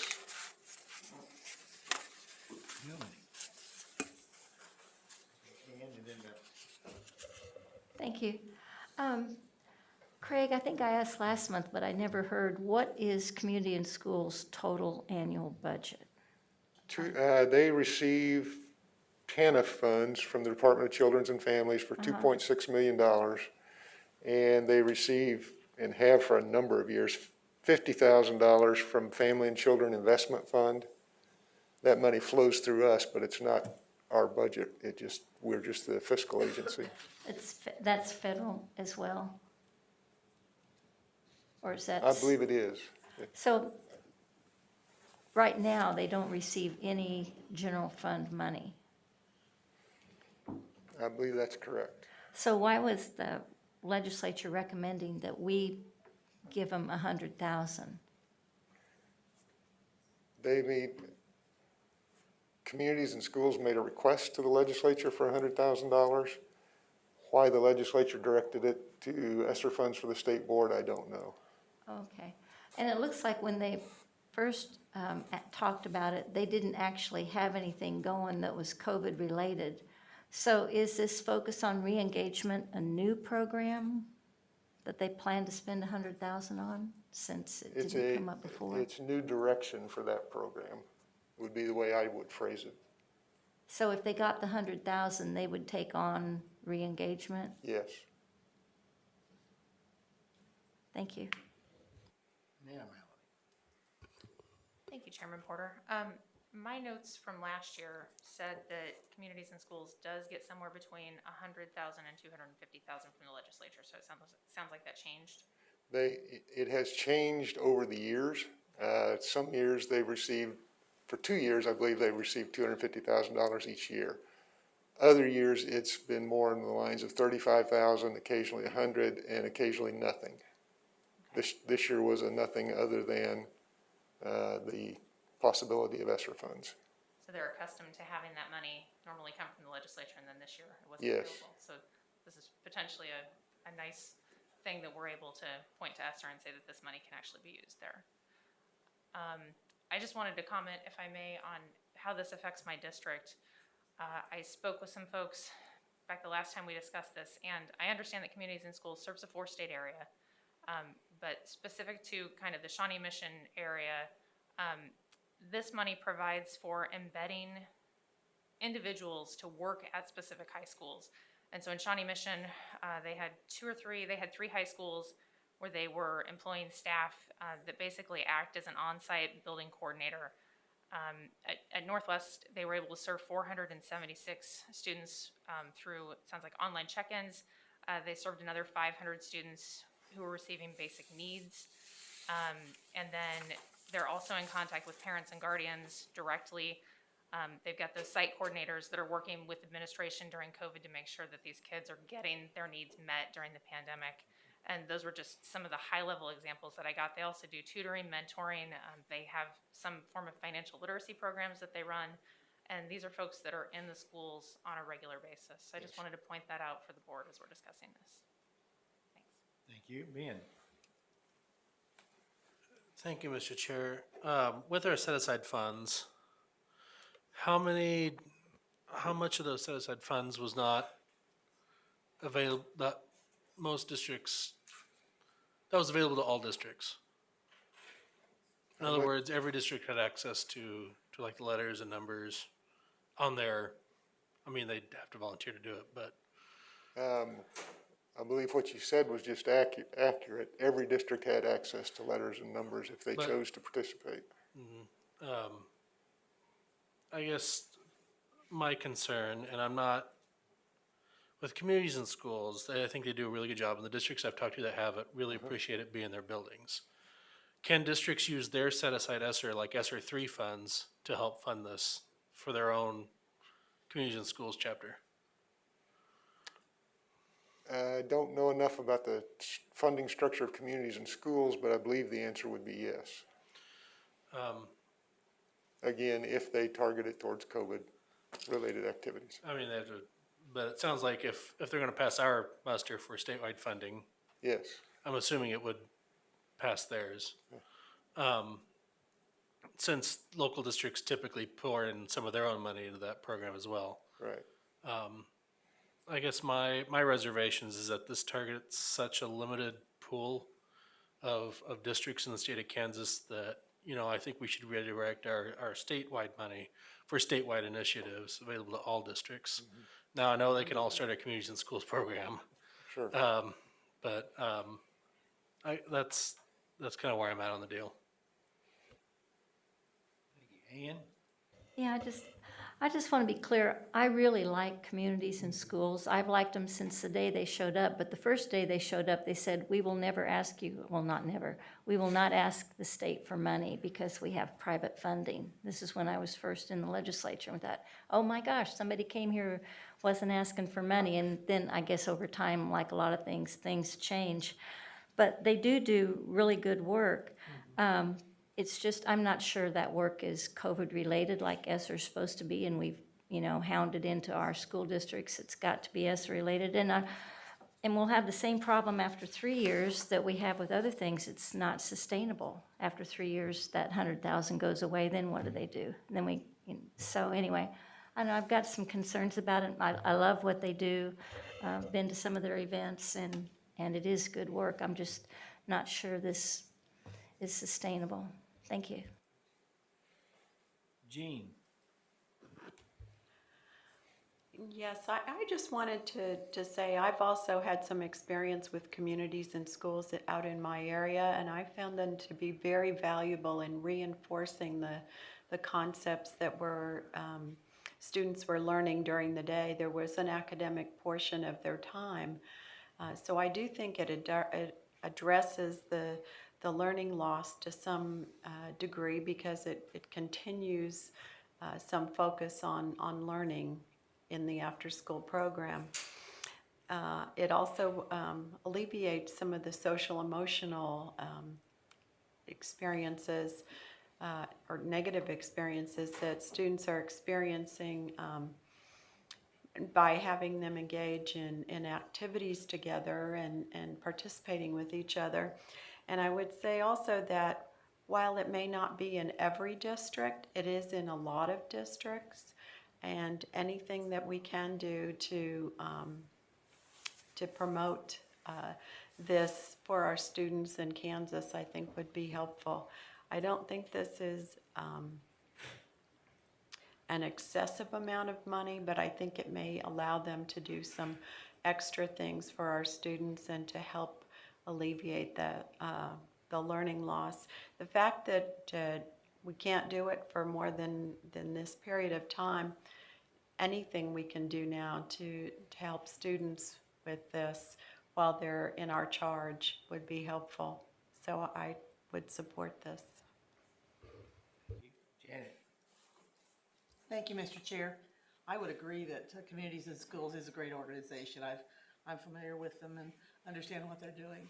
However, I feel that if we give them this money, we're kind of opening Pandora's box. Because there's a lot of other organizations out there that are gonna say, wait a minute, we did not know we could even apply for this, you know? And I think it's going to create some real challenges. Thank you. Thank you. Jim?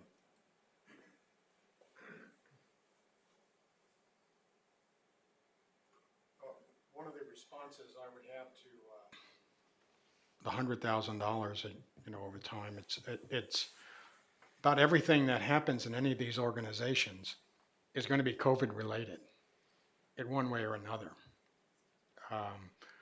This is a time when many agencies and others could come to us, and if they do, great. You know, but many of these organizations are on fragile ground themselves and need support, if nothing else, encouragement, you know, and I wish I could do it for everybody, but I trust that the funds that we allot to them over this time period will be used with the mission in mind of for them.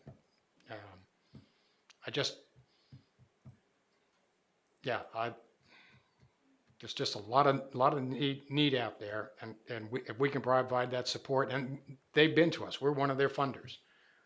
You know, I'm going to support this, and I hope that you will too. Thank you. Anything else from anybody?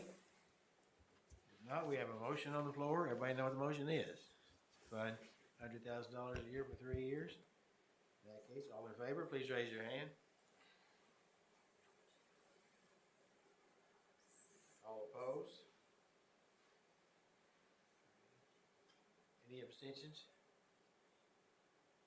6, 3, and 1. You got everything you need, Peggy? The no's again were Ben, Janet, Michelle, and Ann abstained. So motion passed. Thank you very much. A motion thank you, Craig. Thank you. Motion would be in order to approve the consent agenda minus 18F. Ben makes that motion. Jim seconds that motion. All in favor, raise your hand. Opposed, motion carries unanimously. 18F. Ann, you have some questions, and I see we have people here that can answer. Yes, thank you. We had Kansas Wesleyan, Ottawa University, and Southwestern College in 18F, and I would just like to vote on those separately. As it turns out, we had an explainer on Ottawa, which will tell you what my concerns are. I don't have any problem with Wesleyan or Southwestern, but there were several areas where standards were not met by Ottawa, and as I understand it, they are due back to make a report to us in 60 days about what they're doing about these things. And I think the right way to do it would be to wait 60 days, let them show us what they've done, and then we can approve it. So I would move to approve, I don't know, I guess we can vote on them all separately or however you want to do that, Mr. Chair, but that was my rationale for wanting to look at Ottawa separately and wait 60 days to vote on them. I think that the appropriate thing to do is you could make the motion to approve the two that you have no concerns with. We'll vote on that, and then Okay. you can make a motion. How you want to? I'll make that motion, then I move that the Kansas State Board of Education accept the recommendations of the Evaluation Review Committee for program approval for Kansas Wesleyan University and Southwestern College. Multiple seconds. We'll give it to Jean. All in favor, please raise your hand. All opposed, motion carries unanimously. And now, And- motion would be appropriate. Do we need a motion or just not take any action? I guess that's a legal question. Do either way. May I provide just a bit of background? Mm-hmm. Yes, you may. So this is a program that has not been put in place yet. Each program that a university wants to implement, they have to have reviewed by their peers, and that's what this is about. This is about their peer group saying to them, you're not ready to implement, you need to think about these things. They have quite a bit of time before they'll even be advertising that this exists. Currently, it does not. It doesn't exist as a program in a syllabus that's offered to So a candidates yet. 60-day wait really should be no big deal, right? Shouldn't be, and they're more than happy to come back and visit with you and say, this is how we're addressing these things, if that's your request. Thank you. Ben? Thank you, Mr. Chair. If we take no action or we do something else, can they even move forward? So this is a procedural hurt. That's correct. You approve those, every program for teacher preparation and educator prep. So if we do nothing for 60 days, they can't move anything, correct? That's correct. Okay, that's what I thought. Thank you. Oh, which case, Mr. Chair, if I may? I move that the Kansas State Board of Education accept the following recommendations of the Evaluation Review Committee for new program and approved with stipulation for Ottawa University.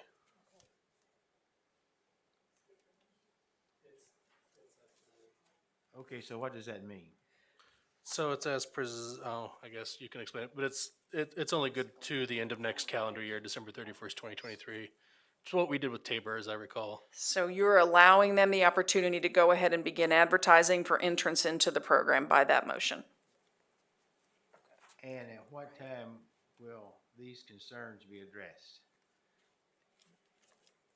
They are automatically addressed after the second semester that it's been in operation. They submit a progress report to the Evaluation Review Committee and explain how they are addressing each of these areas for improvement. And if they're not addressing those areas? Then the Evaluation Review Committee makes a recommendation to you to either not approve them or, again, provide a limited window of approval in which they need to fix the concerns. And then what happens to those students who have been in that program for 2 years or 2 semesters in the event that they don't meet that standard? If it's not standard specific, it's the whole program. So there are 8 standards. If the program is disapproved, then candidates in it can finish that current semester, but then would need to transfer to another program that is approved. So they would not have lost a year? No. Okay, thank you. Mhm. Was there a second to that motion? Debbie, did you second? Okay. Dina?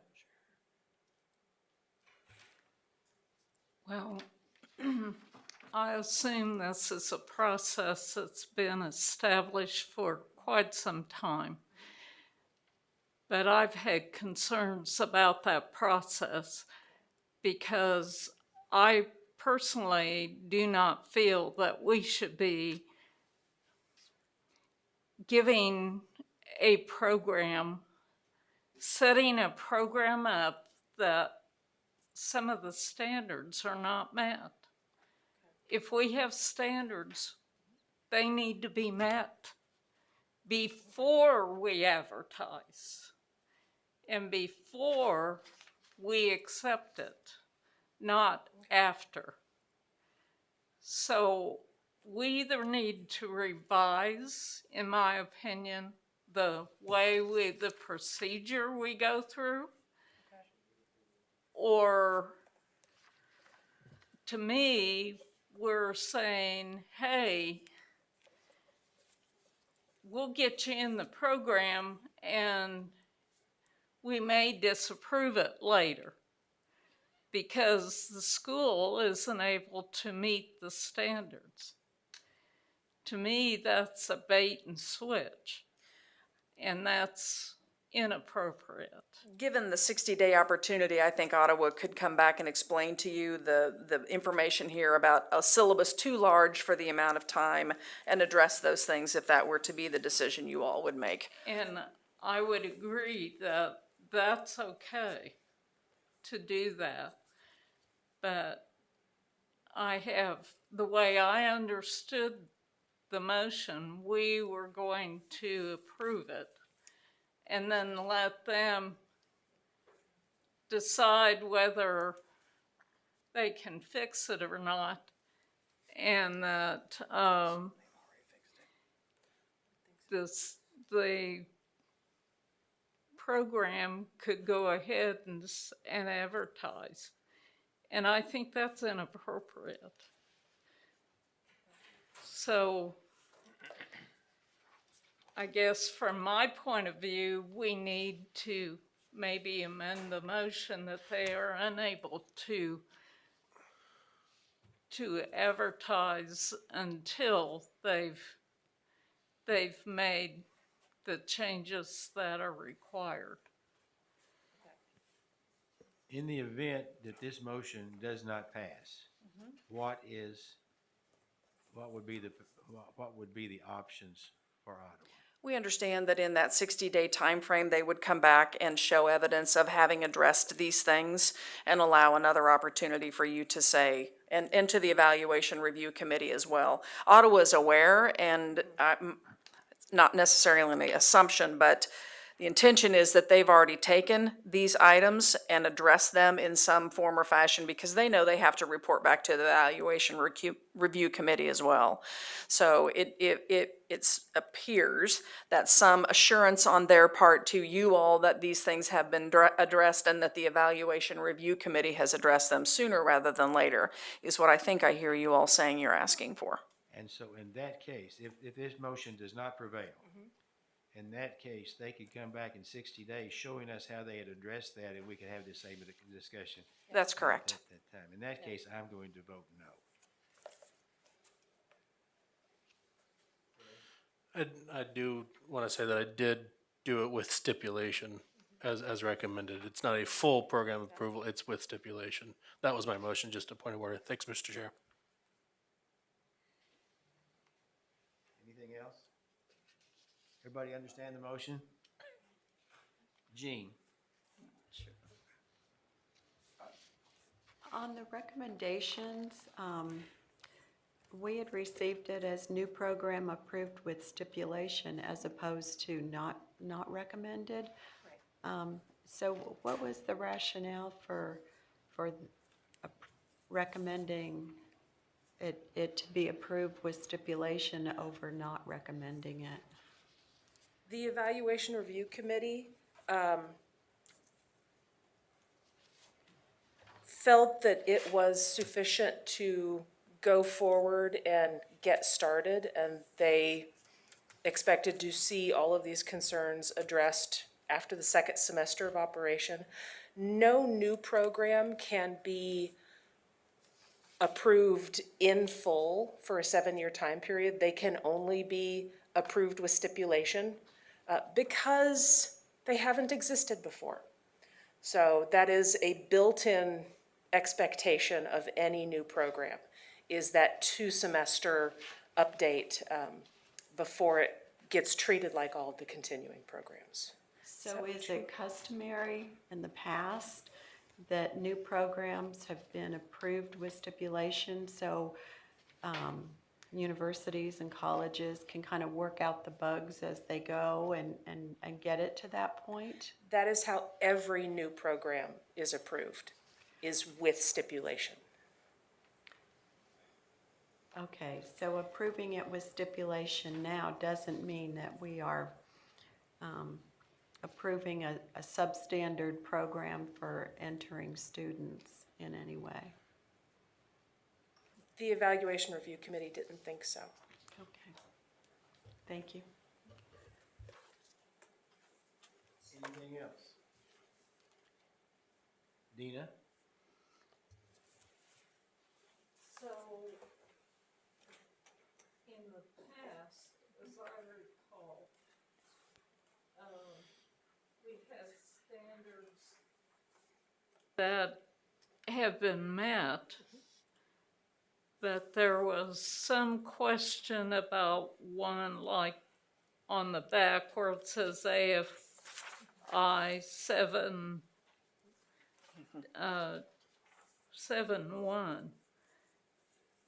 that the assessment's not clear.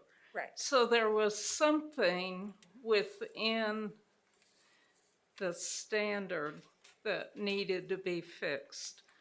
I don't remember there being standards that literally were not met. And maybe there were, and that escaped me, but that's possible. But it just seems to me that when the entire standard is indicated that it's not met, that's an issue. Okay. When there's some little detail within the standard that's not met or is unclear, that's a different picture from my point of view. So I guess I question just letting something go forward that when there's standards that aren't met. When we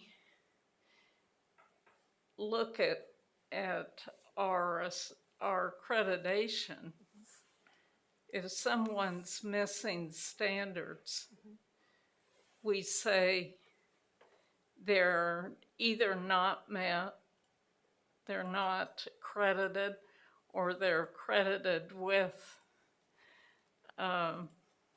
some sort of, you've got to fix this. And it seems to me that if we're talking about a college that prepares our educators, we've got to hold them to a higher standard. So they know what those standards are and what they mean. If they don't know what it means, maybe they'll find out if we say, no, you can't do this until you've met the standard. So it concerns me, and it will continue to concern me. Thank you. Thank you. Any further discussion? The motion is to approve with stipulations. All in favor, please raise your hand. 1, 2, 3, 4.